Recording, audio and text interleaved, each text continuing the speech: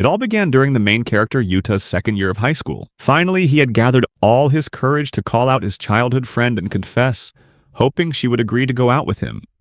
The girl standing before him was Miteru, who had lived nearby since they were children. Yuta had had a crush on her ever since they were little. Now, a few days before the confession, Yuta had tried asking Miteru if she was free after school. But most of the time she had plans with friends and would tell him she could make time for him tomorrow. She said that if it was urgent, she could stop by his house later.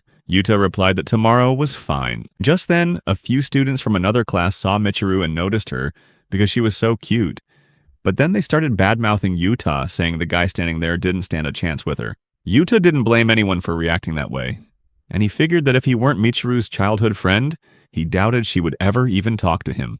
Miteru was extremely attractive, athletic, and smart, and was even known as the school's idol.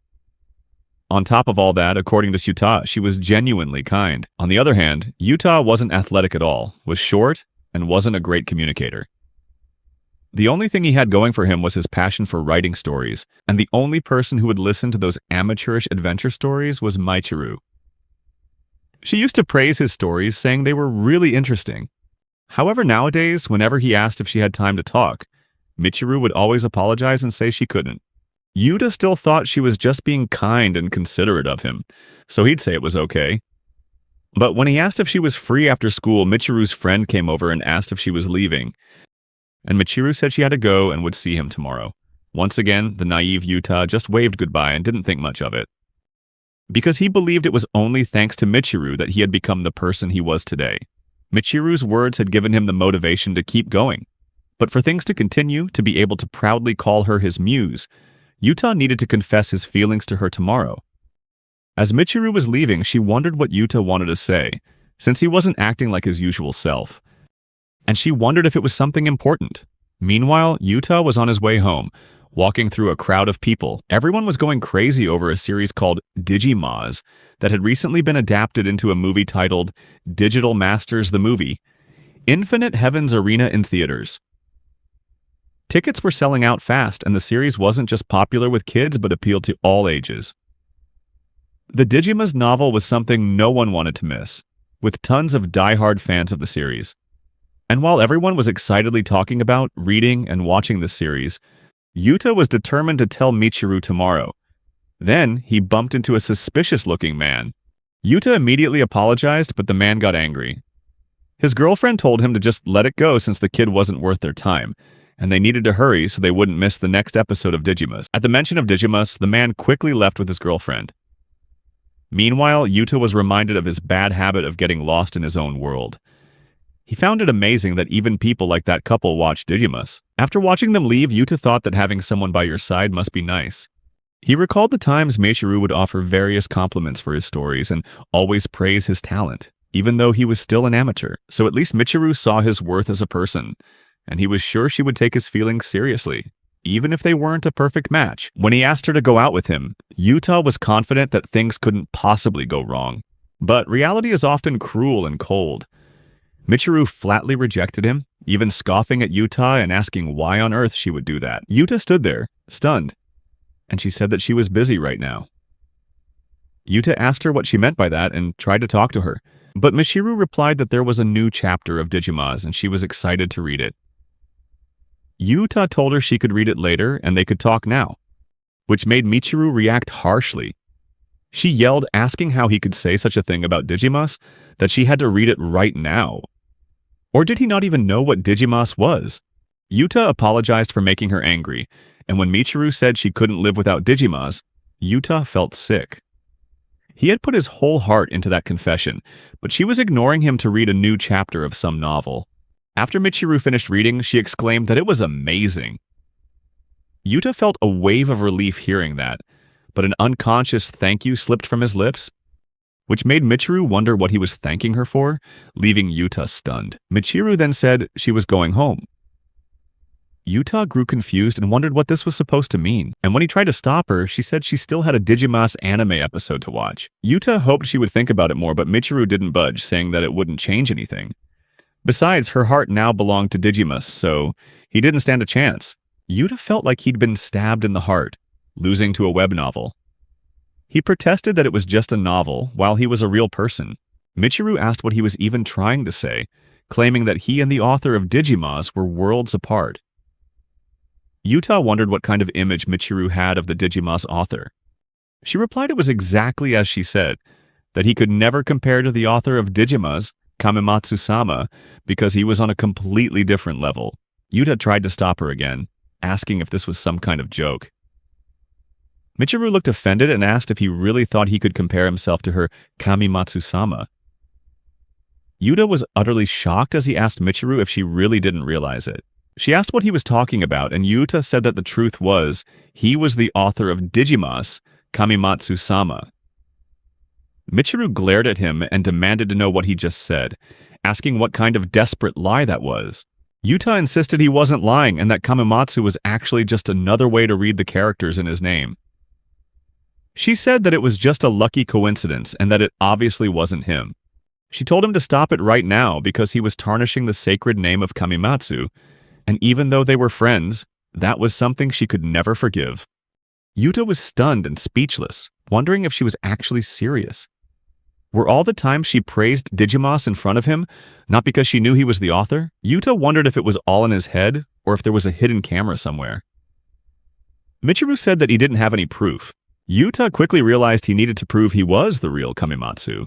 He fumbled through his bag and pulled out his laptop, saying that this was the original manuscript for the latest chapter of Digimaze. But when Michiru looked at it, she accused him of copying it from the web. Even though Yuta tried to explain that it was an original, she didn't believe him and assumed he had prepared it just to deceive her. Michiru asked if he realized that what he was doing only made things worse, as if he were taking advantage of her love for Digimons, to get revenge for her rejecting him. She demanded that he leave and never insult her favorite author like that again. Yuta begged her to stop and swore that he really was Kamimatsu. He took her hand and said he was the one who wrote Digimons, but she slapped him hard and screamed at him to stop immediately. Yuta was heartbroken as she yelled that he wasn't allowed to say that, not even as a joke because someone like him could never be a best-selling author. She accused him of demeaning himself just to trample on something she loved, and said she was sure Kamimatsu was 1,000 times more handsome and intelligent than him. A saddened Yuta said she didn't have to go that far, but Michiru replied that she wouldn't go easy on anyone who dared to mock Kamimatsu, including him. Yuta tried to speak, but she made it clear that she would never forgive him, and there was no way she could believe he was Kamimatsu. After saying this, she said goodbye and left the classroom, leaving Yuta standing there crying. Yuta cried because he wasn't lying, yet he was being accused. He couldn't understand why things had turned out this way. Michiru's praise about how interesting his stories were was the very reason he'd been able to write such a famous work. It was because of those words that he felt encouraged and achieved the success he had today. But in the end, he was wrong, because that praise wasn't for him, but for Digimons, and in Michiru's mind, it had never been his work. Yuta couldn't stop sobbing, catching the attention of some students in the hallway who realized someone was crying in the classroom. They mocked Yuta as he slowly got to his feet, thinking that everything he had ever believed in was just an illusion. He felt like he should just disappear from this world. He got up and walked away, thinking that Michiru was simply a fan of Digimons and Kamimatsu. In his anger, despair, and self-pity, his heart was filled with pain, especially after she'd screamed at him like that. Yuta felt tired and sick of everything. He took out his phone and looked at the feedback for the latest chapter. He posted an article with the title, "Walking My Own Path." Yuta slowly looked up and sighed, wondering if there was any reason to keep writing anymore. He felt that maybe he should just give up, since nothing had any meaning now. He had thought Michiru always supported him, and that's what gave him the motivation to write. But now he had no reason to continue, and it would be insane to keep going after what she'd said. If he didn't quit, he wouldn't be able to move on. So Yuta decided to end his role as Kamimatsu and give up. He posted an announcement on the Become a Novelist app that Kamimatsu's duty was over, and he was officially retiring. The moment the retirement notice was posted, the entire world was in shock, as it was a huge blow. Even Yuta's editor May was shocked by this sudden decision. Even some famous celebrities couldn't accept the news, and the Digimons fan community erupted in chaos, grieving the announcement. Michiru, the one who caused it all, also cried when she read the notice from Kamimatsu. Grief and shock spread throughout the Digimas fan community. Meanwhile, Yuta smiled sadly, feeling bitter that this was the end of Digimas. But he also felt a sense of liberation. He figured it was enough since his work had already gotten an anime and a movie adaptation.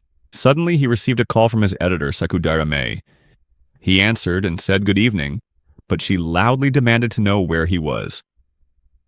Yuta replied that he was on his way home, and she immediately declared she would be at his house as soon as possible, then hung up.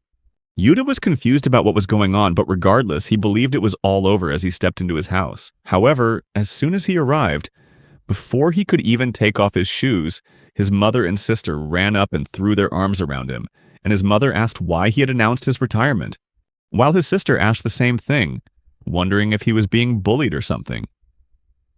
Yuta replied that wasn't it, and asked why they were so worried. Utako said they couldn't be blamed and showed him the news about his retirement. Yuta's mother asked who had caused this so she could have a word with them. Yuta said that he wasn't being bullied and was truly okay, which relieved everyone a little, but Yuta still had to face their questioning. His mother had him sit down and asked for the reason he wanted to quit, with both her and Utako sitting beside him, pressuring him for the truth.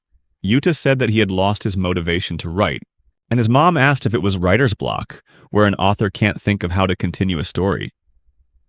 Yuta replied that it wasn't that. He simply wanted to quit. Utako asked why and desperately begged him to continue. Utako fell silent, and their mother, sensing something was wrong, told Utako to be quiet and then hugged Yuta to comfort him. He asked if his mom was going to ask any more questions, and she replied that she wouldn't, because while she loved his work, she loved him 100 times more. She asked Utako if she loved her brother that much too. Utako also fell silent before hugging Yuta tightly, saying she would respect his decision if that's what he had decided. Yuta felt that this warmth from his family was second to none, and he burst into tears in their arms.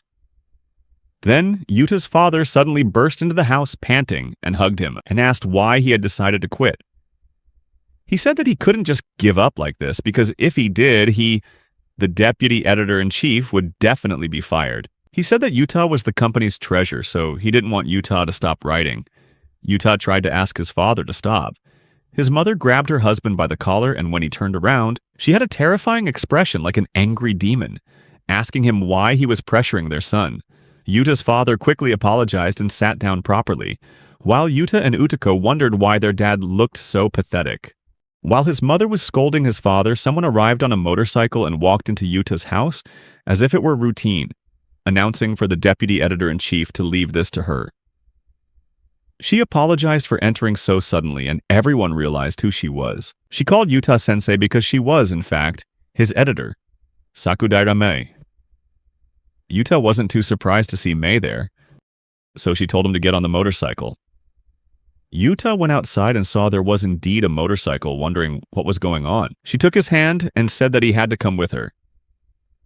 While he tried to tell her to wait, Mei told his parents that she was just borrowing Yuta.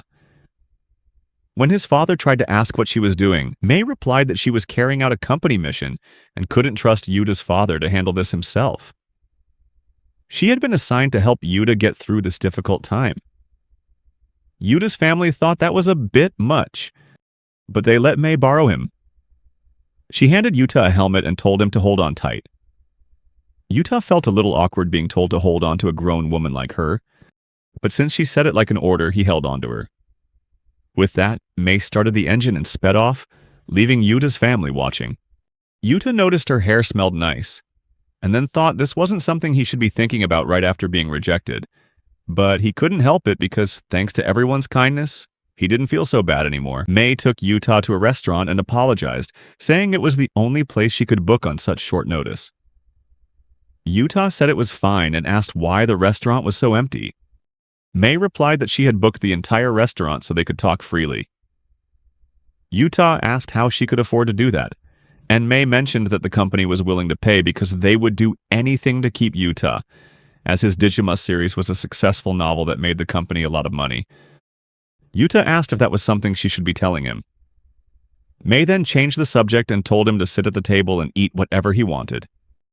There was also meat on the table, and she said it was her family's motto, to eat meat when you're sad. Yuta realized why she was doing all of this. Then she invited him to try some of the dishes. She also took a few bites and remarked that the food was delicious even without sauce, almost on a different level. Hearing the phrase "a different level," Yuta felt a pang in his heart as it reminded him of Miteru saying the same thing. Mei noticed he was sad and asked what was wrong since he was barely eating. She asked if he had just had his heart broken by a girl. Hearing this, Yuta spilled his drink and asked how she knew. Mei laughed and said she guessed right thanks to her woman's intuition, but she asked how it happened since he wasn't dating anyone. Yuta slowly opened up, saying his feelings were one-sided, and he had trouble continuing his story. Mei asked if he wanted to talk about it, and Yuta looked at her with a worried expression.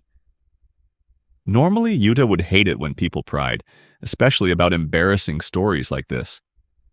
But he also knew there were times when it was better to open up. Here, after seeing the calm demeanor and reassuring kindness of a mature woman like Mei, he felt like letting his guard down a little. So he opened up and told her everything, including being rejected by his childhood friend, and in his despair, announcing his retirement. Mei put down her teacup and said she was glad that at least Yuta wasn't retiring because of the characters in his novels. Yuta insisted that could never happen because it was his work, but he still saw no reason to continue writing. She realized how important that was, and, from what she'd heard, his childhood friend was the reason he wrote. But Mei tried to explain that every author has a certain responsibility. Yuta didn't understand what she meant until she described that he had breathed life into the characters in his story, so he had a responsibility to see the story to its end. She said this not as his managing editor, but as a fan who loved the characters. Mei then asked him to check the news about his retirement announcement. Yuta was surprised since it had only been a few hours since he posted it, and she said that just showed how influential his story had become. She asked him to check his social media, and when Yuta opened his phone, he was stunned to see the hundreds of thousands of likes and comments he had received, along with thousands of people grieving over his retirement announcement. Mei told him to look at the comments on the novel writing platform. Yuta felt embarrassed but was impressed by the sheer volume of responses. Mei helped him understand that everyone loved the characters he had breathed life into. Yuta began to realize she was right, that Digimon was his brainchild.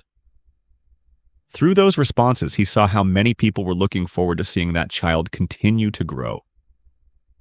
They said that maybe he was going through a tough time, but asked if he felt sorry for the readers who had grown to love Digimon and its characters. Mei took out an action figure of the main character and acted it out, saying he hadn't had enough adventures yet. Mei apologized if it seemed silly, but Yuta understood the message. He admitted that announcing his retirement was too hasty. Yuta realized he had too many readers waiting for him, and giving up would be irresponsible to them and the characters. Mei didn't force him, saying the decision was still his if he wanted to quit. However, she didn't want him to betray his readers or his characters. Yuta realized he had been selfish and decided to continue writing. He would do it for the readers who loved his work and for the characters themselves. And in the end, Miteru's rejection of him stemmed from his own misunderstanding. He also understood that her praise had nothing to do with his work. Anyway, the reason he kept writing was because he loved creating stories. Now, he decided to continue writing for the readers who loved his work and for the characters who lived within it. Mei was delighted by his comeback, and Yuta thanked her for everything she'd done. She replied that it was nothing as long as the matter was resolved. Yuta understood he needed to retract his retirement announcement. They agreed he should do it, but first Mei wanted to enjoy herself a bit more on the company's dime, so she asked the waiter to bring some red wine. And so, after his childhood friend told him he could never become a best-selling author, and hurled other insults, Yuta was somehow able to start writing again with newfound motivation. Meanwhile, Michiru had a realization of her own. For now, she was just happy to know Kamimatsu wouldn't actually be retiring, but wondered why Kamimatsu-sama would say such a thing in the first place. She thought he must have gone through some kind of traumatic experience, recalling Yuta's claim that he was Kamimatsu, the author of Digimas, and Michiru had reacted harshly, insulting him by saying he could never become a best-selling author. She shook her head, thinking there was no way Uta could be Kamimatsu, but she didn't know that one day she would realize she'd let a big one get away.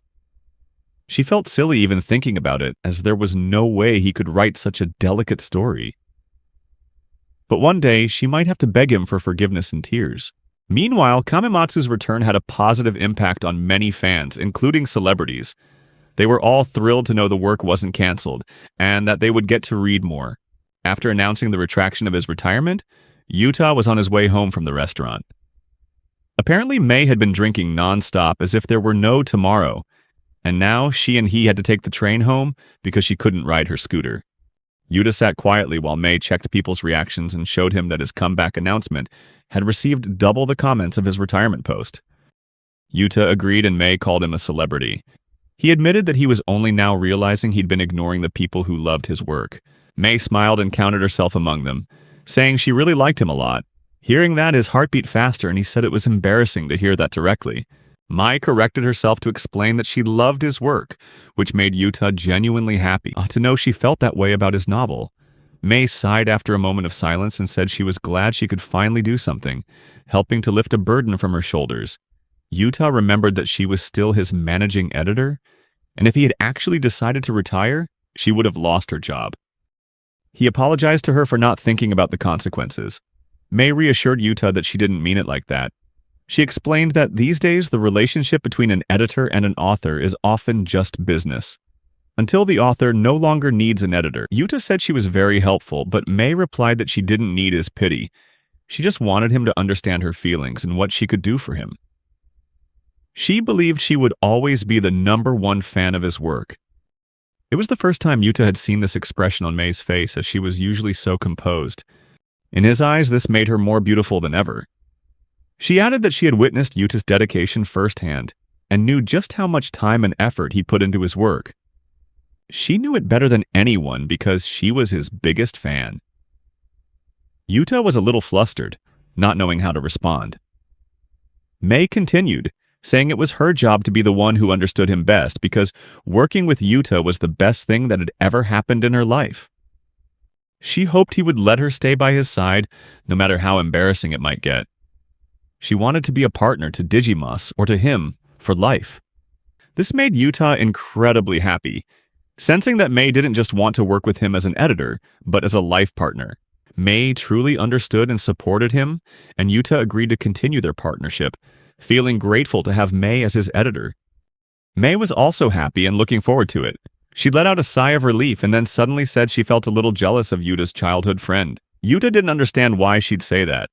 Mei mentioned how Yuta, the author who had shaken the world with his work, wrote stories just to get praise from his childhood friend. She said that was enough to make any girl's heart flutter.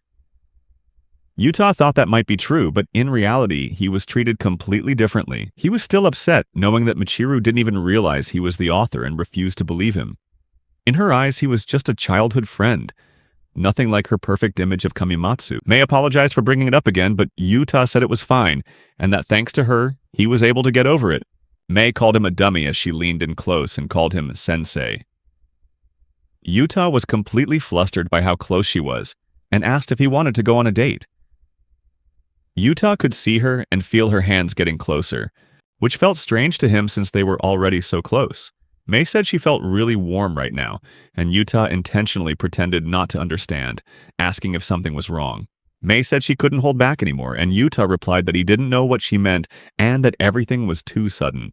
They were on the train with Mei still leaning against him. When he asked if she heard him, Mei just laughed and said maybe they really should go on a date. Yuta felt her move even closer and his mind started to race. Mei said she realized he used to have his eye on someone else. But now that he'd been rejected, there was nothing between them anymore, so she suggested they should date. Yuta replied that he didn't want to and asked why she'd choose him. Mei said he was rich, famous, and had a bright future. Finally, she pulled him closer and kissed his cheek, telling him he was so cute, leaving Yuta stunned and caught off guard. He knew she was only doing this because she was completely drunk. Someone on the train told Yuta and Mei to get a room instead of acting like that here. Mei was starting to cause a scene on the train. The train was approaching station number 3, which was Yuta's stop, and he thanked Mei for everything, dashing out as soon as the doors opened. He texted her to be careful on her way home. In the end, he felt glad that she was his editor and thought they really were a good team. Mei told him that his sincerity was what drew so many girls to him. Before she left a message saying she was serious about what she'd said. Yuta experienced a moment of intense embarrassment and knew that being drunk wasn't an excuse for her behavior, especially when she got so close. But perhaps he thought she was just trying to cheer him up, and he felt grateful that everyone was so kind. Yuta remembered how his mother, his sister Utako, and Mei's kindness had all helped heal his broken heart. It wasn't just them, but also the passionate fans waiting for his next work.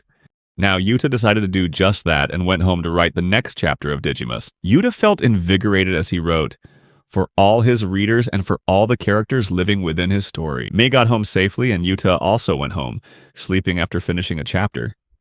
The next morning, he woke up to find his little sister crying with joy as she sat by his bed. When she saw he was awake, she wished him a good morning. Yuta asked what was wrong, and she replied that she had just read the chapter he posted last night, and it had moved her deeply. Yuta remembered again that his whole family were fans of Digimus too.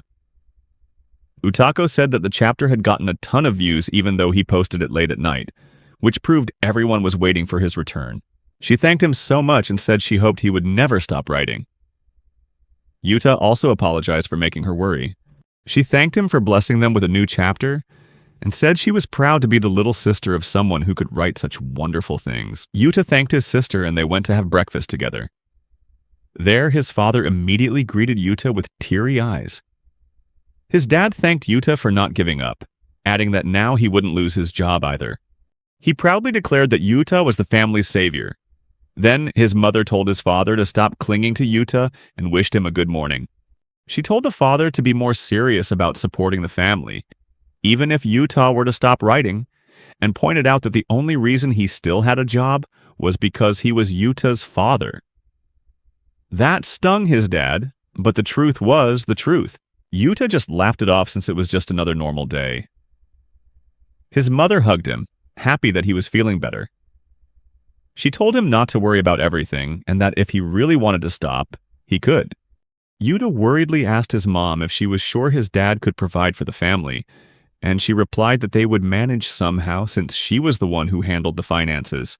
She added that he didn't need to worry and should just do what he wanted as long as he didn't forget about his studies, because he was still a high school student like everyone else. Even if someone had high expectations for him, Yuta could just ignore them, because as his mother, she wanted him to have a normal life. The more he forced himself to do something he didn't want to, the more he would make her worry. Utako felt the same way, as she didn't want to see her brother looking so sad. Yuta was moved by his family's warmth and affection and thanked them, saying that he really did want to continue writing. His clingy father thanked Yuta for his decision, and then the whole family ate breakfast together. While they were eating, the TV showed a news report about the author of Digimas retracting his retirement announcement, which caused fans to explode with passionate reactions. Yuta's mother remarked that every channel was talking about it. Yuta thought that was probably pretty normal, but his father pointed out that Digimas was a massive franchise that had sold a huge number of print copies, anime Blu-rays, and now even had a movie with a box office revenue of 50 billion yen. Yuta, stunned, asked when it had earned that much.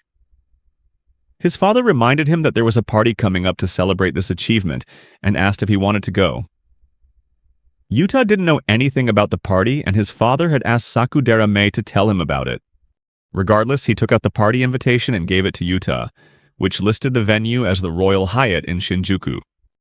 Utako exclaimed in amazement that it was a first-class hotel next to the Tokyo Metropolitan Government Building, and based on the location, it seemed like they were really going all out for the party. Yuta's father said they had booked the entire hotel, which just showed how much money Yuta's movie had made.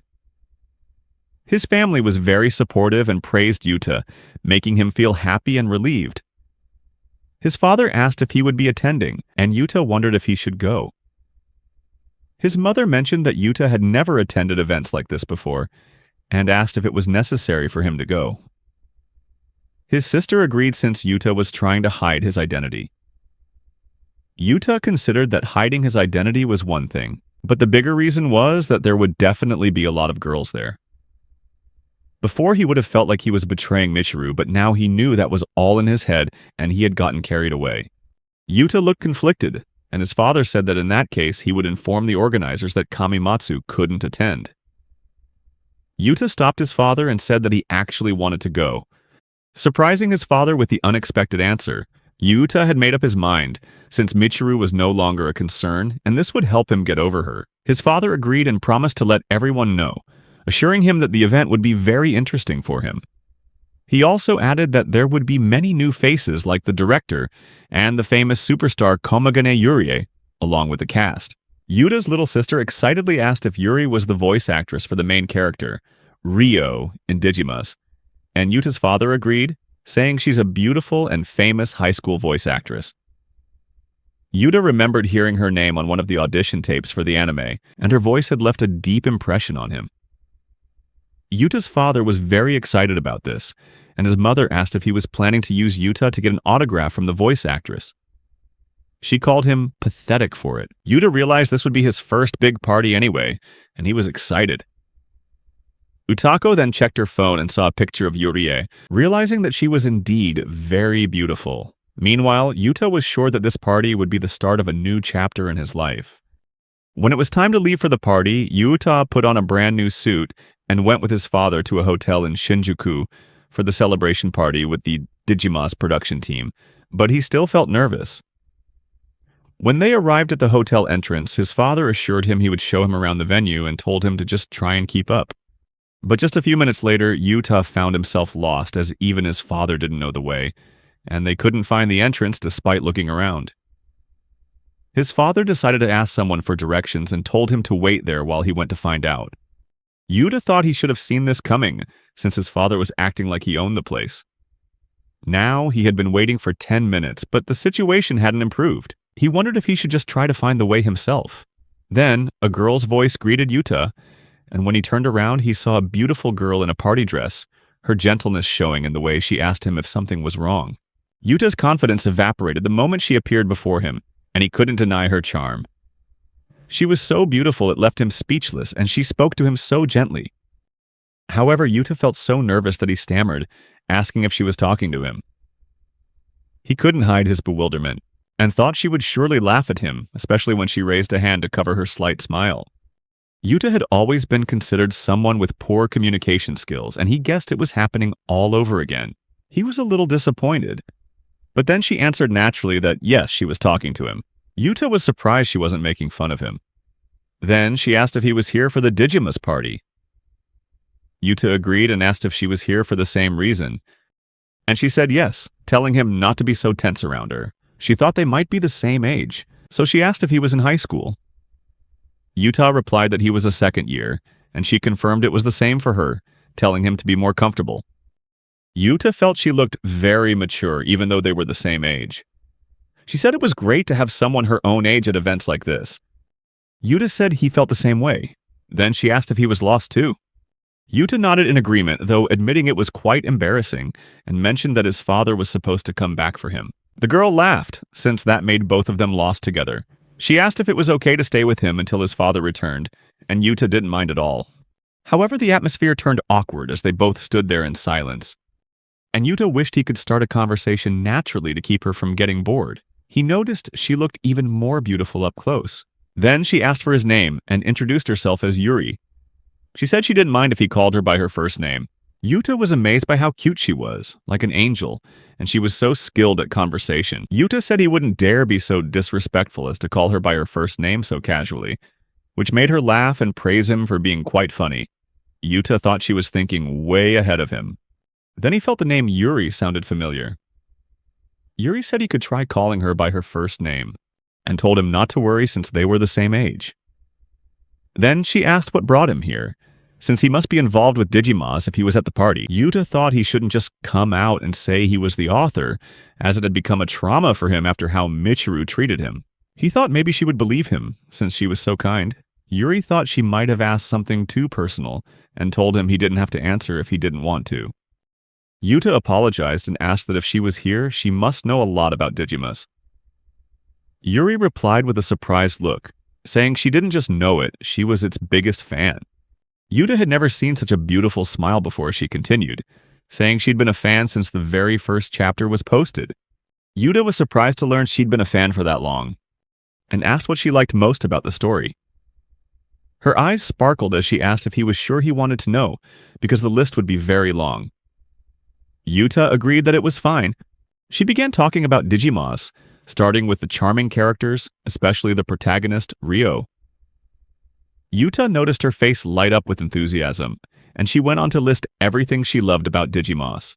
She had clearly read every chapter from the first to the latest, and he was certain she was a huge fan of the series. It made him very happy to meet such a passionate fan who wasn't Mei or a member of his family. Then she paused and apologized for rambling on for so long, thinking he must be scared off.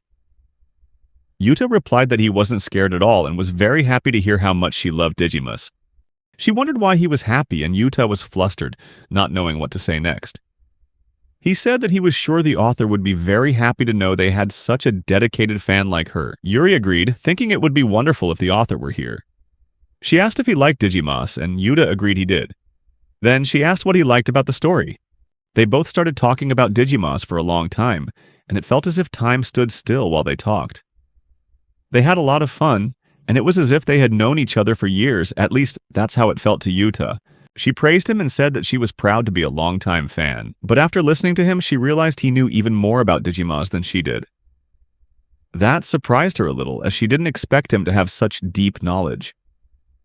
Yuta thanked her, knowing she was right since he was actually the author, but he felt like he was cheating a little. At this point, Yuri stood up and said she was very happy to have met another big fan and had never met anyone like him before. She said she didn't have anyone she could open up to about her love for Digimons like this, and she was very glad she got lost in the hotel today. Yuta's heart beat faster seeing her warm smile. Then she said she had voiced the role to make fans like Yuta happy. When she mentioned this, Yuta asked if she was a voice actress. Yuri nodded and said she was still just a rookie. Yuta pieced the details together, a beautiful high school voice actress, and realized Yuri was Komagane Yuri, the voice of Ryo, the main character of Digimons. He remembered the name and, to confirm, asked her if she was the one who voiced Ryo.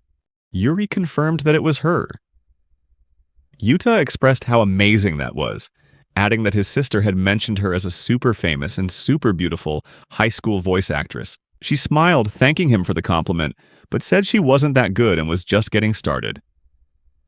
Yuta was impressed that she was so humble despite being so famous, and that he had just had a normal conversation with a celebrity. Yuri shared that when the anime was announced, she practiced day and night to make her voice worthy of a Kamimatsu character.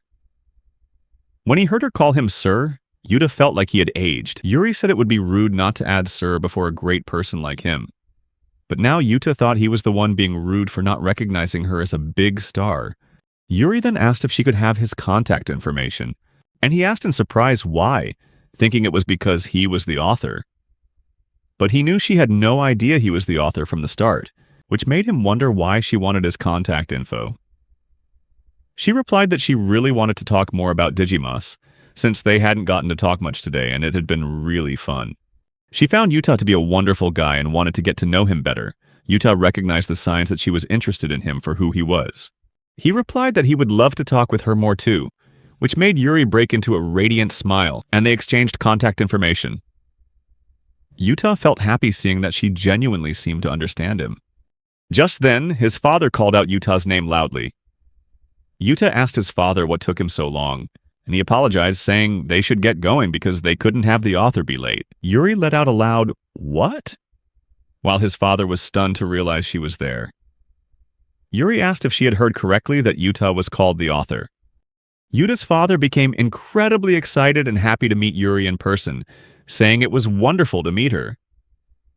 Meanwhile, Yuri was shocked and embarrassed by Yuta's father's behavior. Yuta's father introduced himself as Agemasu Shoji, Kimamatsu's father, and thanked her for giving his son such great experiences. Yuri pulled her hand back and turned to Yuta, saying she had a question. She asked if he was the author, Kimamatsu, and Yuta admitted that he was, feeling guilty inside. Yuri was immediately so shocked and stunned that she was paralyzed with surprise. Yuta apologized, explaining that he didn't know how to tell her, but his words didn't reach Yuri, as she was so surprised she fainted on the spot.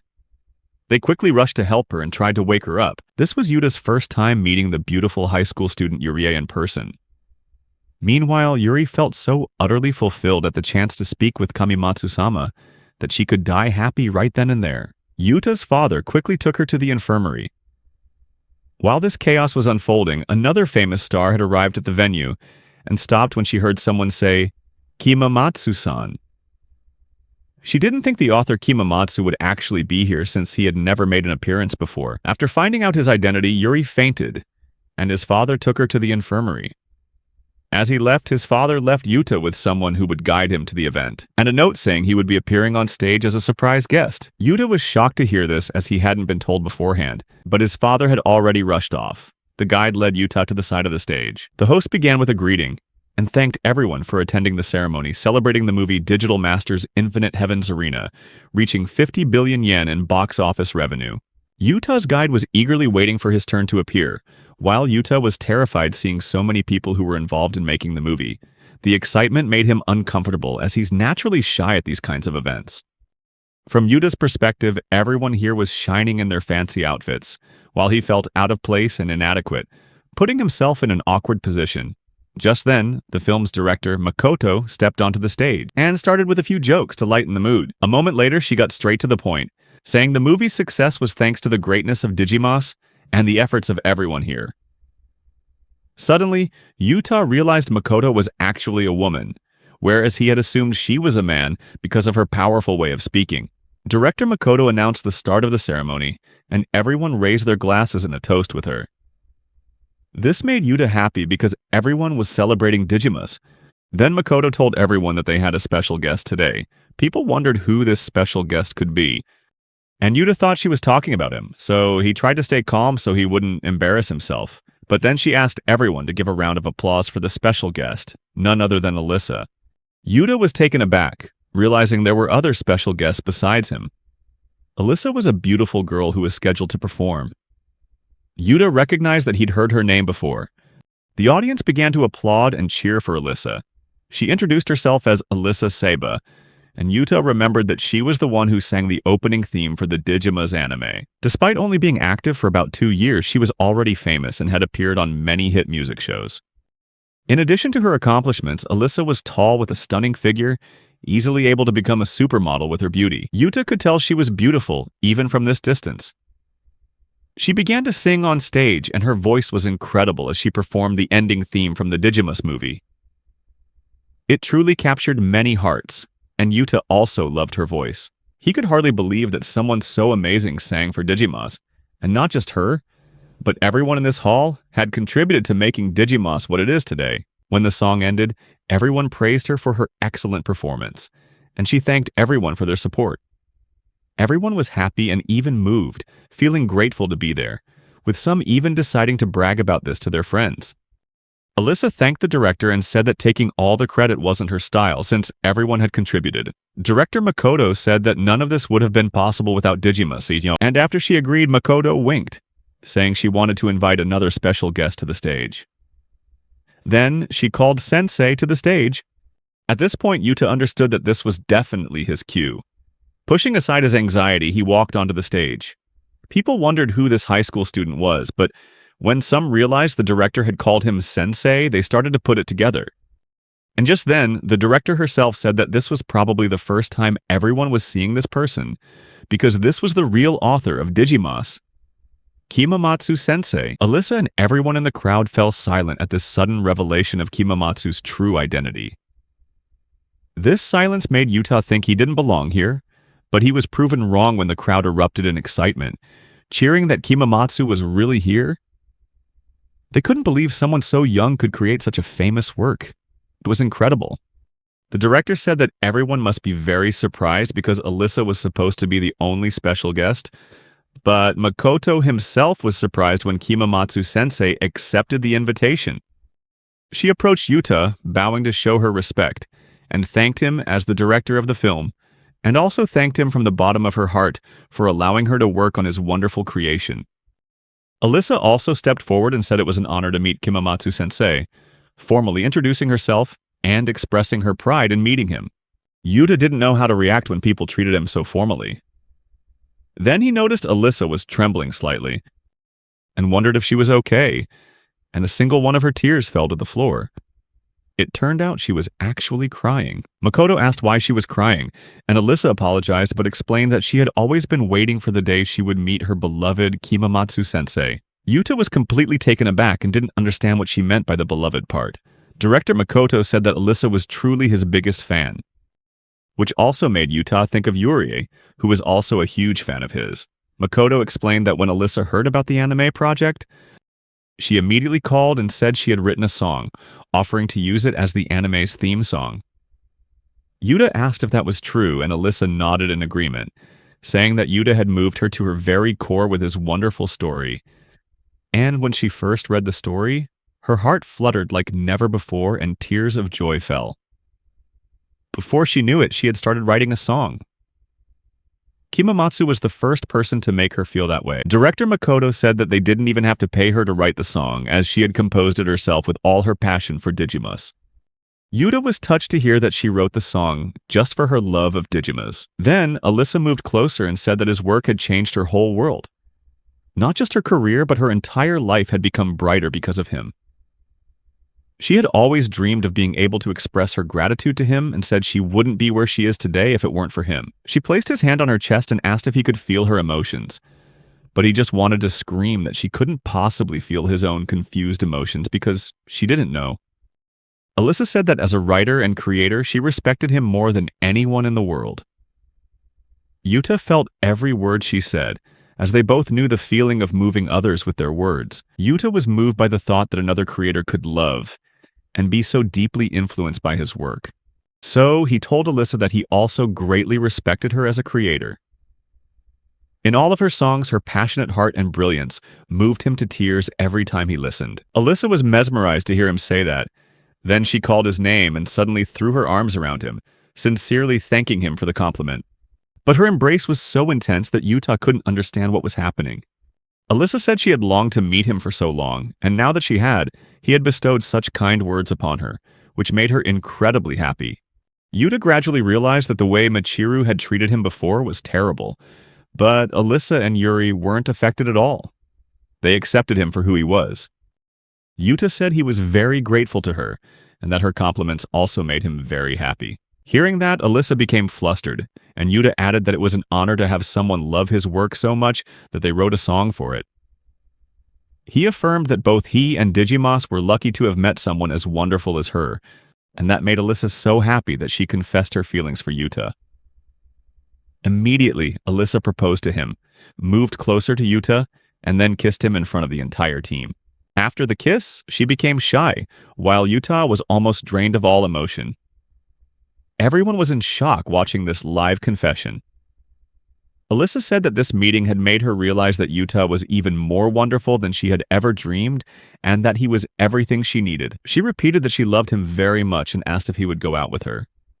That was the first time Yuta had met the super famous singer Alyssa Seba, and also the first time he had ever received a confession of love. Just then, Director Makoto reminded Alyssa that she was on stage, and when she realized it, Alyssa became extremely embarrassed.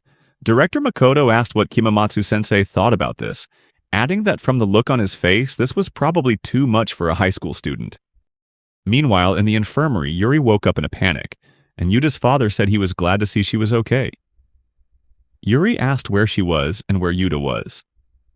Yuta's father replied that he was probably enjoying the party while they were in the infirmary. Yuri's heart was pounding, just like Alyssa's. Before long, these two girls were about to become rivals in love. The Digima celebration party had begun with something Yuta never expected, a confession of love and a kiss from a super famous singer. Afterwards, he couldn't calm down for a while, as it was hard to believe that someone so beautiful had kissed him. Even though it was only for a brief moment, her lips were very soft. So much so that Yuta thought for a second that this might all just be a dream. Soon, Alyssa brought a plate of food over to Yuta and told him to eat something. Yuta thanked her for going to the trouble, and she said it was no bother at all. But every time Yuta saw her lips, Yuta became nervous and could hardly eat anything while looking at the beautiful Alyssa. It was hard to believe she was only 18 years old. Then, she called to him and offered to feed him with her hands. Yuta felt flustered and said that was too great an honor. She told him not to be shy because, if anything, the honor was all hers. Yuta replied that he could feed himself. Alyssa made a cute face and asked if she wasn't good enough, her sparkling puppy dog eyes making it impossible for Yuta to resist, and he agreed to let her feed him. Yuta took a bite and she asked if he liked it. After he replied that the food was delicious, Alyssa leaned in close and whispered, asking if he liked her lips.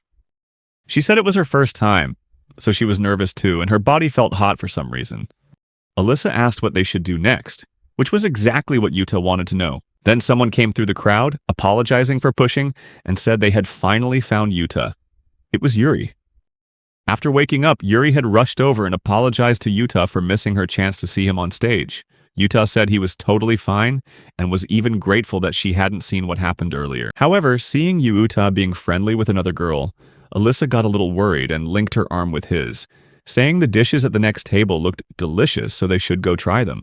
Yuri tried to stop Alyssa, but it was too late, and when Yuta saw Yuri's worried expression, he told Alyssa to go on ahead because he wanted to talk to Yuri for a bit. Alyssa stared at Yuri, then held onto his arm and decided to stay. Yuta felt like he was caught between the two of them without understanding why. Yuri called out to him and said there was just one thing she wanted to say, making Yuta wonder what it could be. Yuri then thanked Yuta for creating Digimaz, saying that reading it always gave her strength. Yuta felt happy receiving such sincere praise. She continued, saying his novel had been with her through tough times, and whenever she felt down, it always cheered her up. Yuri smiled and took Yuta's hand, saying she'd always waited for the day she could thank him in person. The genuine, pure expression on her face reminded him how glad he was that he came, and that he'd kept writing Digimas even though he never expected to be thanked by so many people. Tears of joy streamed down his cheeks as he said that he was the one who should be thanking her for reading and loving his work. Yuri blushed and moved in to hug Yuta, which made Alyssa furious. Suddenly, Yuri pulled back and apologized for hugging him out of sheer happiness. Yuta asked if she was all right or needed to rest more, and she replied that he was really kind. Yuta felt flattered and proud while Alyssa grew irritated and cut in between them, asking Yuri who she thought she was to call Komamatsu-sama just Yuta. Yuta said that he didn't really mind since he wasn't such an important figure himself, but Yuri agreed that she should be more mindful of her manners. Yuta was shocked and suggested that she really didn't need to call him sensei, but Alyssa just glared at Yuri and remarked that the two of them seemed very close. Not wanting to be left out, Alyssa hugged Yuta tighter and asked Yuri who she thought she was, standing in front of her boyfriend, Yuta. Yuta was shocked by this confident lie as he didn't remember ever agreeing to date her. Yuri worriedly asked Yuta if it was true that he was dating Alyssa, and Alyssa quickly confirmed it was, while Yuta tried to deny it and signal for Yuri to trust him. Yuri sighed in relief when she realized the truth. Yuta asked why she was so relieved, but she just told him not to worry about it. Meanwhile, Alyssa couldn't help but worry and puffed out her cheeks, demanding that Yuta call her Alyssa. Yuta felt unsure since she was older than him, but Alyssa insisted and was too cute for him to refuse. He figured if he could call Yuri by her first name, then calling Alyssa by hers shouldn't be a problem either. He also told Alyssa to call him something other than sensei, and Alyssa quickly agreed, starting to call him Yuta-sama and hugging him immediately. She shot Yuri a triumphant look, which annoyed Yuri since she hadn't gotten a word in. Yuta told them both to stop, and that's how a love triangle formed around Yuta. The rest of his first anniversary party flew by in a flash, filled with both awe and emotion from the thanks he received from so many people. It left a deep impression on him, and the party made Yuta realize once again that his childhood friend's approval wasn't everything. However, he felt like he was forgetting something, and it was his dad, who had apparently gotten lost again. Meanwhile, Miteru was completely oblivious until she stumbled upon a shocking post. In the post, a member of the Digimas film crew was meeting with the author, Kimamatsu. Although a sticker covered the face to keep their identity secret, Miteru felt the face behind it resembled Yuta. She remembered the time she told Yuta she would never believe he was Kimamatsu, after which she heard him crying outside. It made her feel a little guilty hearing him cry, and it also stung because up until now, no matter how cruel she was to him, Yuta had always just laughed it off. But if he was crying, she thought maybe he was actually serious this time. But even so, she decided not to forgive Yuta for making fun of Kimamatsu. and still thought he was lying about being a real writer. However, after seeing the post about the real Kimamatsu, she couldn't help but recall the words he'd once said about being Kimamatsu. She swallowed hard and laughed, thinking there was no way he could be Kimamatsu, and decided to go buy some ice cream to calm down. She felt lucky to have bought the last limited edition strawberry ice cream cone. Then she saw a taxi pull up in front of Yuta's house and thought it was strange. Michiru then saw Yuta's dad get out and figured it was just him. But then she heard him call out the names Yuri and Alyssa, inviting them in for tea. Michiru quickly hid behind a pole to listen more closely, wondering if she had misheard Yuta's dad calling Yuri and Alyssa's names. It was just so hard for her to believe they could be here. It was so weird. Then she saw Yuta get out of the car and tell his dad to wait. Michiru noticed he was wearing a suit with a tacky-looking tie. She wondered if he'd gone to some event, while silently pitying anyone who had to see that tie. She had always known about his weird sense of style since they were kids and couldn't believe he dared to claim he was the Kimamatsu she had been thinking of. But something surprised her when she remembered the picture from the social media post with Kimamatsu in it. Then she heard a girl's voice, and to her surprise, it was Alyssa Seba and Kamagane Yuri getting out of the car, looking at Yuta's house. Michiru's jaw dropped at the sight, wondering why those two were here. She figured they had to be lookalikes. Because from her perspective, Yuta was just a normal, withdrawn high school boy, and there was no reason for him to know two actual celebrities. Then Yuta told his dad that it was late, and he couldn't just invite two girls into the house of a guy they just met. His dad agreed that he had been a bit too forward. He then asked Yuri and Alyssa if they felt uncomfortable coming into Yuta's house. Both girls replied that they didn't mind and that it would be good practice for Yuta to meet his fans. Yuta's dad clarified to him that he wasn't forcing them and that both Yuri and Alyssa, the two actual celebrities, were asking to come in, and he couldn't refuse. Michiru was so shocked to hear that the two girls were actual celebrities that she fell to the ground, stunned. She remembered Yuta's dad saying he was important to their publishing company, but she still couldn't understand why two people from the world of the Digimus movie were at Yuta's house. She was amazed at what was happening here. Just then, Yuta's mom came out of the house and told his dad to stop shouting in the street. She welcomed Yuta back, and then his dad said they had some incredibly famous guests. His mom told him to keep it down so he wouldn't wake the neighbors. Then, Alyssa stepped forward and addressed her as Yuta's mother, apologizing for the late visit. She formally introduced herself and expressed her desire to marry her son, Yuta. Yuta's mother was stunned by this sudden marriage proposal, while Yuri felt like she was being left behind. Yuta's dad and Michiru were both shocked by Alyssa's unexpectedly direct approach. Michiru couldn't even imagine Alyssa marrying Yuta, something she thought would never happen, not even if the world was ending. Then Yuri spoke up, introducing herself as Yuta's friend, and said that for now she was just his friend, but that she also hoped to one day be able to call his mom, Mom. Michiru was stunned by one confession after another, and wondered if she was dreaming, or had wandered into some kind of fictional world. Yuta's mom replied that she understood and invited both Yuri and Alyssa inside, since she couldn't have them shouting at the doorstep. She decided that if the two of them were competing to be Yuta's wife, she needed to evaluate them both. Yuta tried to say it was all too sudden, but his mother agreed that since it was the weekend, she would invite Yuri and Alyssa to stay the night. Yuri and Alyssa were both overjoyed, while Yuta was stunned, as if his words held no weight. Yuta's father hugged him in excitement, imagining being called father by two famous stars. Yuta's mother called out to him and told him to stop acting weird, then punched him in the stomach, leaving him to his fate. While Yuta's mother invited everyone inside, Michiru returned home like a walking corpse and collapsed on her bed, thinking about everything she had just witnessed. She couldn't help but worry about how Yuta knew those girls and why they would show so much affection for a gloomy, unsociable, and dull guy like him. Suddenly, the word dull reminded her of his outfit, and she quickly checked the social media posts again. She realized the tie on Kimamatsu was identical to the one she saw Yuta wearing. Putting all these details together, it meant that she had insulted the very Kimamatsu she admired. Michiru decided to stop thinking about it, telling herself it was all just ridiculous speculation that she would forget as soon as she woke up. At that moment, all Michiru could do was deny reality, as she couldn't bear to face the possibility that she had made a huge mistake. She couldn't sleep the entire night, and when Monday came, Michiru was sleep-deprived and blamed it on Yuta. She decided she would investigate everything thoroughly and find solid proof that Kimamatsu and Yuta were not the same person.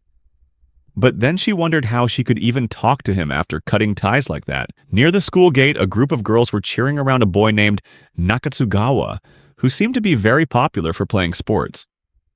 The girls wished him good morning, hoping he would notice them and smile back. But Michiru found it bizarre and couldn't understand why girls cared about such a conceited jerk. She thought that even Yuta was 100 times better than that guy and continued on her way. Some girls joked that Michiru would make a good match for Nakatsugawa, and the boy seemed to take notice of her as well. As Michiru was changing her shoes, someone wished her good morning. Thinking it was Nakatsu, she turned around to be polite. But it turned out to be Yuta. Seeing him made her feel a little relieved. Now, Digimas was a special story for her, ever since her mother passed away and her father moved abroad for work. Digimas was always there to help her overcome her pain. The problems and conflicts depicted in it made her feel as if the story was written just for her, which was actually true at the time, though she didn't know it. Digimas was also the first work that made her feel that way, although there might have been another story, but she had long since forgotten it. Regardless, Digimas was always her anchor, and its author Kimamatsu had become her savior. That's why she wouldn't let anyone insult him, let alone pretend to be him like Yuta did. But now, Yuta was greeting her as if nothing had happened. She felt a bit anxious remembering all that, then suddenly snapped, "What did you just say to me?" After she had told him not to talk to her, Yuta apologized and said it was just a habit. Then she said that he could talk to her if he really wanted to. Yuta thought that everything was fine then, while Michiru was happy that he was the first to approach her. But she still wanted someone to explain how Yuta could be so nonchalant, as if he hadn't cried his eyes out after being rejected. Yuta asked if she had done the homework, and Michiru was shocked because she had completely forgotten about it, being too preoccupied with thinking about Yuta and Kimamatsu. Her head started to feel dizzy, and Yuta asked if she was okay, saying she looked a little pale and asking if she needed to go to the nurse's office. But she yelled that she was fine and didn't need any help, silently blaming him. Yuta tried to help, but she walked away, thinking that the lack of sleep was really getting to her and that she needed to calm down. She also wanted to find proof that Yuta wasn't Kimamatsu to clear the worries from her mind. She entered the classroom and asked another girl for help with the homework. Yuta sat down in his usual seat, and Michiru occasionally glanced over at him. She knew for a fact that Alyssa and Yuri had been to Yuta's house, but she needed to find out what led to that. She thought about asking him about it casually, so she called out to him with a slightly nervous voice and asked if he went anywhere over the weekend. Yuta replied that it was related to his father's work, and she realized that if the post she saw was correct, a Digimas party had taken place over the weekend. Since Yuri and Alyssa were involved with Digimas, it was very likely they were there. Still, she wondered why they would want to go with a quiet person like him. She quickly dismissed the thought, thinking that perhaps Yuta's father was just accidentally involved with Digimas due to his job, and had taken Yuta along to the party. She asked if he made any friends there, and Yuta was silent for a moment before saying, "Yeah," with a radiant smile. Michiru wondered why he was smiling like that, and if he was really that happy to have met Yuri and Alyssa. She sighed and wondered why she was feeling so irritated just because of a few new friends he made. Yuta asked Michiru if something was bothering her, and she snapped that yes, there was, though even she didn't know why.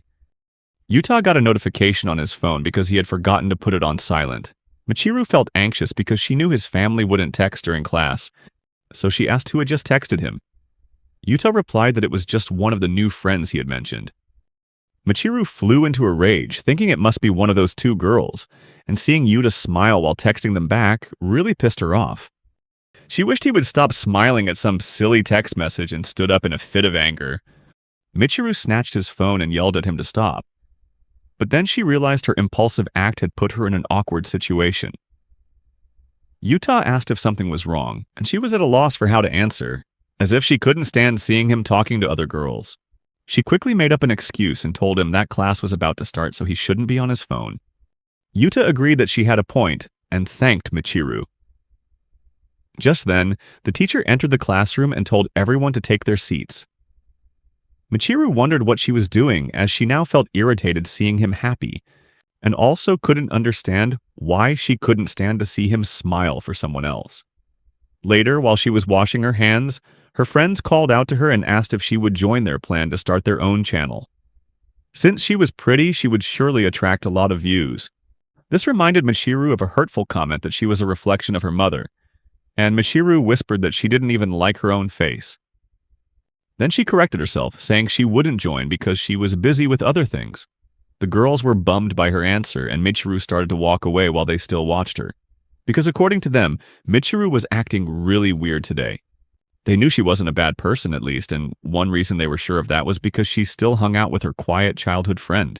One of the girls said not to mention it in front of Michiru again because when they badmouthed Yuta once, Michiru came over and warned them that only she, his childhood friend, was allowed to talk bad about Yuta and that they should stop. Since then, the girl would secretly tease Michiru behind her back about this. In class, the teacher asked the students to name a word that functions as an adjective. And as she was speaking, Michiru glanced over at Yuta. Yuta felt a little self-conscious about it and wondered if he was just imagining things since she kept looking at him. Then, Yuta received a message from Alyssa saying that she was looking forward to their meeting tonight. Yuta smiled and replied with a funny sticker, saying he was looking forward to it too, since it would be his first time meeting a friend for tea. Michiru muttered about why he was flirting in class and how he could think so highly of himself. Just then, the teacher slammed a book on her head and warned her not to talk during class. Yuta asked if she was okay, but she got angry and shot him a look that said it was all his fault. Then he got a message from Alyssa saying she would pick him up from school. When school was over, Yuta left the classroom and noted Michiru's strange behavior today. He was called back by Michiru and was surprised to see her there since she would usually leave right after the lessons ended. She asked if he was heading home, and he replied that he actually had plans but would stop by his house to drop off his things first.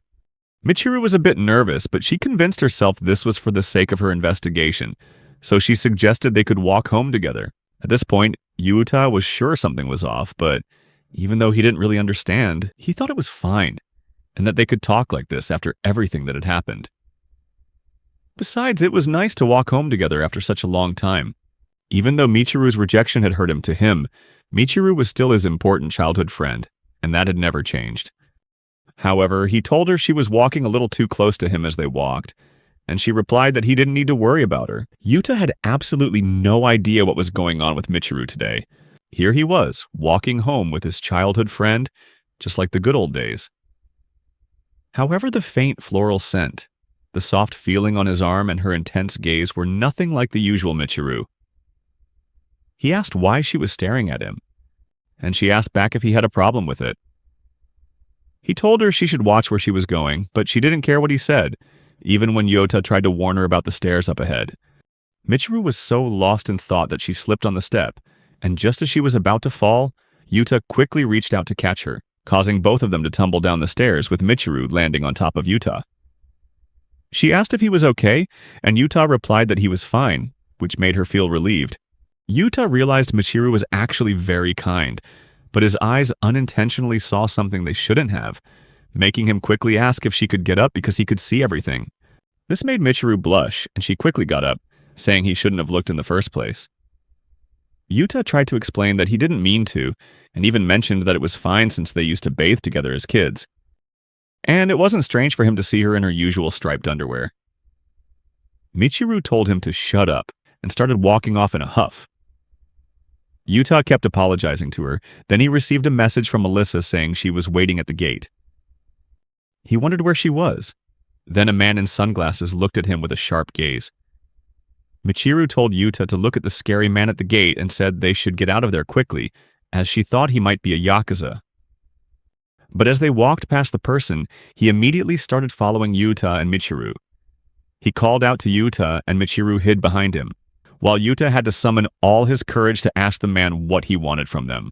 The man bowed his head and said he didn't mean to frighten them. It turned out to be the complete opposite of what they had imagined, as this person was actually Alyssa's personal assistant and had come to pick Yuta up. Yuta didn't believe that he really worked for Alyssa, but the assistant led them to her, and Yuta saw Alyssa sitting in a limousine. Alyssa greeted Yuta and said that she had come to pick him up today. Michiru was stunned to see Alyssa so up close, and Yuta mentioned that he didn't expect Alyssa to come in a limousine, which made Alyssa happy that her surprise had worked.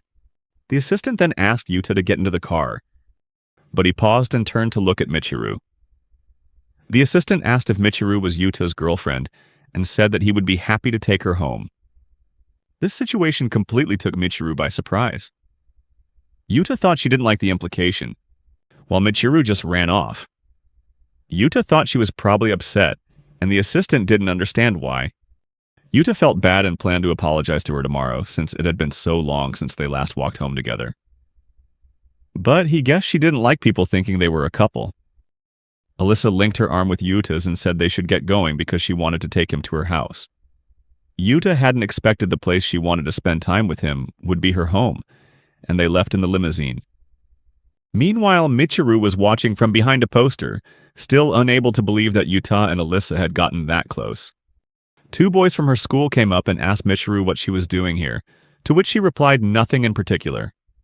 They said they were running laps around the school to prepare for the inter-high tournament and started bragging about their training, while also inviting her and the other girls to come see their match. Michiru replied that she would check her schedule later and said she had to go now.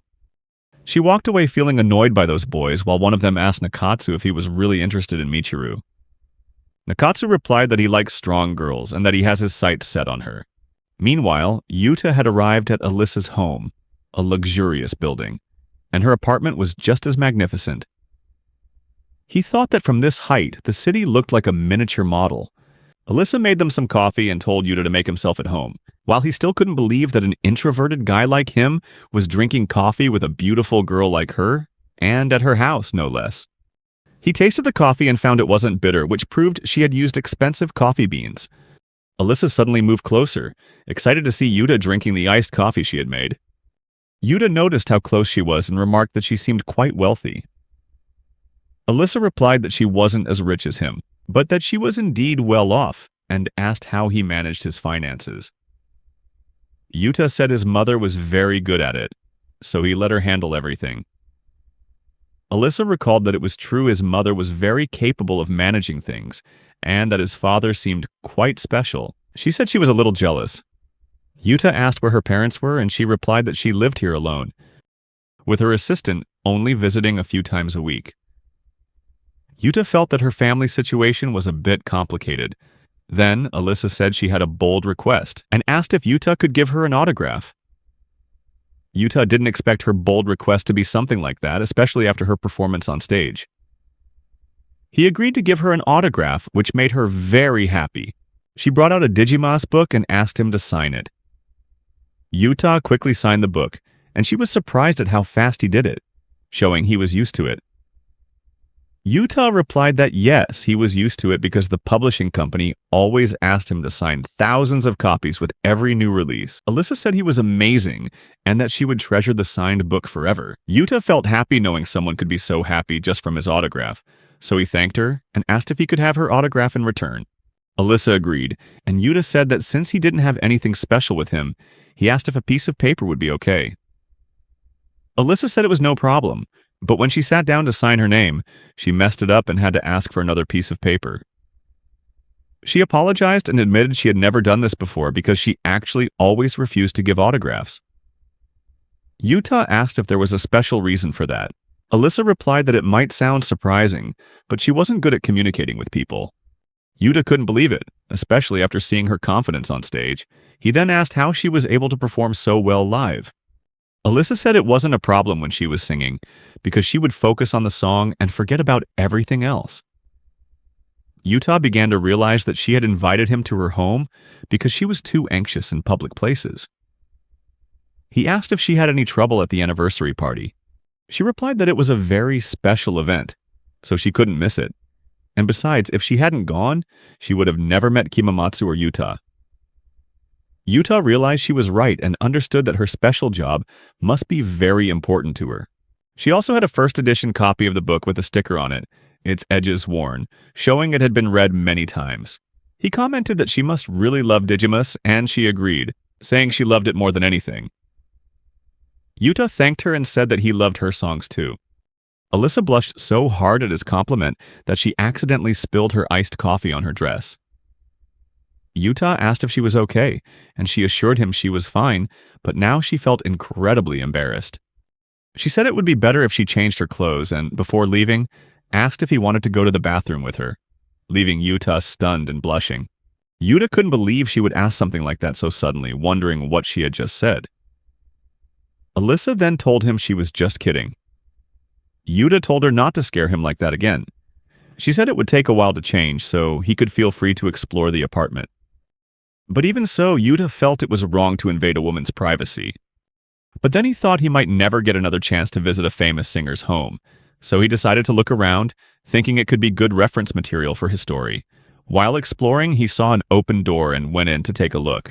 Yuta realized this was definitely a famous singer's room, with many musical instruments and singing equipment, and the room was completely soundproof. There were also music sheets scattered on the floor. Yuta was impressed, thinking she must use so many sheets of paper to write a song. Suddenly, Alyssa ran in wearing only a towel and told Yuta he could look anywhere except this room. Yuta was startled by her sudden appearance and asked where her clothes were. Alyssa told him not to look because it was too embarrassing. Yuta quickly closed his eyes, saying he wasn't trying to look at her body, and blamed her for showing up without being properly dressed. Alyssa didn't react, and her towel slipped off and fell to the ground. She stood there wearing nothing, and Yuta got a clear view of her entire body, causing him to have a nosebleed. Alyssa blushed and mumbled that the situation was so embarrassing. Yuta hastily left the room, apologizing to her, and his heart gradually calmed down after he got out. He sighed, thinking the situation had nearly given him a heart attack. And he couldn't believe he had just seen such a beautiful girl with nothing on, his mind unable to stop thinking about her beauty.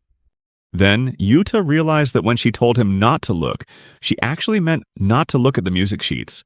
Alyssa apologized to him for the terrible mistake and said she didn't mean to show him her imperfect body. Yuta told her she didn't need to say that because it was actually very beautiful, but he immediately felt bad for saying that. Alyssa said it was embarrassing to hear, and Yuta apologized again. Yuta also apologized for entering her studio. Alyssa admitted it was her fault, since she was the one who told him to explore freely, and if she didn't want him to see something, she should have put it away, but forgot. Yuta asked if she meant the music sheets, and she nodded, explaining that she was working on the opening song for the second season of Digimaz. Yuta was surprised to hear that, because the second season had just been announced a few days ago and didn't even have a broadcast date yet. He remarked that she started working on it very early. Alyssa replied that composing a song usually takes a lot of time, so Yuta understood that she must go through a lot of revisions each time. He was very impressed that she put so much effort into each song. Alyssa said that the songs are made to enhance the main work, so she always tries to take her time to create something she is satisfied with. That's why she didn't want to show him, of all people, her unfinished music sheets. Yuta didn't expect that was what she was worried about. Then Alyssa heard him say that he understood how she felt, and was happy to see someone else's creative process. It made him feel closer to her, and he told her she didn't need to be embarrassed, at least not with him. Alyssa felt comfortable with him, and then asked if he wanted to hear the song. Yuta happily agreed, and Alyssa led him into the studio and started playing the piano. She played the melody of the new song, and Yuta could feel how wonderful it was, as if he could sense the world of Digimaz in every note. When Alyssa finished her performance, Yuta praised the song, saying it was really impressive, and even said it was ready because he liked it so much. Alyssa thanked him for the compliment, and she was very happy to receive praise directly from Yuta. However, Alyssa mentioned she was having a problem because she couldn't think of good lyrics yet. Yuta listened as she described that the song would be nothing without Digimaz, so she needed to come up with something worthy of accompanying Yuta's great work. She believed the lyrics had to be something that both the readers and the author would cherish. Yuta was captivated by her way of thinking. She then apologized if she sounded too bold for talking about her problems. Yuta said that wasn't it at all, and that he understood she was incredibly passionate and had put in so much effort for him and Digimaz. He wondered if there was any way he could help her. Then he asked if there was any way he could help, since he was the author and they could brainstorm ideas together. Alyssa asked if he really meant that, and Yuta confirmed he did, as long as she was comfortable with it. This was a proud moment for Alyssa, moving her to tears. Yuta was startled to see her crying and asked what was wrong. She replied that in her wildest dreams, she never imagined she would get to work on a song with her favorite author. Yuta said that since they both worked for the same franchise, they were like comrades on the battlefield. Hearing this, Alyssa was delighted, and he continued, saying that they surely shared the same goals and vision. So as comrades, it was only natural to help each other out when needed, without worrying about status. Alyssa was moved by his sincere and kind words and hugged Yuta tightly, making it a little hard for him to breathe, but he bore with it because of her sweet scent. Alyssa thanked him profusely, and with tears of gratitude, she said she looked forward to them both giving it their all. Yuta agreed, and they worked on the lyrics together for as long as they could. Meanwhile, that same night, Miteru was happy reading the latest chapter of Digimus, but at the same time, she realized she wasn't truly happy, even knowing Kimamatsu would be posting more often. She guessed that he must have met another hardworking creator, and felt inspired to work harder. Michiru wondered if the hardworking friend Kimamatsu mentioned was Alyssa, since she'd seen Yuta with her before. And now, feeling anxious, Michiru realized that Kimamatsu's comment lined up too perfectly with recent events, suggesting Yuta could actually be Kimamatsu. But she still refused to believe it and scolded herself, kicking her bed in frustration. Suddenly, she heard the doorbell ring and wondered who could be visiting at this hour. She didn't think she had ordered anything, and when she looked through the peephole, it was Yuta. She felt as if he could read her mind. Anyway, she opened the door and asked why he was here so late. Yuta apologized and said he just came by to give her something. He then handed her a bag and said that Alyssa's assistant, Nicole, had asked him to pass it along to her. She asked who that was, and Yuta explained it was the man they had met at the school gate that day. She confirmed if he meant that robot-like guy, and Yuta said he was sorry for scaring her, and that this was his apology. Michiru denied that she was scared at all, and was surprised to see the bag contained an expensive type of tea called gyokuro. Now she felt obligated to give him something in return. Yuta said it was an apology, so Nicole had insisted she take it. Michiru figured if that was the case, then it was no big deal. When Yuta asked if she was angry, Michiru denied it, but it was obvious she was uncomfortable. She realized that having a normal conversation with Yuta was irritating her, because it just felt wrong. However, she also saw this as an opportunity to find definitive proof that Yuta was not Kimamatsu. Michiru invited Yuta in to have the tea together. Yuta agreed if she didn't mind, and Michiru felt this was the perfect opportunity now that Yuta was in her house. After Michiru prepared the tea, Yuta apologized for earlier when she had invited him to walk home with her, but then left without him. Michiru said it was fine and that she didn't want to that badly anyway. Yuta thought everything was fine, and Michiru's inner detective didn't notice anything unusual either, so she asked him how his time with Alyssa went. Yuta answered frankly that it was nice and that they had tea together. He said it was a really fulfilling time, and that he never thought hanging out with a friend could be so enjoyable. Michiru congratulated him and asked if he planned on seeing her again. But Yuta told her they hadn't made any future plans, and that this Saturday, he was going to Kawasaki with another friend. Michiru angrily slammed her cup on the table, knowing she had no right to be upset since she was the one who asked. She took his words as bragging and felt like he was trying to make her anxious. Yuta asked if he'd said something wrong, but Michiru denied it, saying there was no problem. Then he asked if she was angry. Michiru admitted that yes, she was annoyed, while at the same time not understanding why the thought of Yuta hanging out with other girls bothered her so much. She shook her head, denying it could be jealousy, and it definitely wasn't love. Yuta remarked that she seemed strange today, to which she angrily replied that she's always been this way, ever since she was born. Michiru asked him again when he was meeting that friend. He replied at 10 a.m., but when he asked why she wanted to know, she snapped that it was because she didn't want to see his face on the weekend. Yuta figured as much, so he left, and they wished each other good night. However, Michiru couldn't stand the sight of Yuta's happy face without getting annoyed, and she hadn't been able to ask everything she wanted to, so she figured she would have to observe him more closely tomorrow, Saturday. When Yuta's train arrived in Kawasaki, he felt a bit nervous since he was about to meet a girl. He recalled that after exchanging contact info with Yuri, they had texted back and forth a lot, and now she had invited him out. He felt a bit awkward since it had been a while since they'd spoken in person. Just then, Yuri showed up and called out to Yuta, apologizing for keeping him waiting. Yuta noticed she was in a disguise, but she still looked beautiful. She wished him good morning, and he returned the greeting, saying he'd only just arrived. She was relieved to hear that. Before they set off, Yuri apologized for what had happened at the party, saying she had been a bit too aggressive with Alyssa and had gone too far, which might have made him uncomfortable. After she cooled down, she realized she'd been a bother to them both. Yuta said he really didn't mind. And if anything, the two of them had made the party much more interesting, and Alyssa seemed to have enjoyed herself too. Yuri asked again if he was sure, and Yuta nodded, which made her very happy. She realized Yuta was right that they should just have fun, and she took his hand as they walked off. Yuta wondered if it was normal to hold hands like this. She asked him if something was wrong, and Yuta replied that he just wasn't used to it, but she seemed so confident, as if she had done this many times before. Yuri smiled and reassured him that he was the first boy she had ever been on a date with.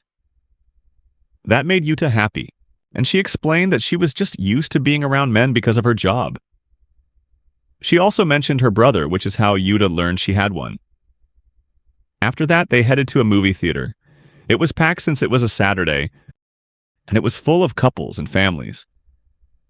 Yuta wondered if he'd made a mistake by following a dating guide that suggested going to the movies. Suddenly, Yuri asked if they looked like they were just a boy and a girl out together, or more specifically, if they looked like a couple. Yuta's heart nearly burst from her cute, close whisper. Then Yuri asked what movie they should see. Yuta asked if she saw any movies she liked, guessing she would probably choose a romance film. But to his surprise, Yuri pointed at the Digimus movie, and Yuta asked if she was sure. Model? She asked him again if he wanted to see it, and Yuta agreed that if she wanted to, he was fine with it. Hearing that, Yuri quickly went to buy tickets, and Yuta realized she was really energetic. Meanwhile, someone was watching Yuta from behind, but when he turned around, he saw no one, though he could still feel someone's eyes on him. Shortly after, Yuri came back with popcorn and soda for the movie. Yuta saw she was carrying a lot and asked if she could eat it all. Yuri replied that it was a piece of cake. Yuta offered to split the cost with her, but Yuri reassured him not to worry since they were watching the movie she wanted to see. She told him to hurry into the theater. Yuta noticed she didn't show any disdain for his reserved personality as she took his hand and led him away. He thought it might just be politeness, but her kindness and energy made him genuinely happy. As they entered the theater, Miteru was still watching them. After the movie ended, people came out of the theater praising Kimamatsu as a god for creating such a masterpiece. Yuri loved the film and commented that she'd never get tired of watching it, no matter how many times she did. She apologized for crying during the movie, just like everyone else. Yuta asked if it was normal for the audience to clap after the movie ended, and she replied that it was something only Digimus fans do. It showed their appreciation for Yuta's work, which made him feel happy. He also said that the appreciation wasn't just for him, but for the entire staff. Yuri told him that even so, he was the one who received the most praise. Yuta noticed that Yuri was not only a talented voice actress, but also had incredibly captivating expressions. On the other hand, Yuta thought he looked pathetic in comparison, especially when he heard other guys calling him the quiet one while complimenting Yuri on how cute she was. He felt a little sorry for her. She asked him what was wrong, and he replied that he wasn't worthy of being out with her. Yuri told him he shouldn't put himself down like that. Yuta felt a bit bad for her, since she was so outgoing while he wasn't. Yuri placed her finger on his lips, telling him to stop thinking negatively, because if he kept thinking he wasn't good enough, those thoughts would eventually become reality. Yuta was taken aback by her action. Then Yuri said that he should think of himself as the great Kimamatsu, who earned 50 billion yen, and smiled to give him more confidence. Yuta realized she was right. Suddenly, Miteru, who was sitting behind them in disguise, spilled her drink when she heard the name Kimamatsu. Then Yuta went over to ask if she was okay, and he recognized Miteru immediately despite her disguise. The situation made Yuta wonder if their meeting her was just a coincidence, while Miteru knew that her cover had been blown. Yuta wondered why she was here, and Yuri couldn't help but be surprised as well. The attendant asked Miteru if she was okay, but she just ran off, saying she was perfectly fine. Yuta ran after her, saying that it was definitely Miteru, but she tried to hide it by pretending she couldn't speak Japanese. Yuta said that she had forgotten her phone, so Miteru had no choice but to give up and remove her disguise. Yuta said he didn't expect to see her here too. Miteru said she just had something to do here. Then Yuri came over and asked what was going on. Yuta apologized for suddenly running off, after which Yuri asked if he knew this girl. Yuta introduced Miteru as his childhood friend, who also happened to be here. Yuri smiled and said it was nice to meet Yuta's childhood friend, while Miteru just muttered that she felt the same. Yuta asked why she ran off like that, and Michiru asked back why he cared, then said she just needed to use the restroom, but the feeling went away after she saw him. Yuri then asked Michiru if she wouldn't mind joining them for lunch. Michiru was surprised by the sudden invitation, then stared at Yuta, who said it was fine with him. Michiru agreed to join, saying she had no other choice. Yuri mentioned that there were a lot of things she wanted to talk to Michiru about. Michiru replied in the same way, which flustered Yuri a bit, while Michiru thought that even though her disguise was blown, this was a better chance to gather all the information she could from Komagan Yuri, including what she meant when she mentioned Kimamatsu. Afterward, they went to a different cafe because Michiru wanted to avoid any awkwardness. Yuta brought their orders, consisting of burgers and drinks, to the table. Yuri was worried seeing him carry everything, and he told her not to worry, reminding her that she had bought the tickets and everything earlier. Michiru seemed a bit annoyed without understanding her own feelings. Yuta called out to Michiru and gave her a sandwich and an unsweetened cafe latte. Michiru realized that Yuta had picked her favorite things and thanked him. Yuta replied that it was great since he'd known her for a long time. Michiru kicked him lightly under the table, telling him not to let that get to his head. Yuta apologized while Yuri watched them and said that they looked so close, like a couple, which made her feel envious. Michiru loudly denied it and asked who would call them a couple, and Yuta also said that they weren't like that. Michiru got angry again and kicked Yuta once more. He asked what he did wrong this time, and she just told him to shut up, because it pissed her off that he denied it. She smirked and glanced at Yuri, but then immediately felt bad for letting this get to her. Yuta asked her what was wrong. Then Yuri asked how long the two of them had known each other as childhood friends. Yuta replied that they'd known each other since they were little, as they were both born in the same hospital. And since they lived close by, they often played together. Michiru commented that there was no getting away from him. Yuri found that cute, like a dream. Yuri then leaned closer to Michiru and asked that, since they had been together for so long, there must have been a time when Michiru liked Yuta. Yuri's expression was adorable and curious, making Michiru feel overwhelmed talking about romantic matters. Michiru replied, asking why she would ever care about someone as bland and boring as him. Yuri said that she wasn't so sure about that, because to her, Yuta seemed to be a very genuine and kind person, just like the person she likes.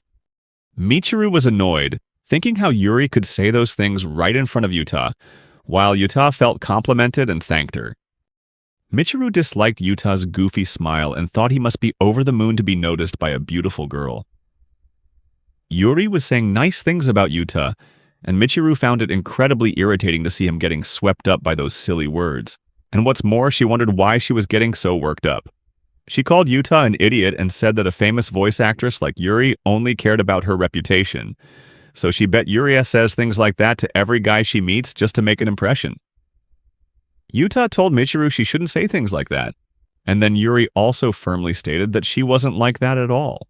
Michiru and Yuta were surprised to hear Yuri raise her voice, but she stood her ground and repeated that she wasn't that kind of person, and that if she says she likes someone, she means it. Yuta was moved by Yuri's words, while Michiru got even more furious, seeing that both Yuri and Yuta were just as foolish. She wondered what Yuri saw in someone like Yuta. Michiru thought that if Yuta really was Kimamatsu, it might make sense, but she still refused to believe it. So she felt she had to find out the truth for herself. Michiru then asked Yuta to move to another seat because she and Yuri needed to talk privately. Yuta was surprised by the sudden request, and Yuri also told him to give them a moment. Yuta agreed and moved to another table, after which Michiru asked Yuri if she was really serious about liking Yuta. Yuri replied that she was and asked if that was a problem for Michiru, given her feelings for him. Michiru yelled that she was just trying to make sure as Yuta's childhood friend because with looks like Yuri's, she could date much better guys. She wanted to know why Yuri would choose someone as plain and quiet as Yuta. Yuri refuted that Yuta wasn't like that at all and that she had the utmost respect for him, as he was incredibly kind and always put others first. Yuri told Michiru that perhaps she was taking Yuta for granted because they'd been together for so long, and she couldn't help but ask how Michiru didn't see how amazing Yuta was.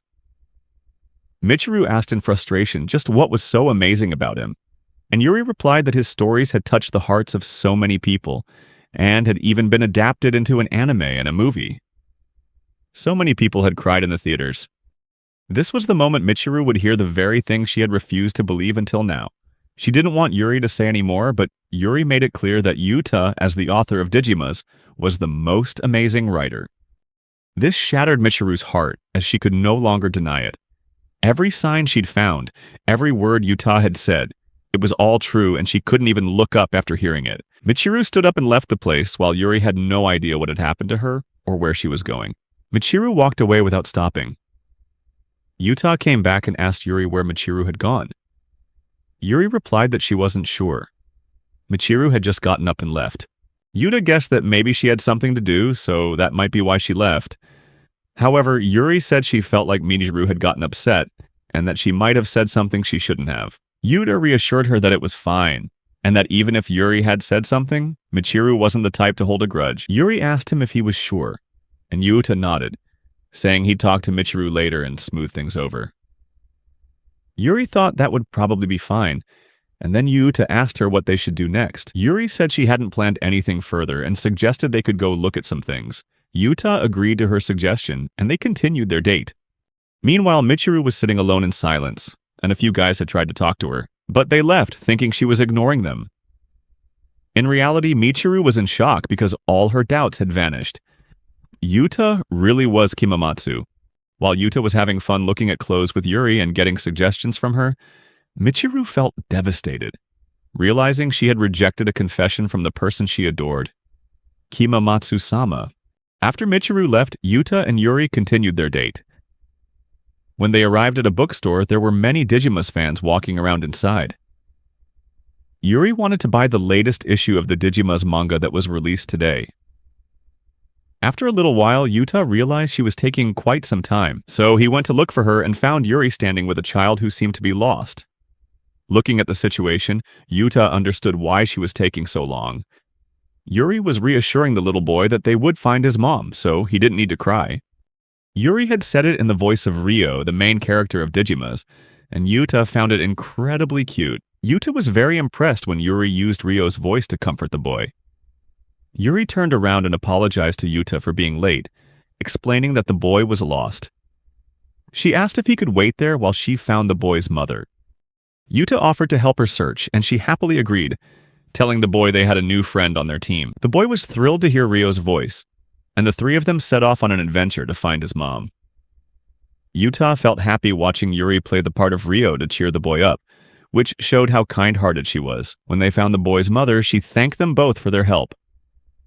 The boy told his mom that this girl had become Ryo, and Yuri in Ryo's voice told him not to cry anymore. He promised her he wouldn't, and Yuri was happy that the boy was back with his mother. Yuta realized that being so friendly and kind to everyone was a talent in itself. The boy's mother asked Yuri if she was Ryo's voice actress, and when she confirmed it, it caught the attention of those around them, and it didn't take long for them to recognize the celebrity. A crowd began to gather, and Yuta was startled by the sudden attention on them. Yuri told him there was only one way out of this, and the two started to run, with Yuri grabbing Yuta's hand. People saw her running away, and Yuri just waved to them, while Yuta got to see many different sides of Yuri and realized she was just a normal girl in the best way. When he was with her, he felt her energy rubbing off on him. He was so happy to be spending time with her. After they got away, Yuri said that she had definitely dragged him around a lot today. Yuta replied that it was nothing, and that he'd had a lot of fun. Hearing that made Yuri happy too, and she said she'd also enjoyed their time together. Then asked Yuta if he'd like to go on another date sometime. Hearing that Yuri wanted to keep seeing him made Yuta incredibly happy, and he agreed to hang out with her again some other time. As for Michiru, she was still in shock and completely unresponsive. Her phone buzzed with a notification, and she realized how late it had gotten. But what was more surprising was seeing an update from Kimamatsu, saying he had a fun day shopping with a friend in Kawasaki today. Michiru realized there was no room left for doubt, and exclaimed, "Why, of all people, did Kimamatsu have to be Yuta?" She wondered why she hadn't believed him back then, instead causing so much trouble for the Kimamatsu she adored. She berated herself for even calling Kimamatsu her beloved when she knew it was just Yuta all along. Yuri's words now stung, and she realized she knew nothing about Kimamatsu. She wondered how she could ever face him from now on, and was so troubled that she thought about it for 2 whole days before finding an answer. She concluded that in the end, Yuta was still just Yuta. And the following Monday morning, she left for school, thinking it would be weird if she treated him differently just because she knew the truth. Just then, she saw Yuta leaving his house, looking a bit tired and sleepy. She wished him good morning and asked if he wanted to walk to school together. Yuta said that was unusual for her, but Michiru just asked again if he wanted to or not. Yuta agreed, and the two started walking together with her telling him to go on ahead. As Yuta yawned on the way, Michiru felt so nervous she couldn't even look at him directly. She tried to stay calm, reminding herself that he wasn't her type. He was just a loner, the complete opposite of her ideal man. But for some reason, Yuta looked much more radiant today. She had woken up this morning to read the new chapter, so Yuta had probably stayed up all night writing it. She started to feel that even the dark circles under his eyes looked cool and were a testament to his hard work. But then she got annoyed, wondering how she could possibly think he was cool, as if she'd lost her mind. Yuta asked her if something was wrong and moved closer to check on her, since her face was bright red.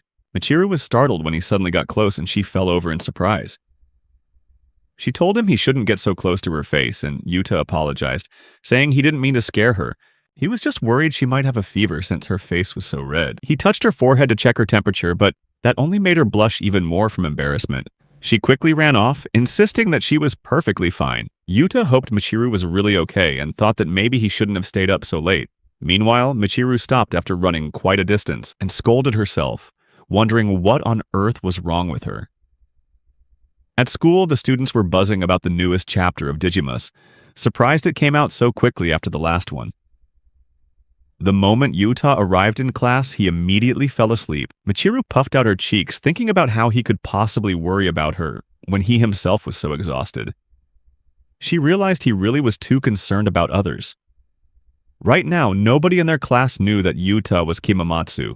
Michiru also noticed that Yuta never reacted when people talked about Digimas, and if he had been more obvious about it, she probably would have realized sooner.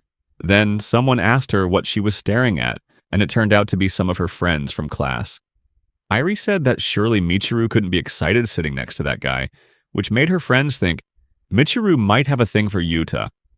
Michiru tried to deny it, but her friends then jumped to the conclusion that she was interested in Nakatsu. Michiru sighed in relief that her friends hadn't figured out what was really happening. Then, the girls thought they had misunderstood, until one of them declared she'd figured it out and said that Michiru was really looking at Yuta. Michiru flinched and quickly denied it, but the girls could tell from her body language, and they also recalled how Michiru had snapped at them when they teased Yuta before.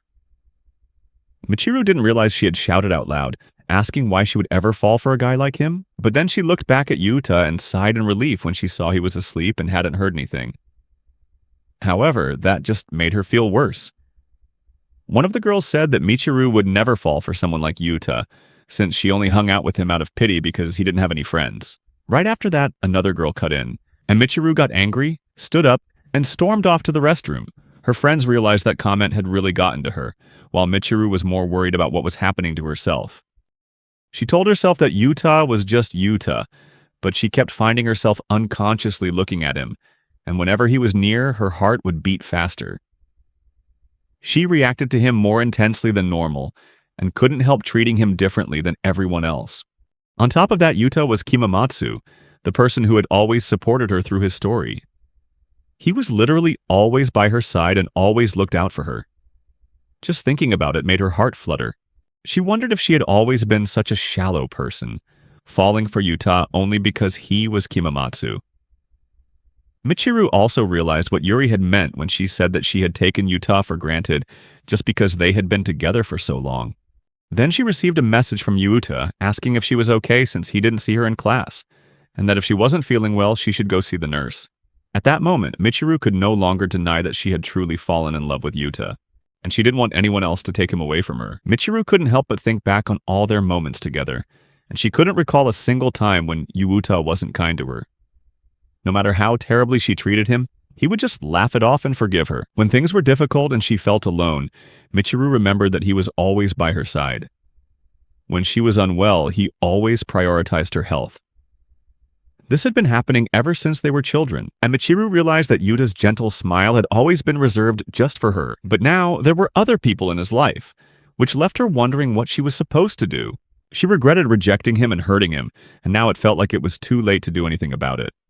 But if she did nothing, Yuta would be taken by those other two. She wondered if it was truly too late, and a flicker of hope ignited that she could still fix things. After all, while Yuri and Alyssa had only known him for a few days, she had been by his side for over a decade. She decided to Google her situation to get some ideas, and after reading a few posts, she figured her chances weren't half bad. Miteru was also confident that Yuta would never turn her down, being the kind childhood friend he was. So she decided to text Yuta. After thinking for a moment, she messaged him that she had changed her mind and wouldn't mind going out with him after all. Miteru felt extremely nervous, and her face was burning up, since this was the first time she had ever confessed her feelings to anyone. She hadn't expected to be this flustered, but she finally mustered all her courage and sent the text. Miteru felt a sense of relief and couldn't believe she was about to start dating Yuta. She was certain he would accept, and it wouldn't be too bad since they already knew each other so well. Still, she felt shy just thinking about having to face him in class. Then she got a reply from Yuta, saying he was glad to hear she was doing okay. Miteru was left speechless by such a bland response. She couldn't believe it, and after a moment of silence, she became incredibly frustrated that Yuta was just brushing off her confession. Miteru angrily typed another message, thinking that all he needed to do was agree, but she was shocked when she received an apology from Yuta, saying he couldn't date her. In that moment, Miteru felt completely crushed and cried out, "Why is this happening to me?" After school, she called Yuta up to the rooftop to talk face to face. He asked what was so important that she had to talk to him here. Miteru told him not to act like he didn't know why she'd called him up, or if that was really how little her confession meant to him.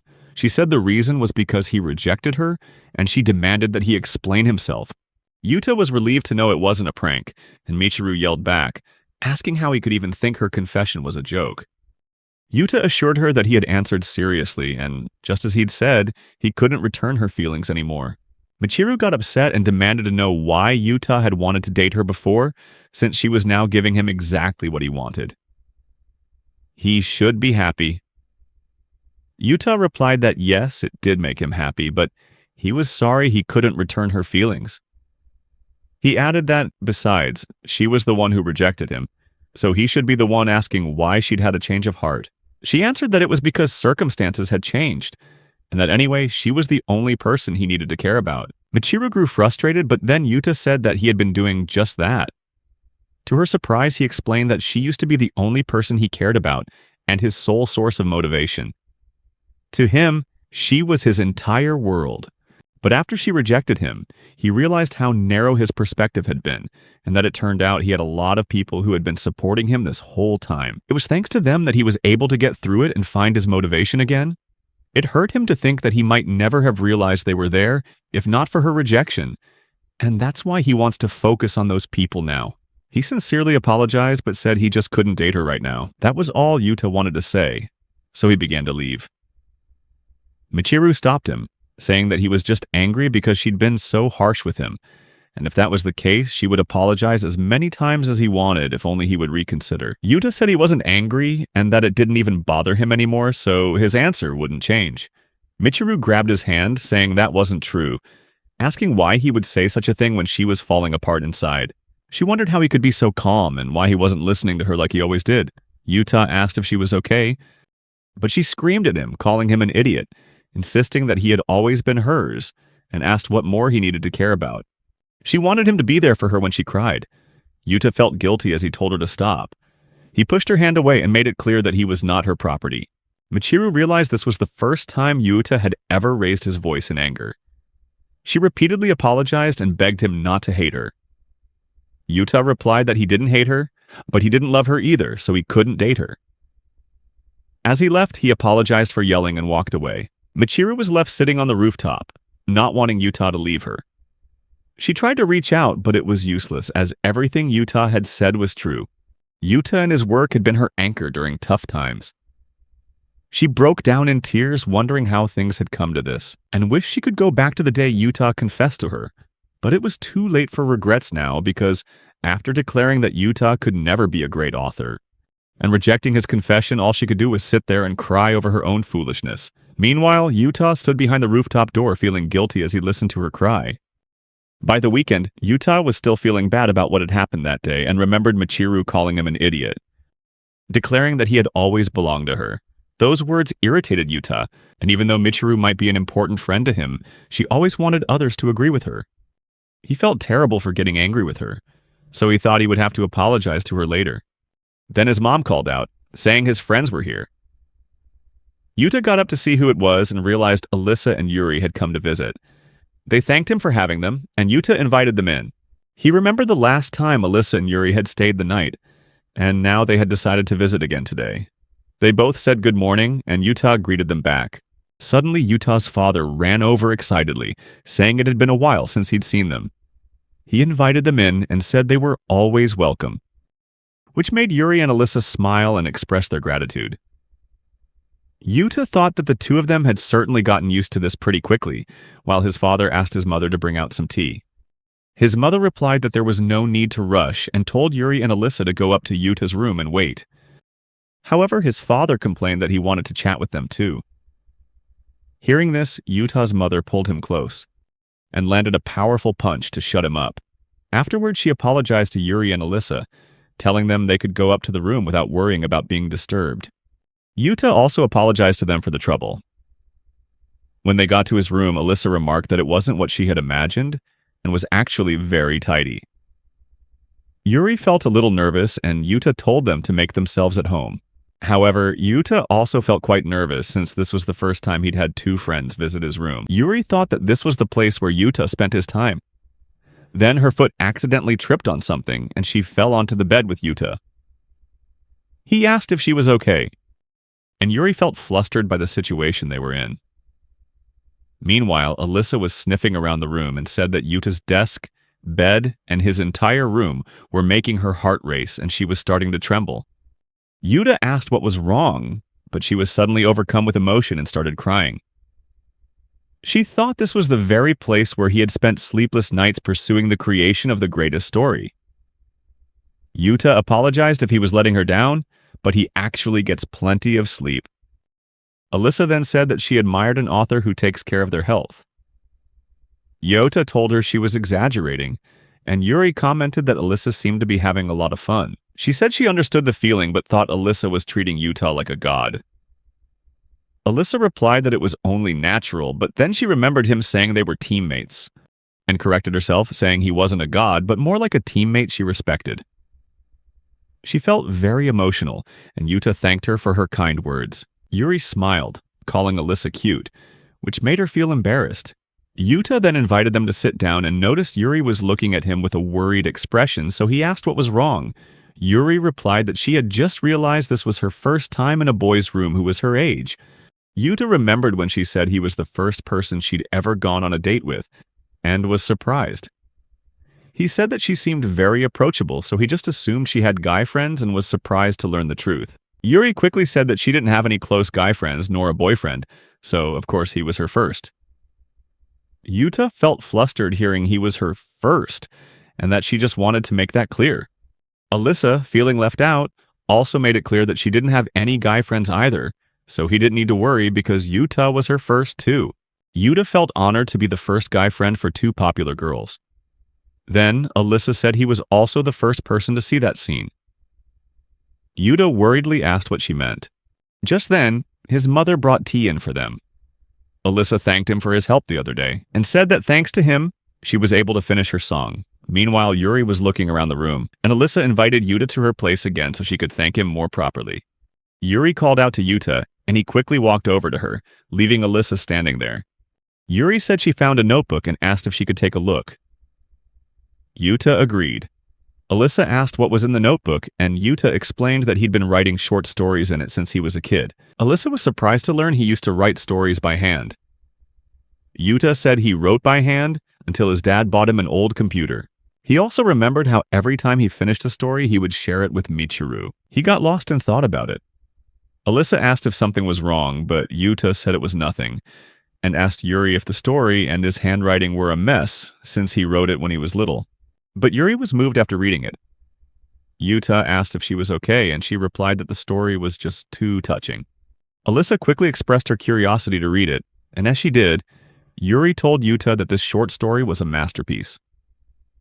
Yuta said she was exaggerating since he wrote it in elementary school, so the story was pretty simple. Yuri was surprised to hear that, because the story was as good as Digima's. Yuta was both surprised and happy to hear that. Alyssa finished reading as well and said she loved the story, unable to believe that Yuta had written such a wonderful piece as a child, which moved her to tears. After that, both Alyssa and Yuri told Yuta that he absolutely had to share this story with the world, and should post it right now.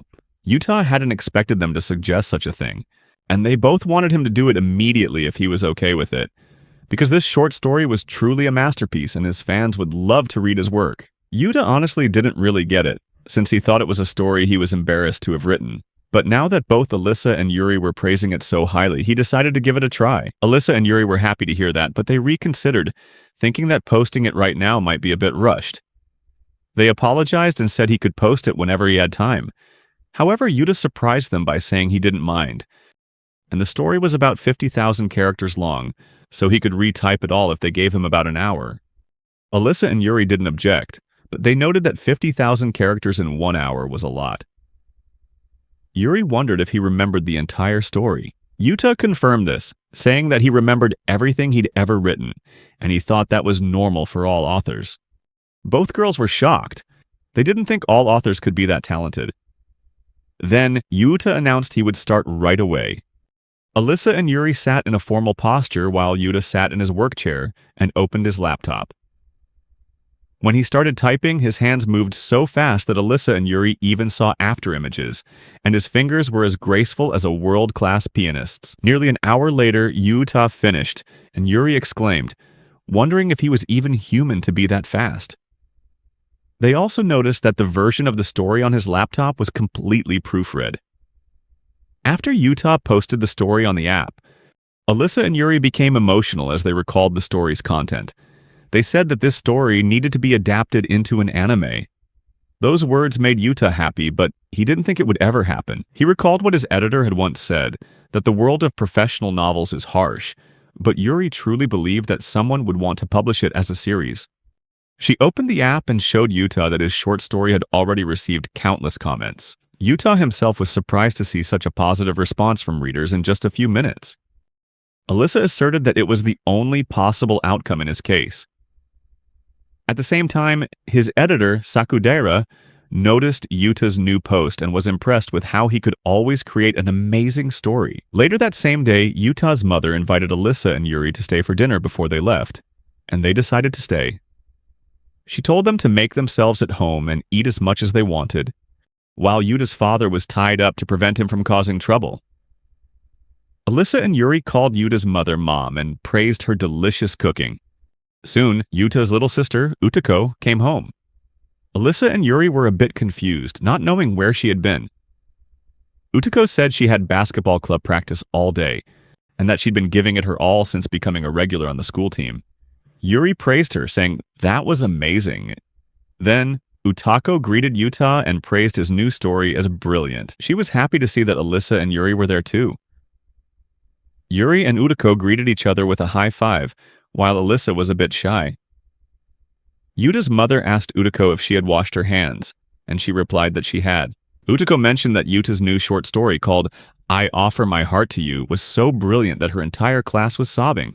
Yuta hadn't expected the story to be received so strongly, while Yuri remarked that it was only natural for a masterpiece.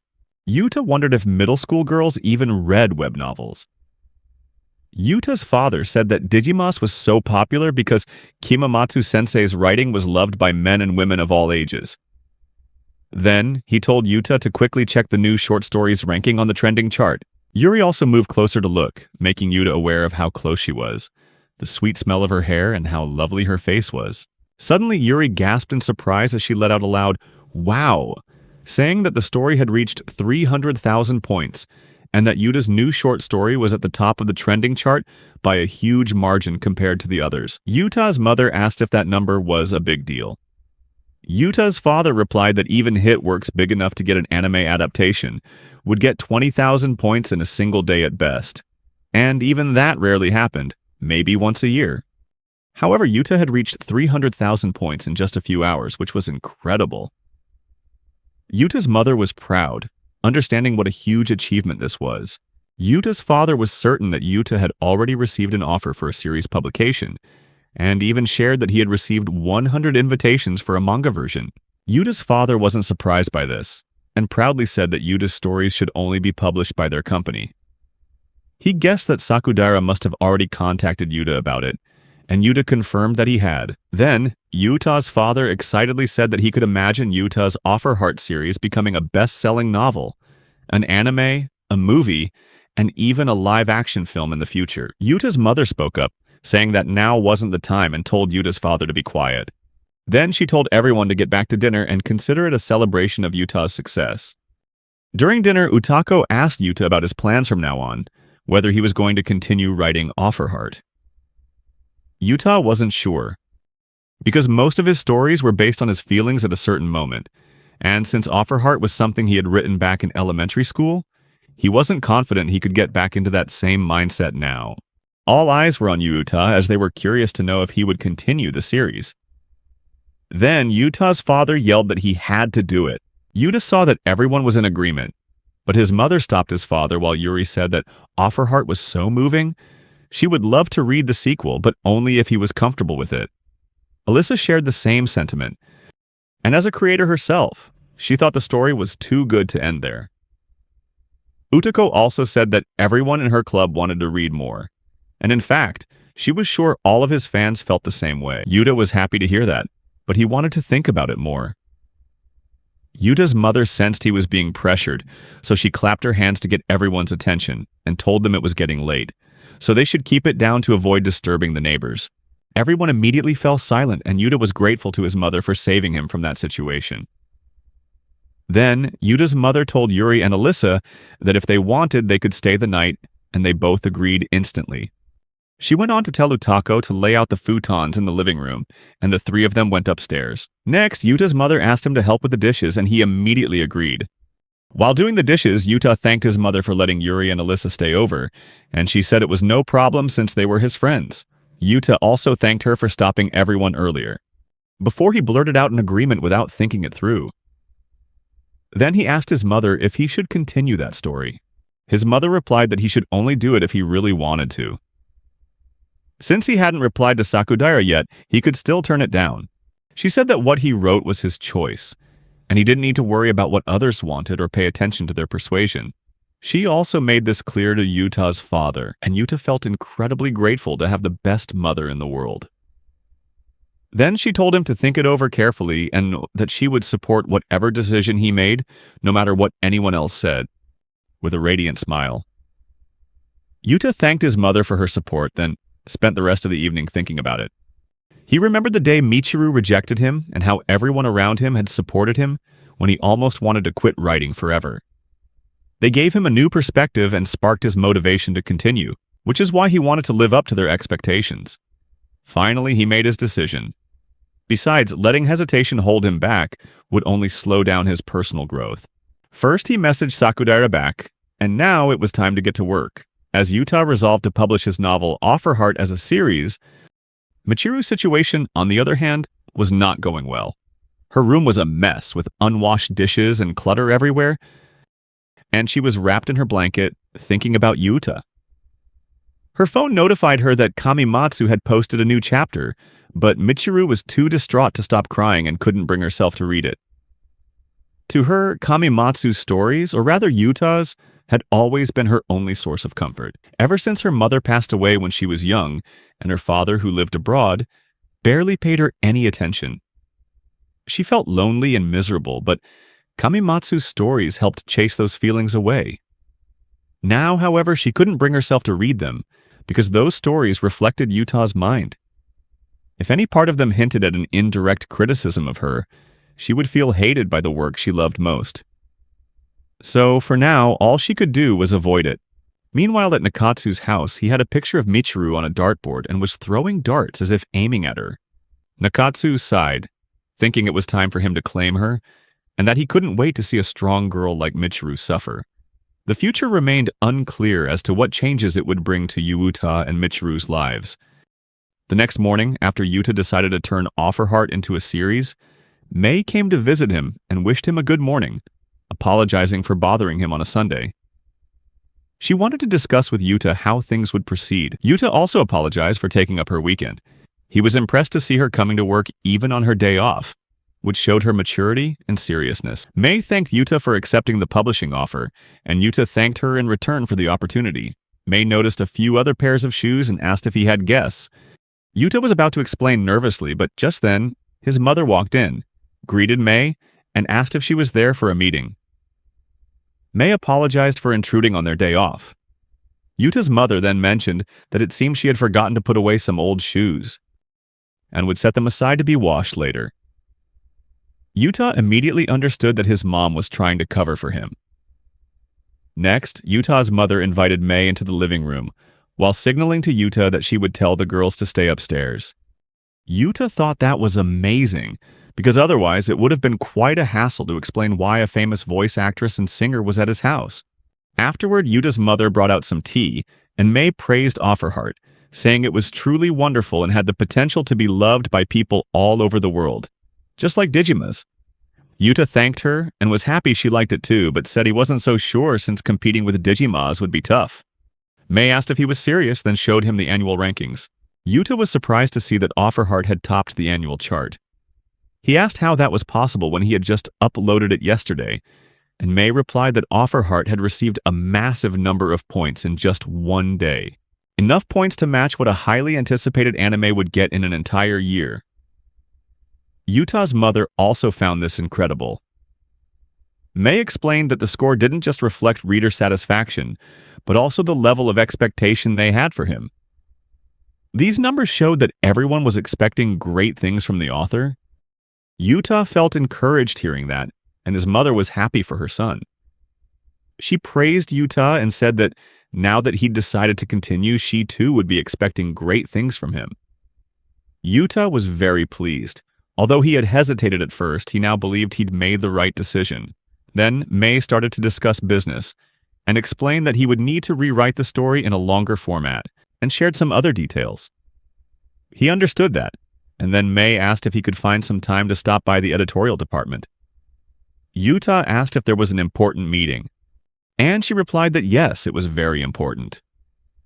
Yuta thought that if it was related to Digimas, it must be important, but Mei continued, adding that it was about an anime adaptation for Offerheart. Yuta was speechless when he heard that and asked if Mei was joking. Mei replied that she wasn't, and that their company had a good track record of producing anime, so it was easy for them to get proposals. Yuta asked how that was possible since anime adaptations were usually made only after a novel started selling well. She explained that things were different now, because Yuta, under the pen name Kamimatsu Sensei, was already known as the most successful author of the century. Not only that, but his work had topped the annual rankings in just a single day, so an anime was guaranteed not to fail. She asked if that was something he wanted. Yuta was thrilled with the offer, but also worried because he had only just found the confidence to continue writing last night, and he was realizing the expectations were immense, which scared him a little because everything was moving so fast. Mei told him to have confidence in himself, and his mother also encouraged him, saying that having this opportunity meant that people loved his story. They agreed with Yuta's mother and said that both the editorial department and the anime team would support Yuta and his work with everything they had. His mother also counted herself in. At the same time, Alyssa and Yuri had just woken up. Yuta realized that they were right and that he had all these people by his side.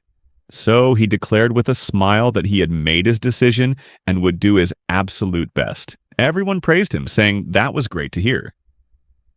Utako also overheard the conversation from behind the door and quickly ran to tell Yuri and Alyssa the good news. Afterward, Mei prepared to leave for the office, and Yuta apologized for taking up her morning. Mei replied that it was no problem at all since bringing his work to the world was her top priority, and she said this with her face very close to his, along with a captivating scent. As Yuta and Mei felt someone watching them, he realized it was Yuri and Alyssa. He was surprised to see them coming downstairs, both silent with what looked like pouting faces. Mei was shocked to see Yuri and Alyssa in his house, and in their pajamas, and she shook Yuta, demanding an explanation. He vaguely explained that there had been a party, and he'd become friends with them there. Alyssa stepped in between them and introduced herself as Alyssa Ayamasu, startling Yuta as he heard her use his last name. Yuri also gave a small smile and stepped forward, introducing herself as Yuri Ajimasu.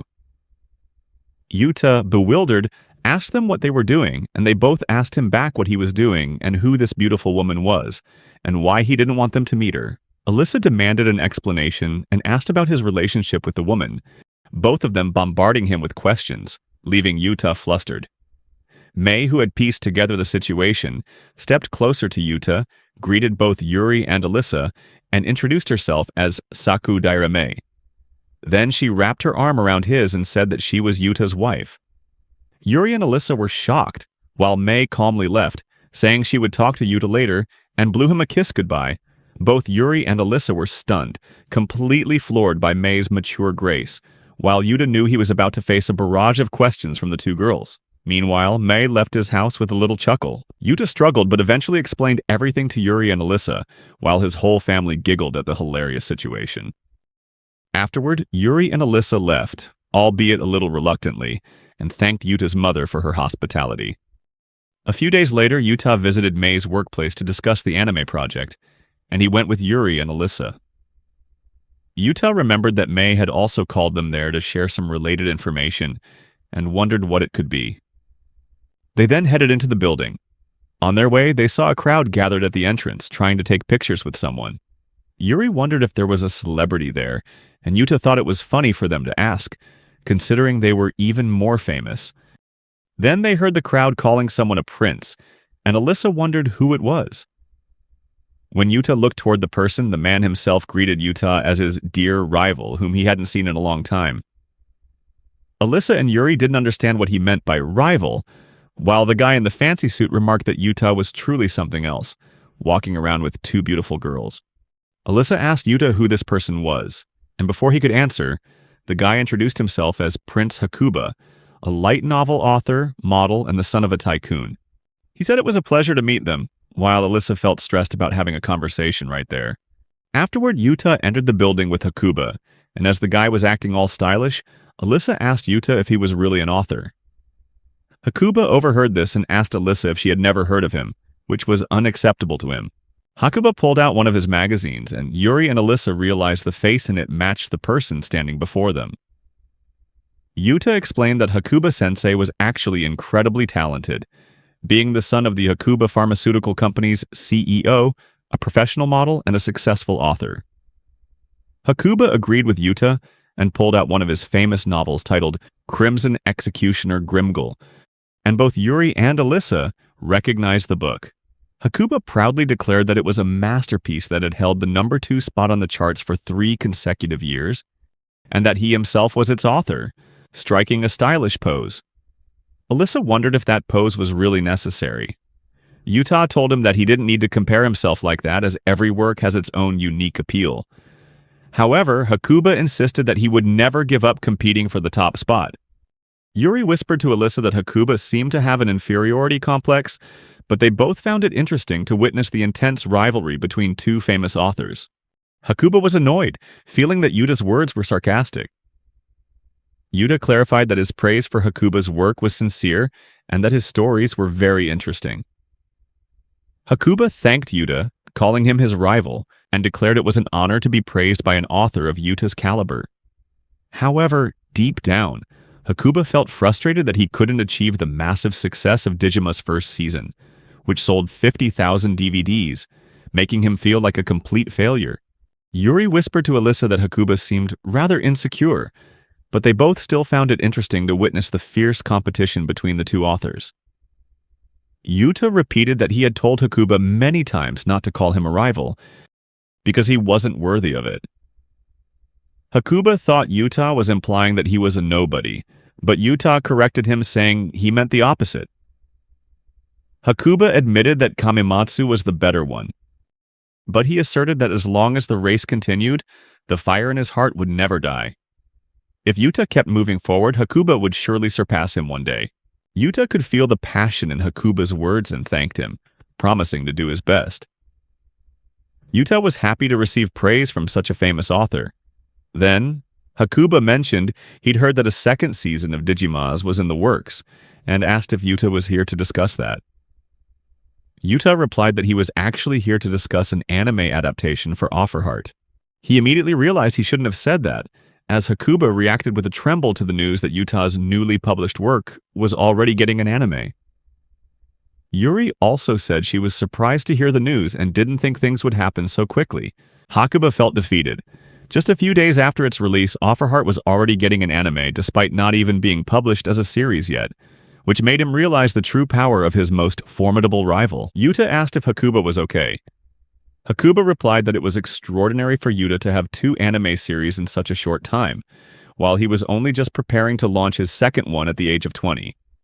However, Hakuba refused to accept defeat and declared in front of all 3 of them that he was also here to discuss the release of a new series, with the goal of getting another anime launched. Yuta was very excited to read it and asked if it was a fantasy genre. Hakuba agreed and said he had named it Bahamut Slayers, which made Yuta think the name was really cool, and he decided he would buy it when it came out. Hakuba thanked Yuta for his support and said he would also buy Offerheart when it was published. Hakuba extended his hand to Yuta, and the two shook hands as Alyssa and Yuri watched in admiration. Afterward, Hakuba said his goodbyes, leaving Yuri feeling excited. When Yuta asked what was wrong, she replied that he just looked really cool when he was passionately discussing someone's work, and Alyssa liked that too. Yuta got embarrassed at being called cute, and he asked them to stop teasing him. Yuri said she wasn't teasing, just telling the truth, and that seeing him like that was really refreshing. Then Yuta's father appeared, asking if he was here for a meeting. Yuta confirmed, leaving Yuri and Alyssa confused. Yuta's father calmly replied that Mei was currently in a meeting, so Yuta could wait for her in the conference room. Yuta wished his father luck with his work, and he thanked him, then turned to speak to all 3 of them. Afterward, Yuri and Alyssa discussed how Yuta's father was so different at the office compared to his usual self, looking completely professional. Yuta just laughed it off, even though he knew full well how much his mother scolded his father. Soon after, they arrived at the conference room. There, Yuta met Director Makoto and she greeted him, saying it had been a long time since the last party. When Makoto asked how Yuta was doing, he replied that he was fine. Director Makoto then said that she had read Offerheart, and it was wonderful, and she felt incredibly honored to be making the anime for this work. She enthusiastically congratulated them on their new success, but Yuta was confused and asked if she was going to be the one directing the anime for Offerheart. Makoto asked in surprise, "You haven't been told yet?" Yuta nodded, and just then Mei ran in, rushing to apologize for making him wait so long. Yuta replied that it was okay because it was normal for her to be busy with meetings. Then, Mei thanked Yuri and Alyssa for taking the time to come today, and they both said it was nothing, while also apologizing for what happened over the weekend. Mei laughed and said it was fine, and that she should be the one apologizing for teasing them. Makoto curiously asked Yuta what they were discussing, but he pretended to know nothing. At that point, Mei got straight to the point, explaining the reason she had called them in, which was to discuss a promotional episode for Volume 1 of the Offerheart series. Alyssa and Yuri asked for more details, and Mei explained that they wanted to release a promotional anime episode along with the first volume of the novel. Makoto explained that this promotional plan was similar to social media movie advertising campaigns, while Mei added that they wanted to create a short, 15-minute episode to release on their website. Alyssa was impressed by everyone's efforts right from the start, and Yuri was also surprised because this type of promotion rarely happens. The director added that it just goes to show the high expectations for Kamematsu's work. He reassured Yuta that the team would be the same people who worked on the Digimus anime, and that they would do their utmost to create a masterpiece. Yuta was very happy to hear this. At this point, Alyssa and Yuri began to understand why they had been invited. As expected, everything had already been discussed with their representatives, and now they would be relying on Alyssa for the ending theme and Yuri for the role of the main character. Alyssa and Yuri were both excited and ready to give their all for this opportunity. Director Makoto also declared that she would support Yuta and told him to get ready for the best anime ever. Mei also reassured Yuta, which made him feel more at ease. Alyssa also decided to do everything in her power to let as many people as possible know about his work. And Yuri also said she would do her very best so that people could love Yuta's characters even more. Yuta felt like he was the happiest author in the world, receiving help from so many people. With everyone's sincere support, Yuta found the determination to dedicate his all to offer heart. Everyone started getting ready to return to their own work. Meanwhile, Miteru was at a karaoke bar with her classmates, where Nakatsu was singing and attracting most of the girls in the class with his voice. However, Miteru didn't seem to be paying any attention. Nakatsu snuck a glance at her, trying to get Michiru's attention, but she just sighed, telling herself that everything seemed to be going nowhere. Another girl sitting next to her asked if something was wrong and if she had come because things were better now, especially since Michiru had been absent from school for a few days. She told Michiru she could talk to her if something was on her mind, but Michiru thanked her and said it wasn't necessary, as she knew that talking about it wouldn't solve anything. Then she stood up, saying she needed to go to the restroom. Nakatsu, frustrated that his singing hadn't attracted Michiru, made an excuse to go out to find an opportunity. The girls started to wonder when they noticed both Nakatsu and Michiru had been gone for a while, making the situation suspicious. Some of the boys joked around while the others went back to singing. Meanwhile, Michiru stood in the restroom washing her hands, trying to compose herself, but her mind kept replaying what had happened with Yuta. She silently wished she could wash away her mistakes like the running water. As she stepped out of the restroom, she was startled to find Nakatsu waiting outside. Michiru was surprised, wondering what he wanted and since when he had gotten permission to call her by her first name so casually. Nakatsu smiled, asking if she liked his singing, though she acted as if she didn't understand the question. Nakatsu insisted that he had been singing for her. Michiru felt uncomfortable and responded bluntly, trying to keep her distance from him. Michiru didn't want to talk to Nakatsu right now, but he still grabbed her hand and told her she should feel lucky that he was paying attention to her. Michiru, furious, tried to pull her hand away, but he wouldn't let go. She screamed, telling him to get away from her. Nakatsu was annoyed but still said that Michiru was a strong girl. When Michiru asked him where he got that idea, Nakatsu smirked smugly, asking if she liked him. Michiru grimaced, asking why she would ever like him. Nakatsu told her not to pretend, because he saw her staring at him in class and everyone had noticed it. At that moment, Michiru realized Nakatsu had misunderstood because she was actually looking at Yuta. She shouted that he was mistaken and that she didn't care about him at all. Still not getting it, Nakatsu told her she didn't need to blush like that and asked who she was looking at if not him. Michiru couldn't bring herself to tell the truth, which only made Nakatsu even more arrogant, declaring that he'd be willing to date her. Michiru protested vehemently, but Nakatsu only tightened his grip on her hand, pulling her closer as he leaned in. Nakatsu wrapped his left arm around Michiru's side, telling her to be honest, that he didn't mind her attitude, but she'd be cuter if she were less stuck up. He said that with his looks and her figure, all they needed to do was walk out of there together. Michiru started to feel scared and yelled that it would never happen, then slapped Nakatsu hard across the face, determined to get out of this unsafe situation.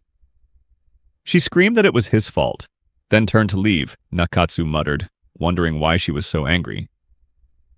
Michiru replied bluntly that she hated him, which shocked Nakatsu, who believed she had been sending him signals. Michiru firmly denied it and walked away, thinking that her life was just getting worse and worse. A few of his classmates approached, asking Nakatsu if he had managed to conquer Princess Michiru. They had helped him by keeping the other girls occupied, but were surprised to see Nakatsu fuming because Michiru had rejected him. Another guy joked that he would now win Michiru for Nakatsu. Nakatsu angrily warned him, telling him to stay out of his business because things had gone too far. Now, Nakatsu was determined to conquer Michiru at any cost. His friends realized Nakatsu was furious because no one had ever rejected him before. His pride was severely wounded, so he immediately contacted a gang, asking them to do the usual to the person whose picture he was about to send. The gang agreed, and Nakatsu smiled wickedly with a malicious plan in mind. Later, the other girls came over and asked Nakatsu if he was coming back to karaoke, saying it was boring without him. Nakatsu agreed to go with them, and when one of Michiru's friends asked if he had seen her, Nakatsu replied that he had, and that she looked pale, so he had advised her to go home and rest if she wasn't feeling well. Nakatsu patted the friend's shoulder, feigning concern, then invited her to sing another song. In his mind, he calculated that after he finished singing, he would have just enough time to get to Michiru and play the hero, saving the damsel in distress. Meanwhile, Michiru was on her way home, blaming herself for going there in the first place. From the very beginning, Michiru had never wanted to see Nakatsu's face again. But she didn't know that danger was waiting for her. The thugs Nakatsu hired had identified Michiru from the photo he sent. As Michiru walked into a deserted alley on her way home, the group immediately approached her, calling out to her with malicious, teasing words. Michiru wondered what kind of bad luck was following her today, as she now had to face 2 more guys just like Nakatsu. She tried to ignore them, but they grabbed her arm roughly and said they wanted to have some fun with her. Michiru cried out in pain, demanding they let her go. One of them whispered in a terrifying voice that she didn't have the right to refuse. Michiru screamed for help. But there was no one around except them, their eyes filled with malice. Michiru began to panic as she realized she was in real danger. She silently prayed for someone to come and help her, just as the phone in her pocket began to ring. While on the call with her friend, Michiru was crying and begging for help. Suddenly she heard Yuta's voice calling her name and saying he had been looking everywhere for her. The thugs just saw Yuta as someone in their way, while Michiru breathed a sigh of relief, though she still wondered why he was here. Yuta gently took her hand, saying her father was worried and had asked him to find her. The thugs yelled, asking who he was to take Michiru away. Although terrified inside, Yuta stood his ground, stating that he was Michiru's childhood friend and confronting them, asking what they wanted. Michiru asked Yuta why he was here, and Yuta replied that he just happened to be passing by and told her to just play along. Michiru nodded, realizing that Yuta was scared too but was still doing this for her. The thugs warned Yuta not to mess with them, since he was just a high school student and should stay away, or they would deal with him. Despite all the threats, Yuta firmly said that he wasn't going anywhere because he needed to take Michiru back to her father. Just then, another person appeared, causing the thugs to freeze in fear because the man looked extremely dangerous. It was Nikawa, who approached with a sharp gaze and an intimidating walk, asking the thugs what business they had with his daughter. The thugs were terrified when they saw Nikawa get out of a limousine, thinking he might be Yakuza. Yuta pretended to talk to Nikawa as if he were Michiru's father, saying everything was fine, and Michiru played along. Nikawa maintained a stern expression, glaring angrily at the thugs. Then Yuta taunted them, asking what they wanted to say to Michiru. The thugs started to think Yuta might be a gangster himself. Seeing the thugs get scared and run away after Nikawa gave them one more threatening look, Yuta breathed a sigh of relief and asked Michiru if she was hurt anywhere. Michiru replied that she wasn't, but she was still shaken from the experience. Yuta thanked Nikawa for playing along, praising his convincing performance. Nikawa replied that he was happy to help. Inan was glad that his friend was unharmed. Michiru suddenly remembered that Nikawa was the scary man from the other day. After that, the group got into Alyssa's limousine, and Nikawa politely guided Yuta and Michiru to their seats inside the car. Yuta invited Michiru to sit down first, and she politely did so. After a few minutes, Yuta asked if she was feeling any better, and Michiru nodded, thanking him for his help. However, she wanted to know how he had found her. Yuta explained that he and the others were stopped at a red light when he heard Michiru's voice. At first, he thought he was imagining things, but he still decided to get out of the car to look for her. Michiru was surprised to learn that it was just a coincidence, but she still didn't understand why he had helped her. Yuta was confused, so Michiru added that after everything she had done, she didn't think he would help her. Yuta told her not to think that way, because they were still friends. Michiru suddenly realized that Yuta was always there for her. Not because he was Kamimatsu or anything else. He was still himself, kind and unchanging, which made her feel guilty for bothering him so much. Yuta told Michiru not to say that, as he was used to helping her. She retorted that his comment was a bit rude, and he quickly apologized, saying he was just kidding. Michiru felt better, realizing it had been a long time since they had talked and joked like this. No matter how much she thought or worried, she couldn't deny that she was still in love with him. Then Yuta apologized to the two with him for making them wait. Michiru suddenly remembered they weren't alone and was confused as to why the other two were there. She realized Nikawa was Alyssa's bodyguard and silently wished they didn't have to be here. Yuri apologized to Michiru for not greeting her right away, saying she didn't want to interrupt their emotional moment. Michiru replied that it was fine, and Yuta thanked them for their concern. He asked Alyssa if she could give Michiru a ride home, and she happily agreed. Nikawa also complied. Yuri suddenly remarked that she never expected Yuta to be brave enough to jump out of a car like that to save Michiru. calling it heroic and admitting it made her a little jealous. Yuta said it was all thanks to Nikawa, and Nikawa commented that Yuta was very brave as well. Michiru began to feel like she was in the way, realizing clearly that Yuta had only come to help his childhood friend. Michiru tried to stay calm, fighting back tears as she sat and listened to the cheerful conversation between Yuta, Alyssa, and Yuri in the car. She just remained silent, nodding along and trying not to show any emotion. When she got home, she replied to her friends' messages telling them she had arrived safely. Meanwhile, Nakatsu was furious when the gang he'd hired refused to get involved with Michiru anymore. They even blamed him for not telling them anything about who that girl was. He furiously kicked a trash can and walked away, filled with resentment and hatred for Michiru. A few days later, Yuta went to the editorial department to meet Mei.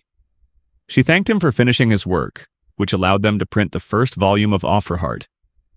Mei couldn't help but be amazed that Yuta had written 350 pages in just 3 days, a pace she called monstrous, because other authors usually needed a month to write that much. Yuta explained how efficiently he had worked to get the manuscript done as soon as possible. In any case, Mei was very happy about it.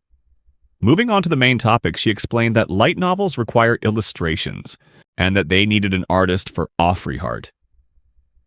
Yuta understood the importance of this and was asked if he had anyone in mind. Mei smiled, saying they had the budget to hire anyone he wanted. Yuta said that as long as it had illustrations, he would be happy, since he was still just a newcomer in the field and couldn't ask for much. Mei then changed the question, saying she actually had a candidate in mind, and asked Yuta if he knew Misyamaku. Yuta replied that he didn't, and Mei explained that Misayama was a VTuber and illustrator with over 2 million subscribers on her channel, and that her art was brilliant.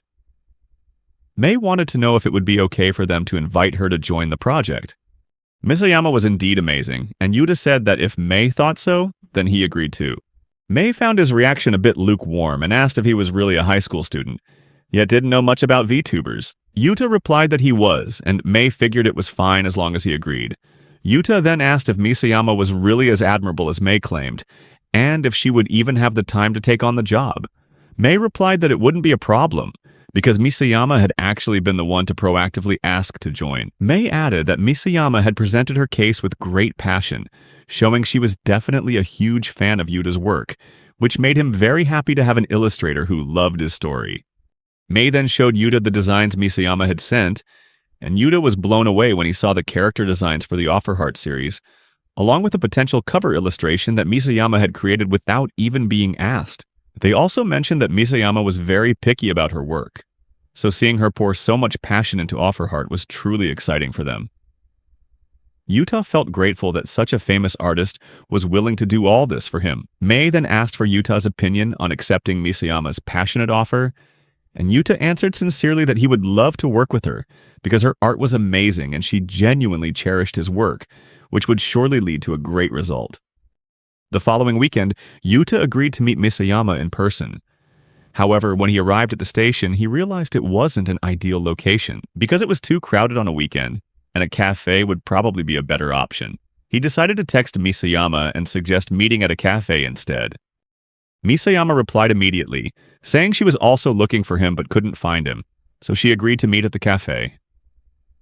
Yuta decided to head to the cafe quickly, and briefly recalled her enthusiasm, especially after the announcement of the Offer Heart novel adaptation, which had created a storm on social media. Mei had been thrilled with the fan feedback, with people saying that a talented author and artist were collaborating on a god-tier project. Shortly after, Yuta received a message from Misayama, feeling she was quite enthusiastic, but he also owed her a meeting and was curious to see what she was really like. So he wanted to meet her, and that was the reason for today's appointment. As Yuta walked toward the cafe, he came across a girl who was muttering to herself. As he approached the cafe, he noticed a little girl with silver hair, blue eyes, and a cute style who looked like she was a foreigner and probably in elementary school.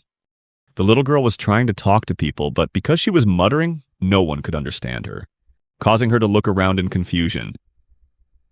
Yuta recognized that familiar expression.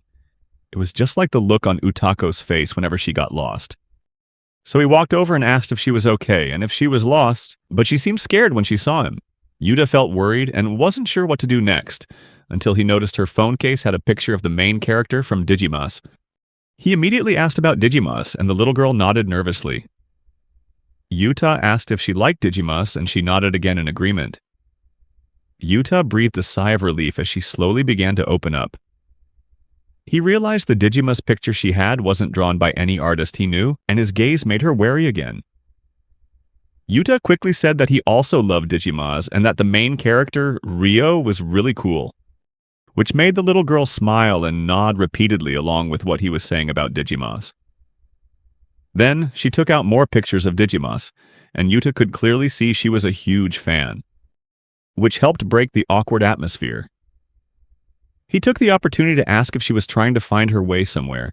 She nodded and pointed toward the cafe at the north gate. Yuta said it was a coincidence since he was heading there too and he could take her. The little girl's eyes lit up with joy, finally getting some help, and Yuta was happy he could help her. Suddenly, she loudly expressed how lucky she was today, making it hard for Yuta to understand everything she said. He also wondered why an elementary school girl was all alone in such a crowded place. He then asked her why she was going to that cafe and if she was meeting someone, and she nodded. Yuta mentioned that he was also meeting someone there, then suddenly wondered if he had kept Misyama waiting too long.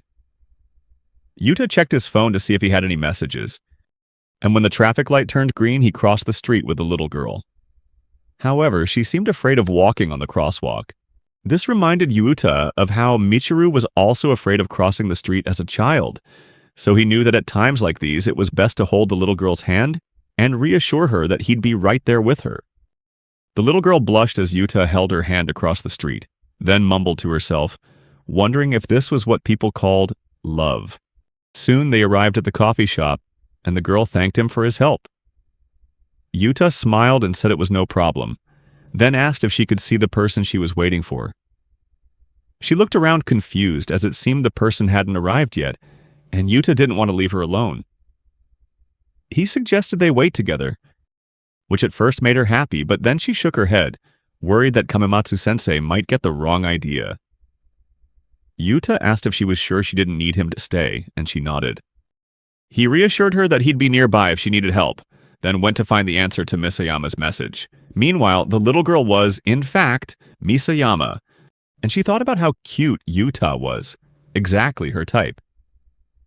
She imagined how wonderful it would be if Kamimatsu-sensei were someone like him and just stood there looking shy and flustered. Yuta gave her a strange look, wondering if she was really okay. Yuta decided to message Misyamaku-sensei and got an immediate reply.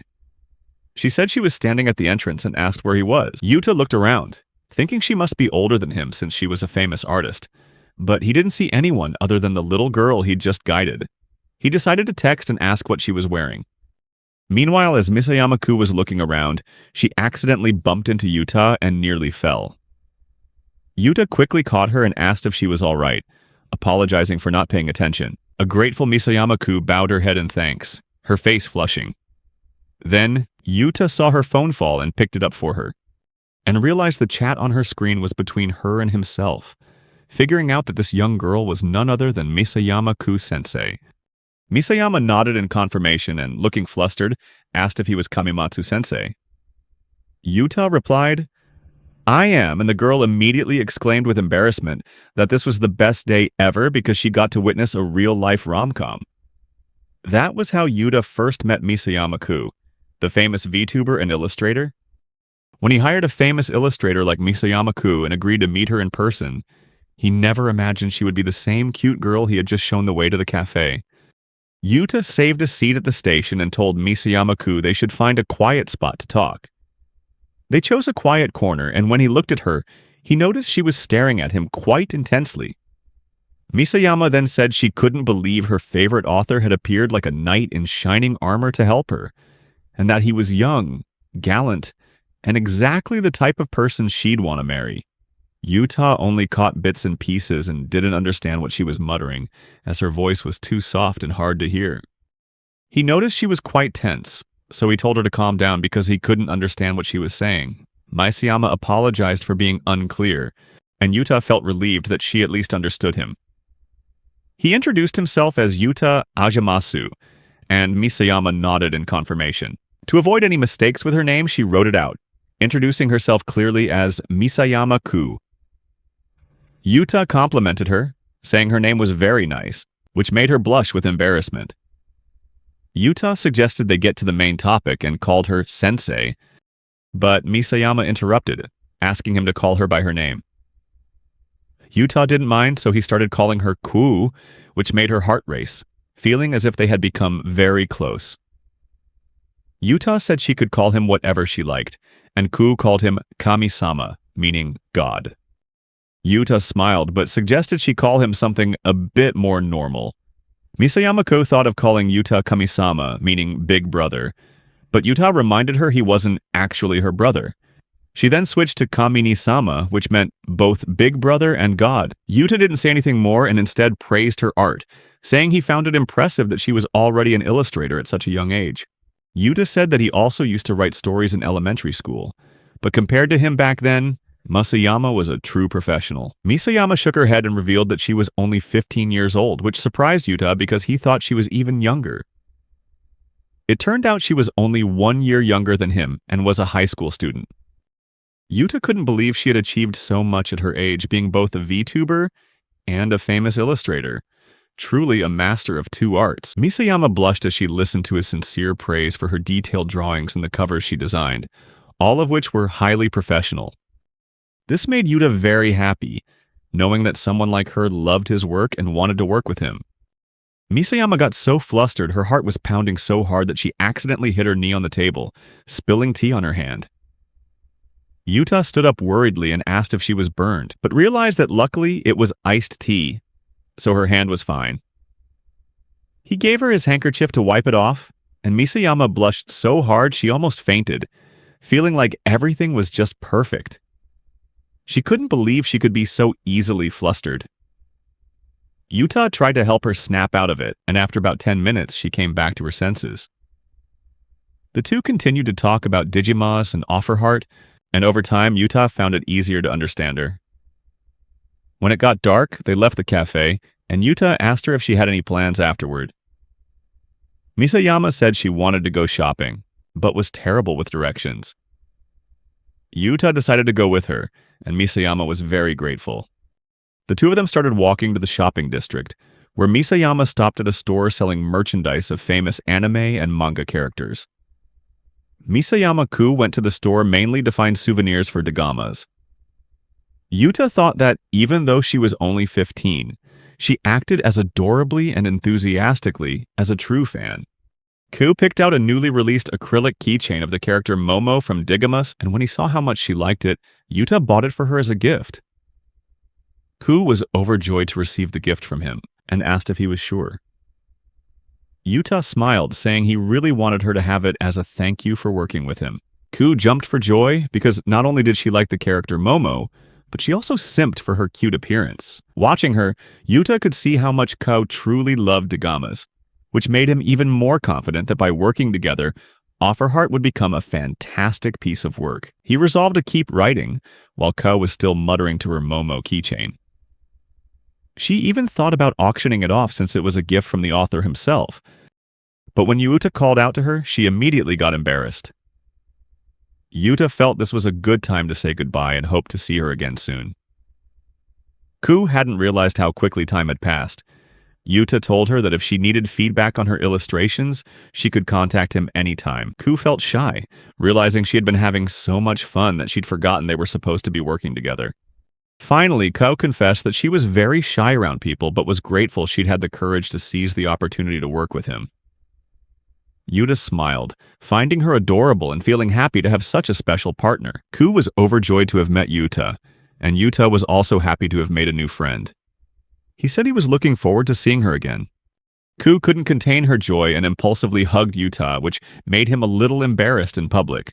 Realizing this, Ku apologized, then took Yuta's hand, declaring that she would do her best on the illustrations for him and become the perfect wife.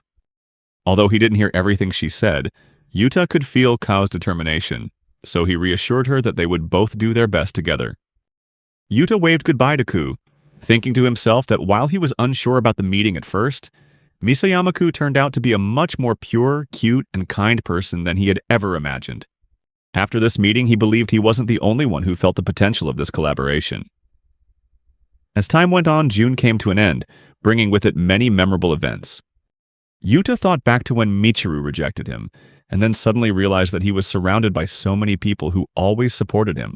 He also made many new friends he never thought he deserved to have. With that support, his life as Kamimatsu was about to enter a new chapter. One day in July, Yuta's father was moved to tears when 3 stunning beauties gathered at once, endlessly thanking Yuta for making him so happy by bringing 3 celebrities home. He was proud to have raised a son who attracted so many girls. Meanwhile, Yuri and Alyssa treated it as normal, while Ku was baffled, unable to believe that Creature was Yuta's father. As usual, Yuta's mother got angry with his father, then hit him and tied him up. Yuta's mother warmly welcomed the girls, apologizing for the trouble her husband caused. They just laughed since they were used to it, but Yuta wasn't sure if that was a good thing. He turned to ask Ku if she was okay, but she was lost in thought, wondering if she could really become his wife with such chaotic parents. Yuta's mother gently patted her head and introduced herself to make Ko more comfortable. And this time, she calmly introduced herself, feeling more at ease. Yuta's mother praised her for being adorable, making Ko blush with delight. At the same time, Utako came home and was surprised to see guests, including Yuri and Alyssa. But it was her first time meeting Ku, so she didn't know who she was, only struck by her beauty. Utako teased Yuta, asking if he was planning to play with all 4 of them, which made Yuta shout, "Uno!" and explain that Ko was the illustrator for Offerheart. Utako realized Ko was a famous VTuber, and Yuta went on to explain that everyone was here to watch the promotional video for the light novel, which had just been completed, thanks to the efforts of director Mei, Makoto, Yuri, Alyssa, and Ku, who had all contributed so much. Hearing that, Utako was also eager to watch. Everyone headed into the living room to enjoy the promotional video, ready to share this memorable moment together. After everyone settled in, Yuri formally introduced herself to Ku, and Alyssa did the same. Ku excitedly realized she was sitting between the voice of Ryo and the singer of the Digima's opening theme, and started to develop a crush on both of them. Yuri complimented her, saying that after seeing Misyamaku's amazing work, she never expected her to be such a cute girl, and couldn't stop herself from pulling Ku into a hug. Kao immediately cried out to Yuta for help, while he still didn't understand what was happening. When she got free, Ko ran straight over and sat on Yuta's lap, surprising him. She said this spot was really comfortable and cozy, even though Yuta told her she shouldn't be sitting there. Yuri and Alyssa were both stunned, while Yuta's mother and sister found Ko adorable. Yuta asked Ku to get up, but she pretended not to understand Japanese, even though he knew perfectly well that she did. Then things got even more complicated when Yuri and Alyssa decided to sit next to him. Ku glanced at the other two with a teasing look, revealing she wasn't as innocent as they thought, while Yuta was too exhausted to care anymore. Yuta's father said that his lap was still free, prompting his mother to discipline him once again. After that, Yuta said it was time to watch the promotional video Mei had sent. They were all excited as the video began to play. His mother reminded him that he should thank everyone for their help, and as the video showed beautiful landscapes and vibrant characters, Yuta felt incredibly grateful to director Makoto and the entire team, who had brought his characters to life on screen. Yuri breathed life into the characters, and Alyssa's song perfectly matched the story's atmosphere. At first, Yuta was a little nervous, but thanks to his mother's encouragement and the presence of everyone there, they were able to fully enjoy this incredible work. When the video ended, the room was silent, moved by what they had just seen. Yuta was surprised to see that everyone wasn't just tearing up, but were actually crying, because the promotional video was just that amazing. Utako hugged Yuta, saying she'd never seen anything more moving, even more touching than the Digima's anime. His mother commented that he must be the happiest son in the world to have such an incredible work made for him. Yuta agreed and felt immensely grateful. He directly thanked Yuri, Alyssa, and Ko for being involved with his work. Yuri replied that they should be the ones thanking him for creating such wonderful stories for them to read and experience, and once again expressed her gratitude from the bottom of her heart. As Yuta expressed his own gratitude, his father spoke up, saying they would do everything they could to get his work to as many people as possible. Utako joked that it was strange to see her father acting like a real dad for the first time, while his mother saw through his ulterior motive of wanting Yuta to invite more girls over. Yuta's father insisted that he genuinely wanted to help, because his work was so great. His mother agreed, but added that if the work wasn't successful, he would definitely be in trouble with everyone in the house. The whole family stared at him, making him feel the pressure, and he promised to do his best. With everything ready, all that was left was to wait for the release day. On that day, May rushed in with heavy bags in her hands. Realizing she should have brought a cart, May placed the bags on the table, unpacked them, and arranged the books as neatly as possible because she wanted to give the readers the best experience. She wiped her sweat and heard footsteps behind her. Turning around, May saw Yuta and greeted him. She thanked him for coming despite the hot weather, and Yuta replied that it was no problem. May apologized for having to rush off to a meeting, but said everything was already prepared, then asked if Yuta could watch over things. Yuta agreed and wished her luck with her meeting. She apologized once more and promised to be back later. Watching her leave, Yuta smiled and thought to himself that being an editor was no easy job. On the release day of Offerheart's first volume, Yuta was called to the publishing company to start signing the first print copies. It felt amazing to see his work on actual paper. He noticed another stack of books on the table next to his and wondered whose they were. Just then, Hakuba appeared, calling his name. Yuta was happy to see Hakuba here, remembering that Hakuba was also a light novel author. Yuta had always thought Hakuba was really cool, so he asked if Hakuba was there for a meeting today. Hakuba replied that his task for the day was the same as Yuta's, signing books. Yuta was surprised to learn that the stack of books belonged to Hakuba-sensei, and they both came up with the idea of getting each other's autograph. They happily signed a book for each other and exchanged them. Yuta thanked Hakuba, who replied that it was an honor to receive a book signed by Yuta. Afterwards, Hakuba sat down and suggested they get to work. Yuta agreed and they began signing the books together. Hakuba mentioned that he had read Yuta's new work, and Yuta nervously asked him what he thought of it. Hakuba called it a silly question and joked that he was completely crushed by it. Getting serious, he praised Offerheart as an excellent work, on par with Digimon. Yuta was moved, saying that receiving praise from Hakuba, someone he deeply respected, was a great honor. Hakuba also mentioned that he'd read the web version of Offerheart and noticed many changes compared to the print edition. Yuta explained that he'd revised it to keep the content fresh for those who had already read the online version. Hakuba saw this as a sign of true dedication, deeming Yuta a worthy rival who, despite his young age, thought like a seasoned professional. Yuta grew bashful, saying he wasn't that good, and that Hakuba was giving him too much credit. Hakuba smiled, thinking that Yuta's humility was something he truly admired about him. As they chatted while signing, Hakuba noticed Yuta's stack of books was nearly gone and asked if he was already finished.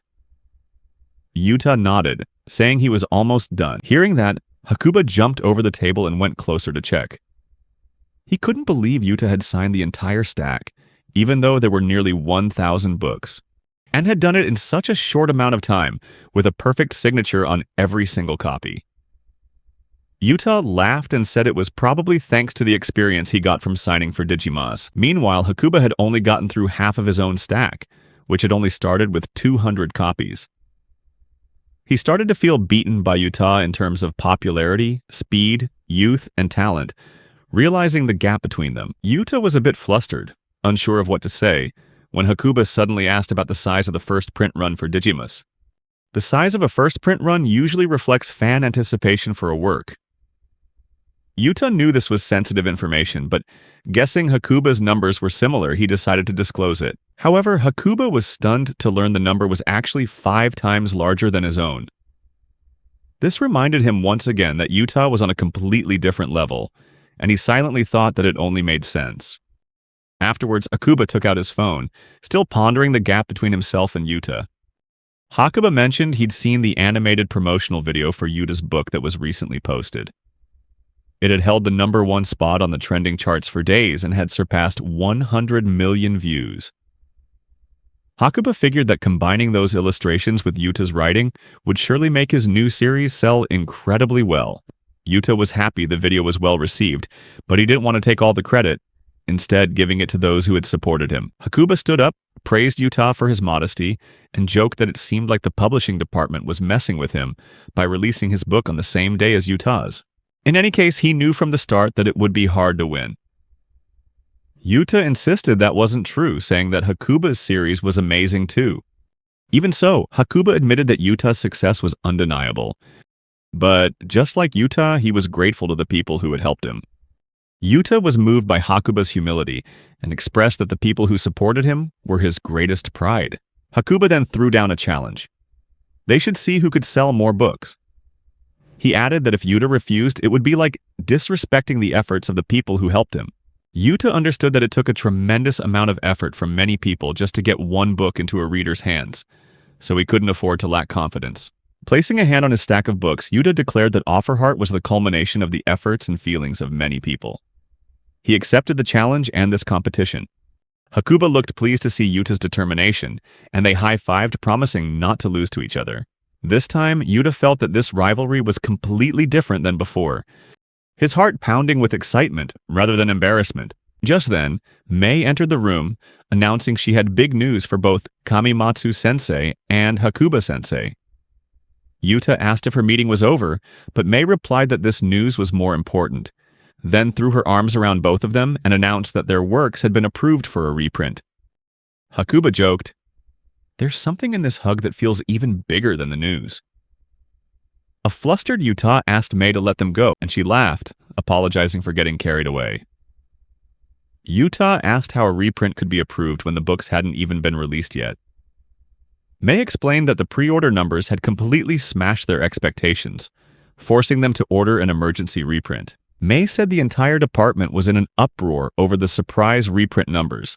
Hakuba couldn't believe it was possible, but he was happy to share this record-breaking moment with Yuta, and they shook hands with a sense of camaraderie, making Mei think what a wonderful friendship they had. She announced there would be an additional 10,000 copies for Hakuba-sensei and 50,000 for Kamimatsu. Yuta? Hakuba was shocked yet again that Yuta's number was 5 times his. Yuta tried to encourage Hakuba, reminding him that their work wasn't over yet. Mei agreed, adding that they both had to sign another 500 copies. Hakuba stood up and returned to his desk, his competitive spirit burning brightly, which made Mei happy to see them maintaining such a healthy rivalry. The day before summer break, there was a basketball game at school, and most of the girls were cheering for Nakatsu. Nakatsu tried to show off some flashy moves to get Michiru's attention, but she didn't even notice him, which made him furious. He decided to step it up a notch, making a high jump to score a point for his team, which wowed the crowd. Afterwards, Nakatsu wiped off his sweat and showed off his abs, making the girls go wild. However, he was still irritated that Michiru wasn't looking at him. Instead, she was looking over at Yuta, who was also playing but wasn't doing much since he wasn't very athletic. Realizing Michiru only had eyes for Yuta, Nakatsu couldn't believe she'd choose a gloomy, unremarkable guy like him over himself. After watching her, Nakatsu confirmed that Michiru was definitely looking at Yuta, and her eyes were filled with obvious concern. He became furious when he realized that Michiru had been focused on Yuta from the very beginning, causing Nakatsu to develop a bitter hatred for the guy. The next time Yuta had the ball, he was looking for someone to pass to when suddenly Nakatsu rushed forward and slammed into him, knocking him to the ground. Michiru looked on worriedly as Nakatsu was called for a foul. As Yuta tried to get up, Nakatsu deliberately stepped on his hand and muttered, "Don't get too full of yourself." Yuta felt a sharp pain, but Nakatsu just claimed it was an accident.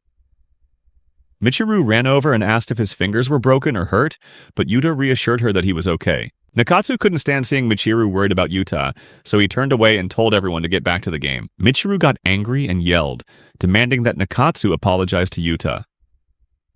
Nakatsu insisted that he only bumped into Yuta by accident and had already apologized, asking Yuta to confirm. Yuta gently replied that might be the case, but Michiru wouldn't let it go, convinced that Nakatsu had intentionally stepped on Yuta's hand and asked what would have happened if his fingers had been broken. The students started whispering about the argument, while Nakatsu wondered why Michiru was reacting so strongly, thinking she didn't need to go that far just because she liked Yuta. Yuta tried to calm Michiru down, telling her that he was fine and that he was grateful she stood up for him. Nakatsu began to consider the worst-case scenario, that maybe Michiru and Yuta were already dating. When the teacher intervened, Nakatsu grew even more frustrated, believing that his catch had been stolen and deciding that no matter what, Michiru had to be his, even if he had to use force to take her back. At the end of gym class, the teacher asked Kofune and Michiru to put away the equipment. Michiru and Kofune agreed and stayed behind to put the basketball equipment in the storage room. As the other girls said their goodbyes, Kofune complained that she shouldn't have signed up for gym duty. Michiru reminded her that Kofune was the first one to raise her hand to volunteer, which made Kofune regret it. While putting things away, Kofune twisted her ankle and Michiru told her she should go to the nurse's office. Although Kofune didn't want to leave all the work for Michiru, Michiru insisted she could handle the rest, so Kofune went to see the nurse, promising to buy her a drink later to make up for it. Michiru told her she didn't have to do that and said goodbye. Right after Kofune left the gym, Nakatsu appeared and saw Michiru alone in the storage room. Michiru was still diligently putting things away, thinking to herself that it was pretty tough doing it all alone. Suddenly, Nakatsu called out to her and she asked what he was doing here. Nakatsu said he saw she was having trouble and came to help, but he had actually closed the door behind him. Michiru immediately realized this couldn't be good. Nakatsu gave a suggestive smile and Michiru cautiously asked if he was there to ask her out again, stressing that she wasn't interested.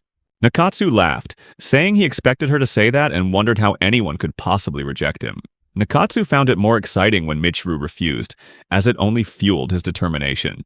Michiru asked what he was talking about, and Nakatsu revealed that he knew she had a crush on Yuta. Michiru blushed in surprise and denied it, saying that wasn't it and that she wasn't worthy of him. Nakatsu told her there was no need to hide it because he had seen the way she looked at Yuta, making Michiru silently regret that Nakatsu, of all people, was the one who figured it out. Nakatsu scoffed, suggesting she didn't want to admit it because Yuta was a shy, antisocial loner, and if anyone found out she was dating him, she probably wouldn't want to come to school anymore. Michiru couldn't stand him bad-mouthing Yuta and screamed at him to shut up, saying he didn't know anything about Yuta. She continued, insisting that Nakatsu had no right to insult him, even if Yuta wasn't popular. And maybe not as athletic or handsome as Nakatsu, he was always kind, loyal, and never selfish. Hearing this, Nakatsu burst out laughing, realizing Michiru really did have feelings for Yuta. Michiru said bluntly, "So what if she did love Yuta?" which only made Nakatsu angrier. He moved closer to her, his voice filled with hatred, telling her she'd be much happier dating him instead of that idiot Yuta. As Michiru tried to back away, Nakatsu moved in closer, making her tremble. At the same time, Nagisa Kofune returned to the classroom, unaware of what was happening in the sports equipment storage room. After coming back from the nurse's office, Kofune met her friends who asked worriedly about her ankle. She explained it was just a minor sprain and that she'd gotten a crutch from the nurse. When the girls asked about Michiru, Kofune guessed she might still be cleaning up, but they also thought she might have gone to the restroom. They discussed whether they should go look for her. Yuta, overhearing the conversation, realized Michiru was missing and that her friends were talking about her, while some of the boys were also wondering where Nakatsu had gone. Remembering how Michiru had stood up to Nakatsu earlier, Yuta got a bad feeling. He walked over to Kofune and asked if she had seen Michiru leave the gym's equipment room. Kofune said she hadn't, and Yuta quickly thanked her before immediately running towards the storage room. Kofune, surprised, told her friends that this was the first time Yuta had ever spoken to them, and they remarked how kind he was for going to look for Michiru. Meanwhile, Nakatsu was trying to convince Michiru that he was better than Yuta in every way. Taller, more handsome, athletic, and even the son of the CEO of the Digima's publishing company. Michiru just looked at him with pity, which made Nakatsu even angrier. She warned that if he was planning to do something terrible, he would have to apologize to Yuta and face the consequences. Michiru stressed that she was saying this for Nakatsu's own good, because his father wouldn't tolerate having such a foolish son. Suddenly, Nakatsu snapped and slapped Michiru so hard she fell to the floor. He didn't give her time to recover before grabbing her by the arm and holding her down. Michiru couldn't believe he was actually going to force himself on her, and she screamed for help in a panic. Nakatsu told her to be quiet, saying she'd be the one to benefit, and that she looked so cute up close. He told her to just relax, and then he would make her feel satisfied and her body would never forget him. Michiru desperately tried to escape, pulling his hair and screaming for Yuta to help her. Nakatsu immediately slapped her hard across the right cheek, saying that this time Yuta wouldn't be able to interfere, and he started to place his hand on Michiru's stomach, and at that moment, she had lost almost all hope and strength to resist. She started to think that maybe this was her karma for what she did to Yuta, and now here she was, hoping he would come and save her. Michiru thought perhaps this was her fate, that she deserved this, when suddenly the door burst open. Yuta rushed in, screaming at Nakatsu to get away from Michiru. Yuta lunged forward with all his strength, sending Nakatsu flying. When Michiru saw Yuta, she burst into tears, realizing she had been saved. Nakatsu was furious to see Yuta there. Michiru quickly got up and ran to hug Yuta, who was trying to calm her down. Nakatsu screamed at Yuta, telling him he had no right to just barge in like that, and asked Yuta what his problem was, since he was just doing what she asked for. Michiru sobbed and denied it, insisting she never wanted that. Nakatsu accused her of changing her mind, claiming she was deliberately causing trouble. Yuta got angry and yelled that he was lying because Michiru was clearly crying for help, and he heard everything on his way there. Nakatsu tried to defend himself, saying that Michiru just wanted evidence to blackmail him. Yuta confronted him again, asking Nakatsu if he dared to claim he was innocent. Nakatsu then challenged Yuta, asking if he had any proof, or if he was going to say he'd been watching from the start. Yuta denied it, insisting he didn't do anything of the sort. Nakatsu scoffed, saying that in Yuta's mind, he was surely thinking there was no way he could be innocent. Nakatsu scoffed, saying he didn't believe women were sincere and that they only cared about their own interests, ready to use and abandon people in a heartbeat. He called Michiru a phony and told Yuta he must have known that from when they used to date. Michiru cried, feeling regretful for how she'd treated Yuta in the past, and began to apologize to him, clarifying that she never meant to hurt anyone. Nakatsu tried to pull Yuta to his side, saying that everyone makes mistakes and that they were both victims here. But Yuta wasn't listening. He stood up and faced Nakatsu, making it clear that Michiru was the real victim. Then, Yuta punched Nakatsu, sending him crashing to the floor. Yuta declared that he completely trusted Michiru, needing no other reason than her word. And to make things clear, Yuta said they weren't in any kind of relationship and were just childhood friends.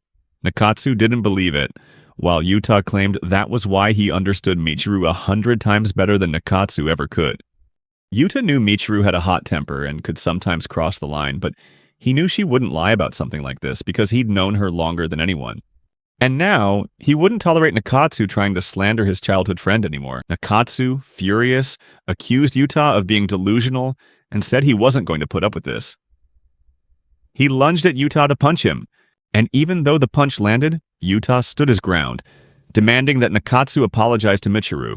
Nakatsu, filled with rage, grabbed Yuta by the collar and said he couldn't stand bugs like Yuta, who liked to play the hero and thought they had the right to order him around. Yuta calmly pulled out his phone and showed Nakatsu that he had been recording the entire incident from the beginning, even wishing he had arrived sooner to record more. Nakatsu angrily called Yuta a scumbag, then snatched Yuta's phone and smashed it on the floor. However, Yuta confidently replied that everything had already been synced to the cloud. Nakatsu flew into a rage and cursed Yuta, calling him a worm. Yuta admitted that he knew he was at a disadvantage, which was why he had to fight this way. But if Nakatsu didn't want this recording to go public, he'd better apologize to Michiru right now. Yuta didn't care what others thought of him, but he knew that Nakatsu, the popular class basketball star, certainly wouldn't want anyone to know about this. Nakatsu burst out laughing, mockingly asking Yuta if he really thought he'd won. He boasted that he had everything: attention, fame, and even money because his father owned the Digima's publishing company. His father was so rich and powerful that even world leaders knew of him. Nakatsu threatened that with just one word from his father, Yuta and his entire family would lose everything and end up on the streets. Yuta looked at Nakatsu with pity, which made Nakatsu angrily ask why. Yuta replied that it was pathetic that Nakatsu had to rely on his father's help. This sent Nakatsu into a rage, and he raised his hand to punch Yuta again. Yuta dodged the punch, causing Nakatsu to stumble and fall to the floor. Yuta said that Nakatsu could ask his dad for help, but he needed to understand that Yuta wouldn't forgive him until he apologized to Michiru. Yuta screamed in his face to make that clear, but Nakatsu angrily retorted that Yuta had no right to order him around. Just then, a teacher walked in, asking what they were doing since class was over. Nakatsu calmly walked away as if nothing had happened. Yuta warned that if he didn't apologize, Nakatsu would regret it, but Nakatsu threatened him right back. Then the PE teacher asked Yuta if they had been fighting, but Yuta remained silent, and the teacher told them to get back to class. When it was all over, Michiru apologized to Yuta for getting hurt because of her. Yuta replied that the one who should be apologizing was Nakatsu, not her. He just stood by her side and comforted her until she calmed down, then picked up his broken phone. Looking at the phone, Yuta thought that if he continued, It could cause trouble for a lot of people, like the time he announced his retirement and made everyone worry, but this time he knew what he had to do. He texted May apologizing for the sudden interruption and asking if she had a moment to talk. When he got home, his mother saw his serious expression, realized something was up, and asked about it. Yuta said he would explain everything and that he had already asked his father to come over. His father understood it was something important and had left work to come, thanking Yuta for trusting him. Yuta thanked his father for coming. His dad mentioned that May couldn't get away from work, so she would join their conversation remotely. Yuta thanked his father for coming, then invited Miteru in. She greeted his parents, remarking that it had been a long time since they'd last seen each other, but they could both see her tears and realized this was a serious situation. Yuta's father invited them all inside to talk. They sat around the dining table, and May apologized for having to join via video call on a tablet. Yuta said he was the one who should be sorry, and May immediately asked what he wanted to discuss. Yuta expressed that he had something to consult them about, and knew it might cause trouble for many people. But he hoped his parents and May would listen, even though he knew he was being selfish. Yuta's parents agreed to listen, and May also watched attentively. Yuta asked Miteru if she was okay. She said she was, but didn't understand what he was thinking. He reassured her and told her to go rest on the second floor, and she went upstairs, exhausted from the stressful day. After that, Yuta had a discussion with his parents and May. After a long conversation, they agreed to his proposal. He also informed the others, and everyone happily consented. That night, the CEO of the publishing company arrived and violently slammed Nakatsu, his own son, into a vending machine. Caught by surprise, Nakatsu asked his father why he was so angry, but he just replied in a furious tone, telling him not to ask why. Instead of calming down, Nakatsu's father yelled that he couldn't stay calm any longer. He grabbed his son by the hair and slammed him against the back of the machine, demanding to know if he had any idea what he had done. Nakatsu had absolutely no idea what his father was talking about, which only made him angrier. He called his son a useless piece of trash and punched him again, saying that of all things, Nakatsu had chosen to harm the company's god-tier, precious writer. Nakatsu didn't understand who this god-tier, precious writer his father was talking about was, which enraged him even more. His father sat down on a chair, took off his jacket, and asked him if he knew who the author of Digimus was. Nakatsu replied that of course he knew. It was Kamimatsu. His father coldly stated that Kamimatsu had declared he would be pulling the publishing rights for Digimaz and Offerheart from his company. Nakatsu still didn't understand how this was connected to him being beaten by his father, but his father explained that Kamimatsu said his childhood friend was almost seriously harmed by the company president's son. Nakatsu's father furiously yelled that he didn't want to work for a company run by the parents of such a cruel person. At that moment, it slowly dawned on Nakatsu as he recalled Kamimatsu's true identity. His father said it plainly. His classmate Yuta Agamasu was Kamimatsu-sensei. Nakatsu began to tremble as he realized the friend he always thought was so quiet was actually Kamimatsu. He found it unbelievable, but his father hit him again to make him repent. His father told him that Digimas had been approved for a second season, book sales were increasing, and they were even preparing for an anime, but now it was all ruined, just because of Nakatsu. His father continued, saying it was too late to apologize, because Kamimatsu had declared he would no longer write for their company.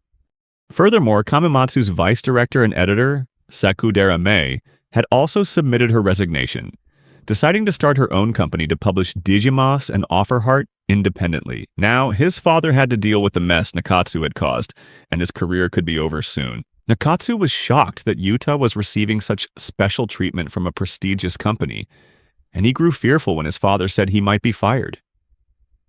Nakatsu begged his father to save the situation, but this only angered him more, as he said all his connections and assets were gone because his career was about to end. After that, he kicked Nakatsu straight out of the house, telling him never to come back. Nakatsu desperately asked how he was supposed to live without him, but his father coldly replied, "You're on your own, but don't you ever come back here." Nakatsu had no other choice but to go to the only person he could beg to save his position.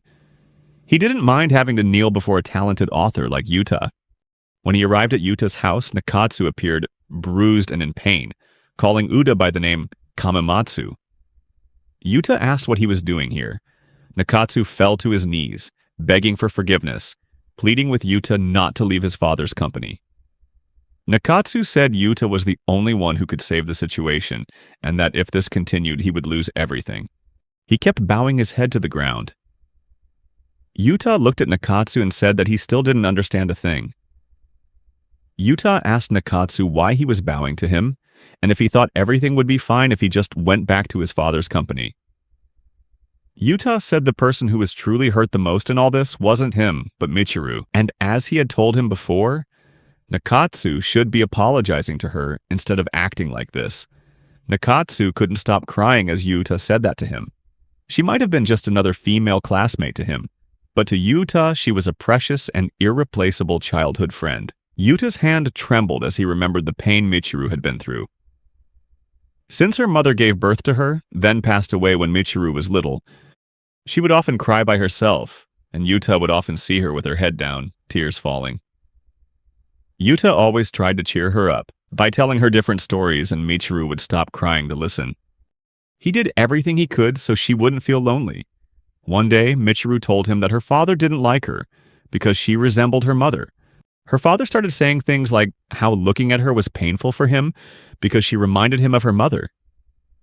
He was often away, and Michiru thought he really didn't want to see her. Yuta didn't know what the truth was, but one thing was clear. Her father was frequently away on business trips.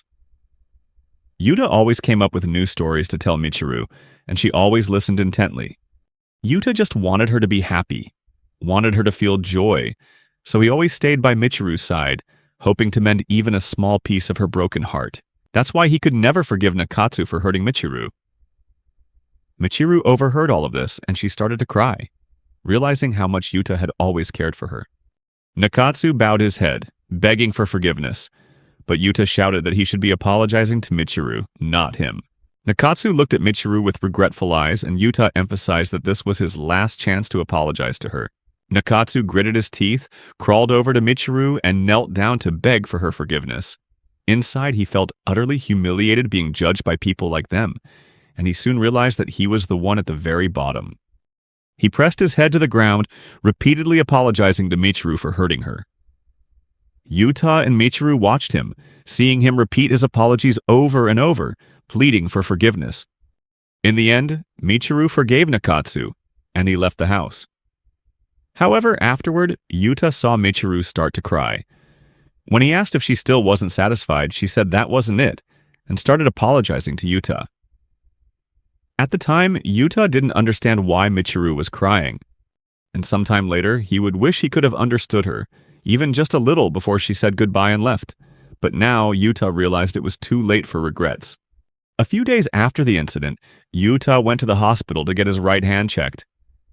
The doctor told him that the fissure, a minor injury, would be fine in a few days. He reminded Yuta not to overwork himself, and Yuta understood what the doctor meant. His mother was relieved to hear her son's injury was nothing to worry about. Afterward, the two of them left the room and thanked the doctor for examining Yuta. Utako was waiting outside with the other girls. And when Yuta saw that everyone had come for him, he felt happy that they were worried about him. Yuri and the others told him that of course they were, and asked how he was feeling. Yuta was happy for their concern, even though his right hand hurt a little after punching Nakatsu with all his might. Just then, his father ran in crying, asking about Yuta's precious hand. Yuta replied that he was fine and told him to calm down. His mother appeared from behind and landed a swift karate chop on his father's neck to quiet him down. The girls were all surprised, especially Ko. Then, his mother suggested the group move to the waiting room, and dragged Yuta's father along. Utako couldn't help but feel her father was a bit pathetic.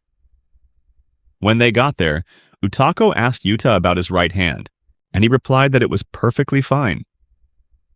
Hearing that, everyone breathed a sigh of relief.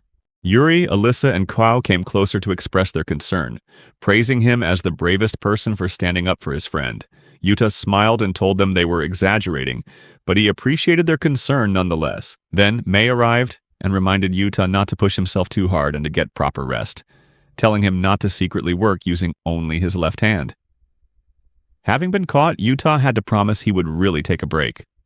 He could sense the seriousness in Mei's words and replied that he would try to manage, but Mei insisted she wasn't kidding. When everyone heard Yuta was still working with his left hand, they asked if he was planning something new, or if it was possible that Yuta would take a break from writing web novels. But he replied that he was going to start a new manuscript because his father and Mei had decided to move to a new publishing company. Utako was surprised to hear this for the first time, and asked her father what was going on.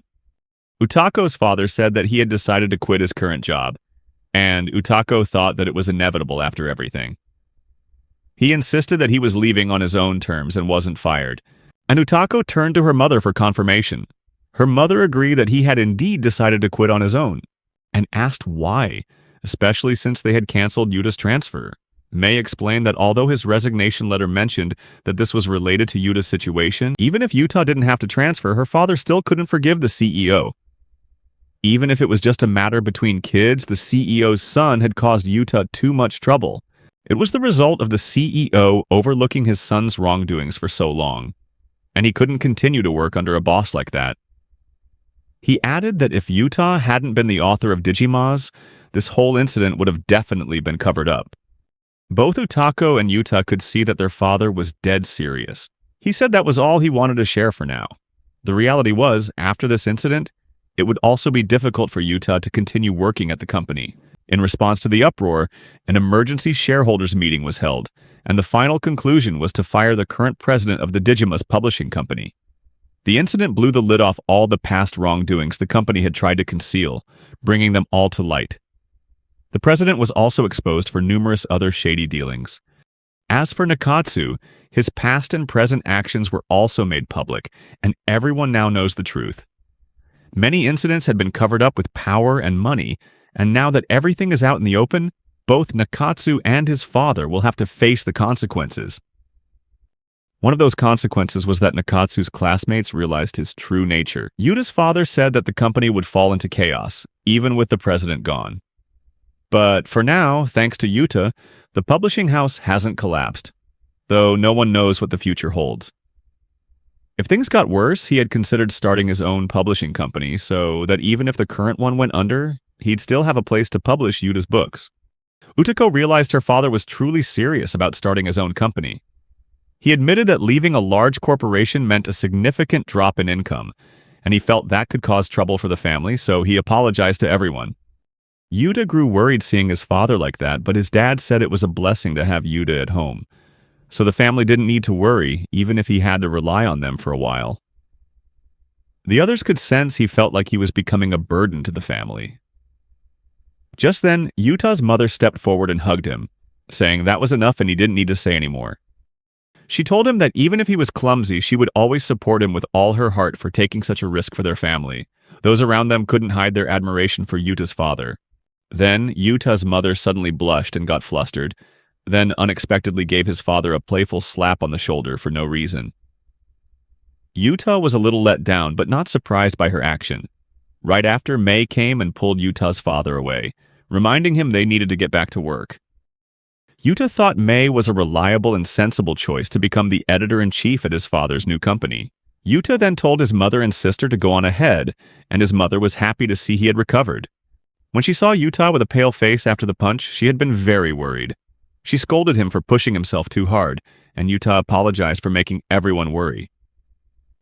However, his mother came closer and whispered in Yuta's ear that she was very happy to see her son growing up and becoming independent.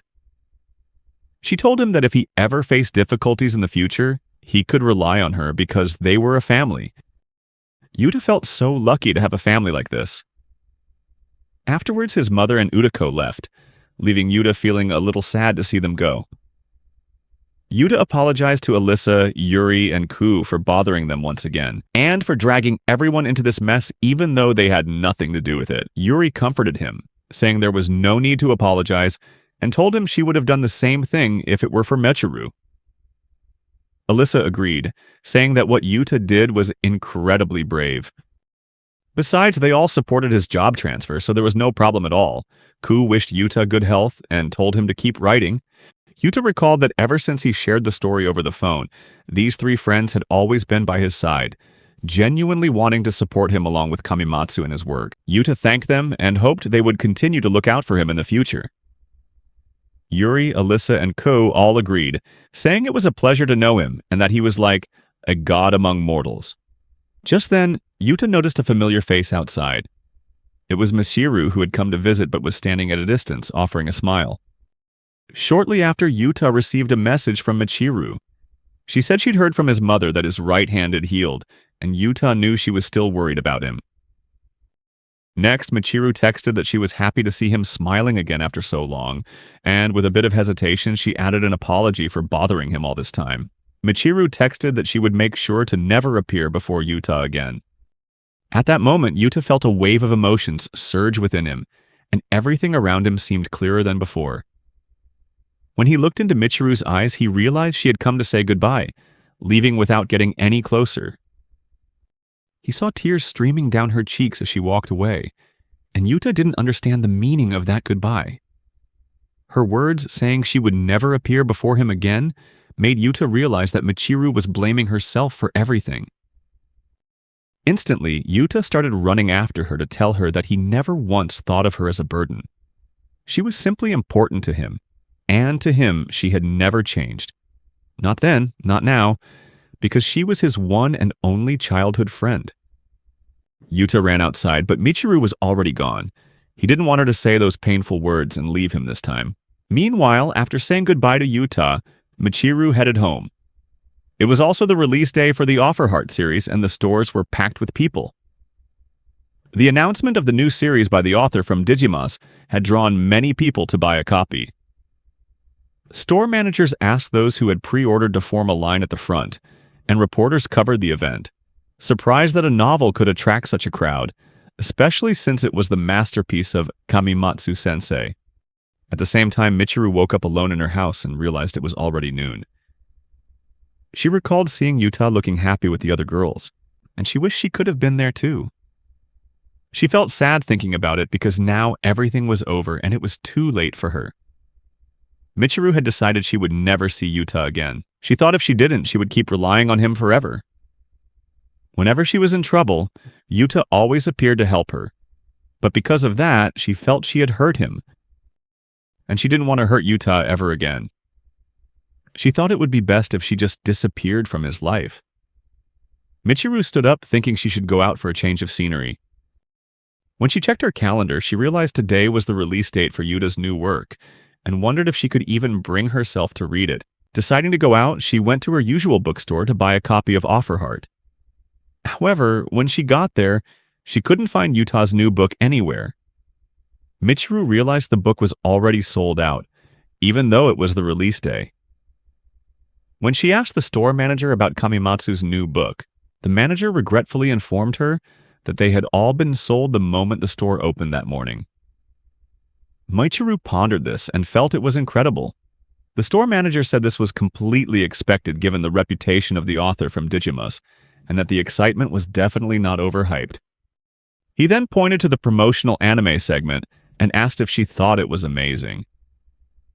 But Michiru hadn't had a chance to see it before, and at first glance the quality of the animation looked truly incredible. Michiru quickly asked when the store would have it back in stock, and the manager replied it might take a while because other stores were sold out too. Michiru felt disappointed as he mentioned that on social media people were already talking about how Offer Heart had vanished from bookstores nationwide on its release day. The publishing company had to do a reprint right before the release date, and on the first day of sales they decided on a massive additional print run. Michiru went to several different stores, but everywhere she went she only heard people praising how Kamimatsu-sensei was truly a savior of the publishing industry. After a few hours, Michiru sighed. She had visited 9 stores and all of them were completely sold out. She told herself that she knew Yuta was even better than she had imagined, but that just made her feel like Yuta was growing more and more distant from her. Finally, Michiru realized that no matter how hard she looked, she wouldn't be able to find a copy of Offer Heart, and decided she would just read it online. She wished she could have owned a first edition copy to place on her shelf with her most cherished books. Michiru believed that she supported Yuta more than anyone else, but it felt like even the gods had abandoned her. She thought about just not caring about Yuta's work anymore. However, when she got home, Michiru was incredibly surprised to find Yuta sitting and waiting outside her door. Yuta apologized for showing up so suddenly. while Michiru felt guilty for making him wait outside while she wasn't home. She didn't know what to say since she had thought they would never see each other again and had planned to ignore Yuta.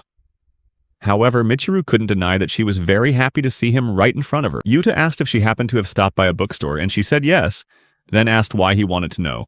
Yuta stood up, about to say something, but Michiru cut him off, asking why he was here. She reminded him that she thought they weren't going to see each other again, and Yuta just listened to her quietly. As Michiru continued to ask why he had come, he replies that he couldn't stand the thought of losing her, so he came to see her. Michiru is choked with emotion, and Yuta hands her a copy of Offerheart. She's stunned to receive it from him, and he explains that he knew it was out of stock, so even though it's just a sample copy, he wanted to make sure she had one in case she couldn't buy it later. Michiru asks why he would buy a book for her, and Yuta replies that he knows she always talked about buying his books as soon as they were released. Yuta recalled how Michiru would leave school right after class on his release days. She asked how he could remember things like that, and Yuta replied that they weren't just little things to him, because seeing her enjoy his work made him incredibly happy every single time. Michiru realized that in the very moment he was expressing his feelings, Yuta still thanked her when she praised Kamimatsu.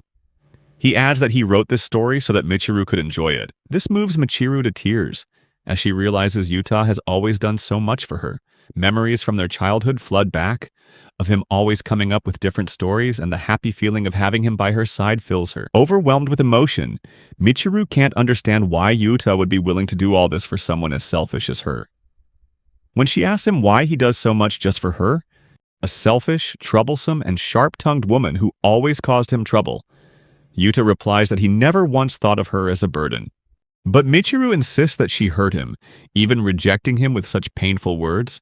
She asks why he can't forget someone as terrible as her, and why he's still so uniquely gentle with her. Michiru sinks to the ground, sobbing, thinking that if only Yuta could hate her or be disgusted by her, maybe things would be easier. She begs him to stop loving her, and if he can, to erase her from his heart. Yuta apologizes and says that's impossible because no matter how much she rejected or hurt him, the fact that Michiru is his precious childhood friend will never change. Not now, not ever. To him, the hardest thing to imagine is his childhood friend disappearing from his life. Michiru suddenly realizes that all her thoughts have revolved around becoming something more than a childhood friend to Yuta.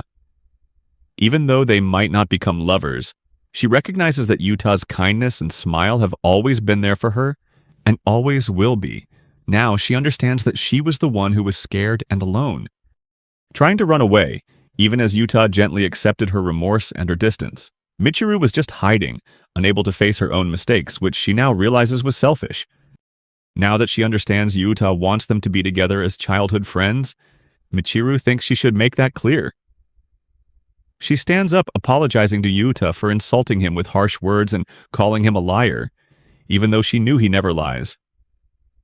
She sincerely apologizes for not believing in him. Hearing this, Yuta looks a little sad, but Michiru continues, saying that the time she suddenly declared a change of heart was just a foolish and selfish act. Her sorrow is genuine, and she bursts into tears, having finally said everything she'd been holding back. Yuta offers her a handkerchief and says he doesn't mind about any of that. As Michiru dries her tears, Yuta asks her what she's thinking now. She looks at his smile and says they will always be childhood friends, and the two of them shake hands. Now, Michiru dreams of a time 10 years after that day. She remembers many ups and downs, many events that happened, but she can't recall any specific details. When everything is ready for the wedding, Michiru is led into the chapel, where Yuta, the man she loves, is waiting. But to her surprise, Yuta compliments how gorgeous everyone looks today, and that's when Michiru realizes she isn't the only bride at this wedding. She asks Yuta what's going on, and he replies that having multiple wives is normal. So he decided to marry Yuri, Ku, Alyssa, and Mei along with Michiru. Michiru is so enraged by this absurdity that she grows to the size of a dinosaur, grabs Yuta in her hand, and screams that this is Japan, not one of his novels where he can have multiple wives. Suddenly, Michiru jolts awake from the nightmare. She realizes it's almost dawn, and everything she just saw was only a dream. She also notices she's drenched in sweat from the nightmare. After waking up, she goes downstairs and realizes she's at Yuta's house. She heads straight for the bathroom, but even while showering, images from the dream linger in her mind. After her shower, Michiru feels refreshed, but something still feels off. When she opens the door to the living room, she's shocked to see Yuta and the other girls having breakfast, with most of them feeding Yuta. Michiru realizes once again that there's never any peace when Yuta and these girls are around. She recalls yesterday when she was able to restart her childhood friendship with Yuta. To celebrate the release of Offerheart, the group had a fancy dinner. When it got late, things took an unexpected turn when Yuri came up with the idea to ask Yuta's mom if they could all sleep over, which led to the current situation.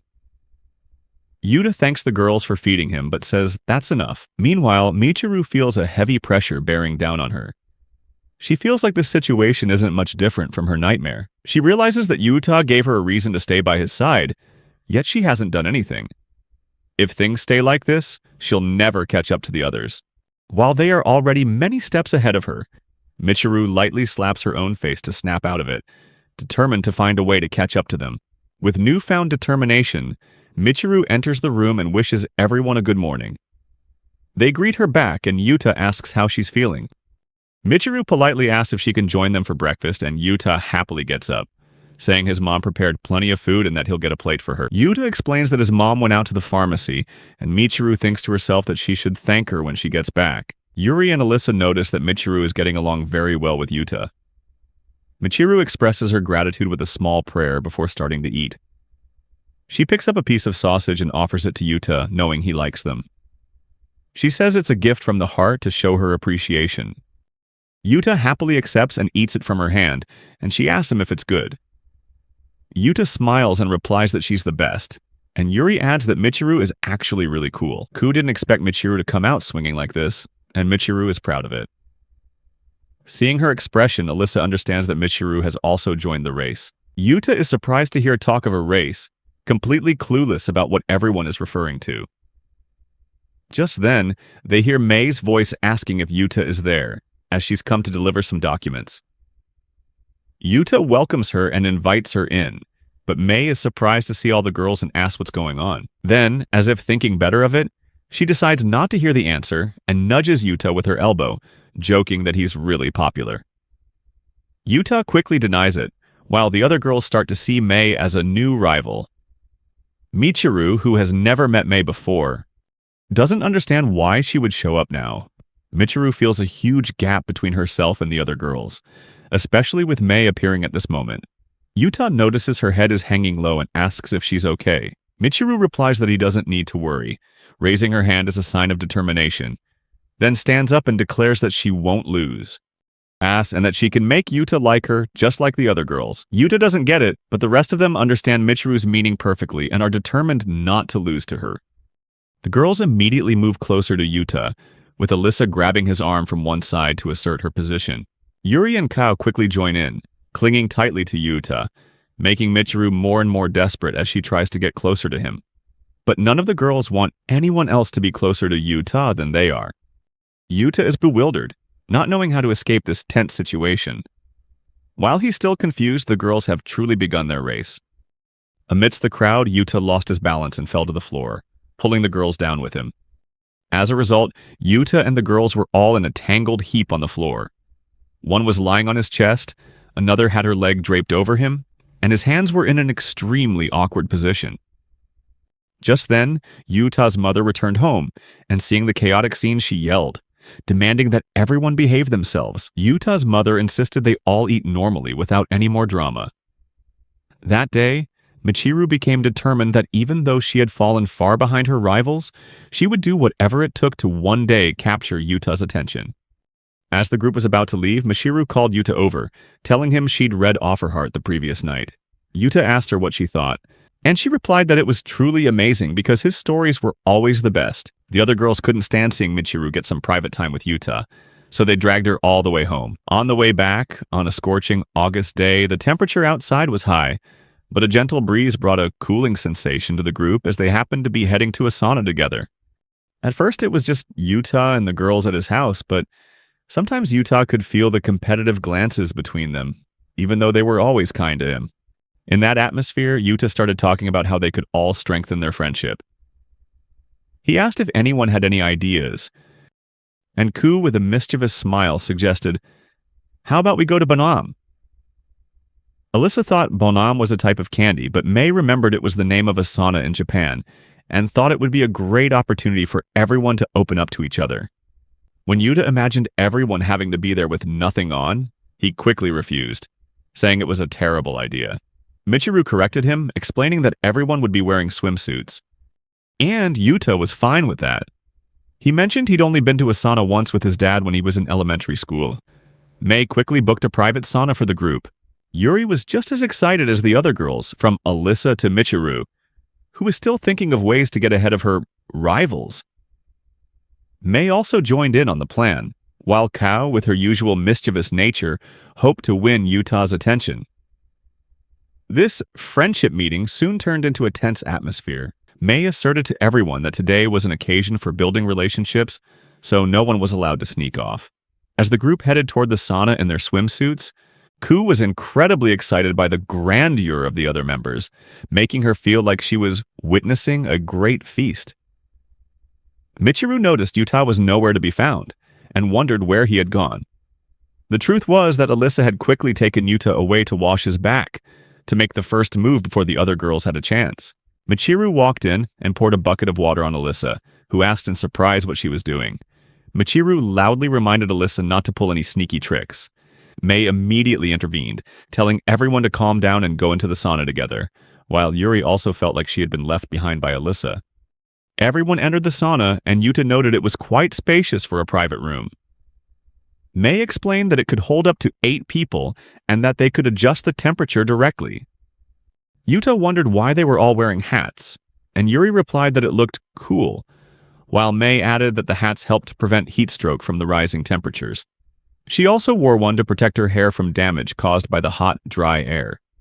When Yuri asked Yuta what he thought of her hat, he replied that it was adorable and made her look like a fairy.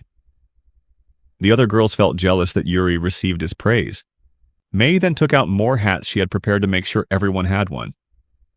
The hats suited everyone well, but when May suggested Michiru wear one, Michiru felt it was strange and said that instead of looking like a flock of fairies, they looked more like a bunch of mushrooms. In their hats, no one could deny that they did look like a bunch of mushrooms after a closer look. Despite this, the group continued deeper into the sauna. May instructed the newcomers to sit on the lower levels, as the temperature would get hotter on the higher tiers. However, Ku unexpectedly chose to sit on Yuta's lap, causing the other girls to protest, scolding her for cheating. Kao refused to get up until May decided to lift her off and warned everyone that this was a social gathering, and such sneaky actions were not allowed. May added that if Ko wanted to sit on a lap, she could sit on her lap. After that, everyone sat in their proper spots and began to enjoy the private sauna. After about 5 minutes, Yuta felt himself sweating quite a bit. When he turned to see how the girls were doing, he noticed their bodies were also glistening with sweat, looking more seductive than usual, especially their upper bodies and stomachs. Yuta tried to remain calm, but when Yuri's leg accidentally touched his back, he heard her apologize, and Yuta said it was okay, even though his heart was pounding uncontrollably. Just then, May decided to turn up the heat by pouring more hot water on the stones, causing steam to rise and the room's temperature to climb even higher. Michiru, already feeling tired, noticed that Yuta was still holding on quite well despite the increasing heat. Michiru didn't want to be the only one roasted alive in this heat, so Alyssa suggested she could go outside if it was too much. But Michiru insisted that she still had plenty of energy to continue, and even wanted more steam, implying that Alyssa might be the one reaching her limit. Ku suggested speeding up the heat by fanning the air with some leafy branches. Yuri got excited when she saw Kao bring them in, as they were often used to promote sweating and blood circulation. Yuri and Michiru wanted to try a leaf fan too. However, when Michiru stood up, she suddenly felt dizzy, staggered, and accidentally brushed her shoulder against Yuta, feeling her skin touch his, which left her flustered and unsure of what to do. She awkwardly apologized and complimented him on how well he was handling the heat. But to Michiru's surprise, Yuta suddenly collapsed and leaned against her leg, as it was clear he had also reached his limit. As Yuta fell, his lips accidentally brushed against Michiru's thigh, which made her jump, and she quickly pulled her leg back, causing Yuta to fall to the floor. When Yuri tried to help Yuta up, she also tripped on the leafy branches and fell on top of him, apologizing as she did. But Yuta had gone past his limit and fainted. Everyone worked together to carry Yuta outside and gently laid him down on a chair to rest. When Yuta opened his eyes, he saw the worried faces of the girls, all sighing in relief when they saw he was awake. However, when Yuta started saying strange things about a soft feeling and like he was ascending to heaven, Mei found it weird and quickly reassured him that wasn't the case, telling him he should rest more. Then, she proposed she would lead the group on a tour and participate in more activities. While the group was having fun, Mei's swimsuit suddenly couldn't handle the pressure and slipped down, revealing a sight that accidentally blessed Yuta with a memorable moment. Immediately, Miteru used her hands to cover Yuta's eyes, while the horrified Mei turned away, blushing beet red. It turned out Mei's swimsuit was tighter than she thought, and in that moment, Yuta saw something he shouldn't have, which led to him getting a nosebleed and needing to rest a bit more. Afterward, the girls also pulled their chairs around him, enjoying the rest of their time, relaxing with Yuta in the gentle scenery, as the girls gradually dozed off in their swimsuits. By mid-August, summer vacation had arrived, but 17-year-old Yuri still had to work because she had a shift at the studio today. She couldn't stop trying her best due to her role in voicing the character Ryo. The anime directors were very impressed with Yuri's performance, praising her for truly putting her soul into every scene. With the scenes completed, they wrapped up the recording schedule for the day. Yuri thanked everyone for their support, and the staff also thanked her for her hard work. The director told Yuri's manager, Kyo, that her job must not be easy either. Yuri felt happy to be the voice of the main character, Ryo, in Digimas. She recalled the moment she was chosen as the voice actress for Ryo. Her favorite character in the series she cherished. After being selected, she was so overjoyed that she fainted, and she loved this job with all her heart. Thanks to this job, Yuri was grateful to have met so many people, including Yuta's family and the other girls, and most importantly, Yuta, the special person she adored. Later, Yuri was invited to have a meal with another voice actress named Takada, but she politely declined, apologizing that she had another important engagement. Takada understood and said they would meet another time. Immediately after declining, Yuri left the room. While the director comforted Takada for being turned down so gently, Yuri also felt bad for refusing the invitation, but she had made an important promise beforehand and couldn't miss this appointment. Yuri was eager to meet her special person, but unfortunately her manager, Kyo, blocked her way. Yuri worriedly asked Kyo what was wrong, and Kyo asked where Yuri was planning to go. Kyo was Yuri's manager, who always handled her schedule and was a trustworthy person, though a bit strict at times. Yuri told Kyo that she was invited to Yuta's house, and Kyo guessed that Yuta was the boy Yuri had been seeing recently. Yuri explained that Yuta was a high school student and also a novelist, someone who was very cool, sincere, kind, and honest. Kyo asked Yuri to be more serious, but Yuri replied that she was really looking forward to going to Yuta's house. Kyo gave Yuri a sharp glance, and Yuri quickly explained that she was really just curious about the experience of eating nagashi salmon, flowing noodles, for dinner, as she had never tried it before and wanted to know what it was like. Yuri added that maybe they would be making nagashi salmon indoors with a kit or something similar. Yuri looked at Kyo with hopeful eyes, but Kyo flatly refused, saying she couldn't go. Feeling a bad premonition, Yuri asked if she had a schedule later, and she tried to suppress her feeling of disappointment. Yuri just wanted to see Yuta, but Kyo explained that she had a packed schedule, an interview with an anime magazine at 7 p.m., a recording for a game at 8:30 p.m., vocal training at 10 p.m., and then back home at 11 p.m. Yuri was stunned by this insane schedule. Kyo said there's a saying that youth is the time to strive, even if it comes at a price. Yuri asked if she could spare a little time to go to Yuta's house, but Kyo replied that she didn't have enough time. Yuri decided she would let Yuta know if they could reschedule for tomorrow, but Kyo then announced that even tomorrow was impossible. Yuri was completely devastated upon hearing that, and started making frustrated noises, so loud that the director and the entire surrounding crew could hear. Kyo immediately told Yuri to calm down and focus. She reminded her that tomorrow they had rehearsal to prepare for the tour starting the day after. Kyo also reminded Yuri about the voice actor event at Digital Stars, which Yuri had been very excited about. Yuri confirmed that she was very excited because it was a big event that would help more people get to know and love Digimas. Even so, she still really wanted to visit Yuta's house. Kyo noticed that Yuri seemed to have lost her usual composure, but she couldn't let her neglect her schedule at such a crucial time. Yuri asked if she had any free time during the week, and Kyo opened the monthly calendar to show her. Yuri stared at the calendar, desperately searching for any day off, but there were no empty days. She started to cry, and Kyo placed a hand on Yuri's shoulder, comforting her that she truly felt sorry about the situation.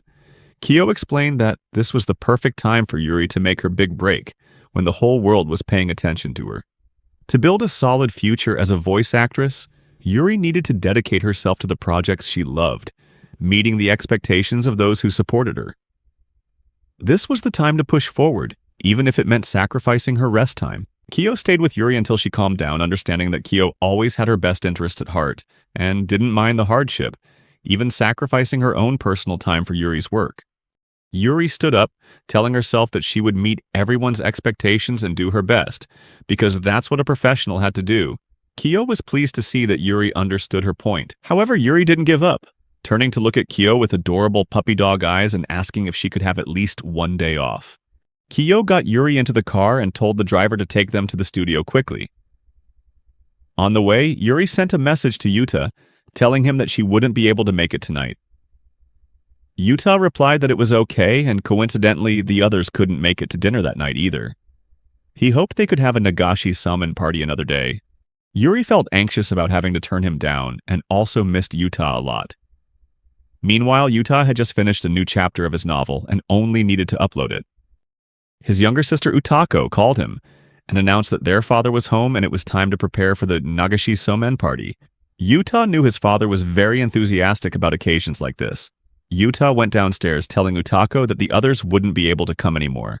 Then, he saw his father carrying some kind of kit and welcomed him home. His father replied that since it was summer vacation and a time for many big events, work would be very busy with a series of concerts, summer comic fairs, music festivals, and many other events. This was also the busiest time of the year, especially for the Digima's voice actors who would be starting their tour tomorrow. Yuta realized that Yuri's schedule must also be completely full, and it was highly likely he wouldn't be able to see her for the entire summer. His father nodded, saying it was no wonder everyone couldn't come, and suggested the family just enjoy their time together with the Nagashi Somen party. Yuta's mother remarked that his father could say some nice things every now and then. His father started preparing, asking Utako to get the toolbox, ready for a cozy family evening. Yuta's father asked his mom to hold some items and told Yuta to help him. Yuta obeyed and helped his father assemble the Nagashi Somen kit, with his father's skill like that of a multi-talented craftsman. After they were almost done setting up, Yuta arranged the noodles and thought about whether Yuri and the others were busy somewhere. He felt a little lonely without Yuri and everyone else joining them. Meanwhile, Yuri sat in the car, wondering what Yuta was doing. Her manager Kyo understood that this was a difficult period for Yuri, but also reminded her that this was the price of being at the forefront. Kyo knew that in 10 or 20 years, Yuri would realize that all her current efforts would become her strength.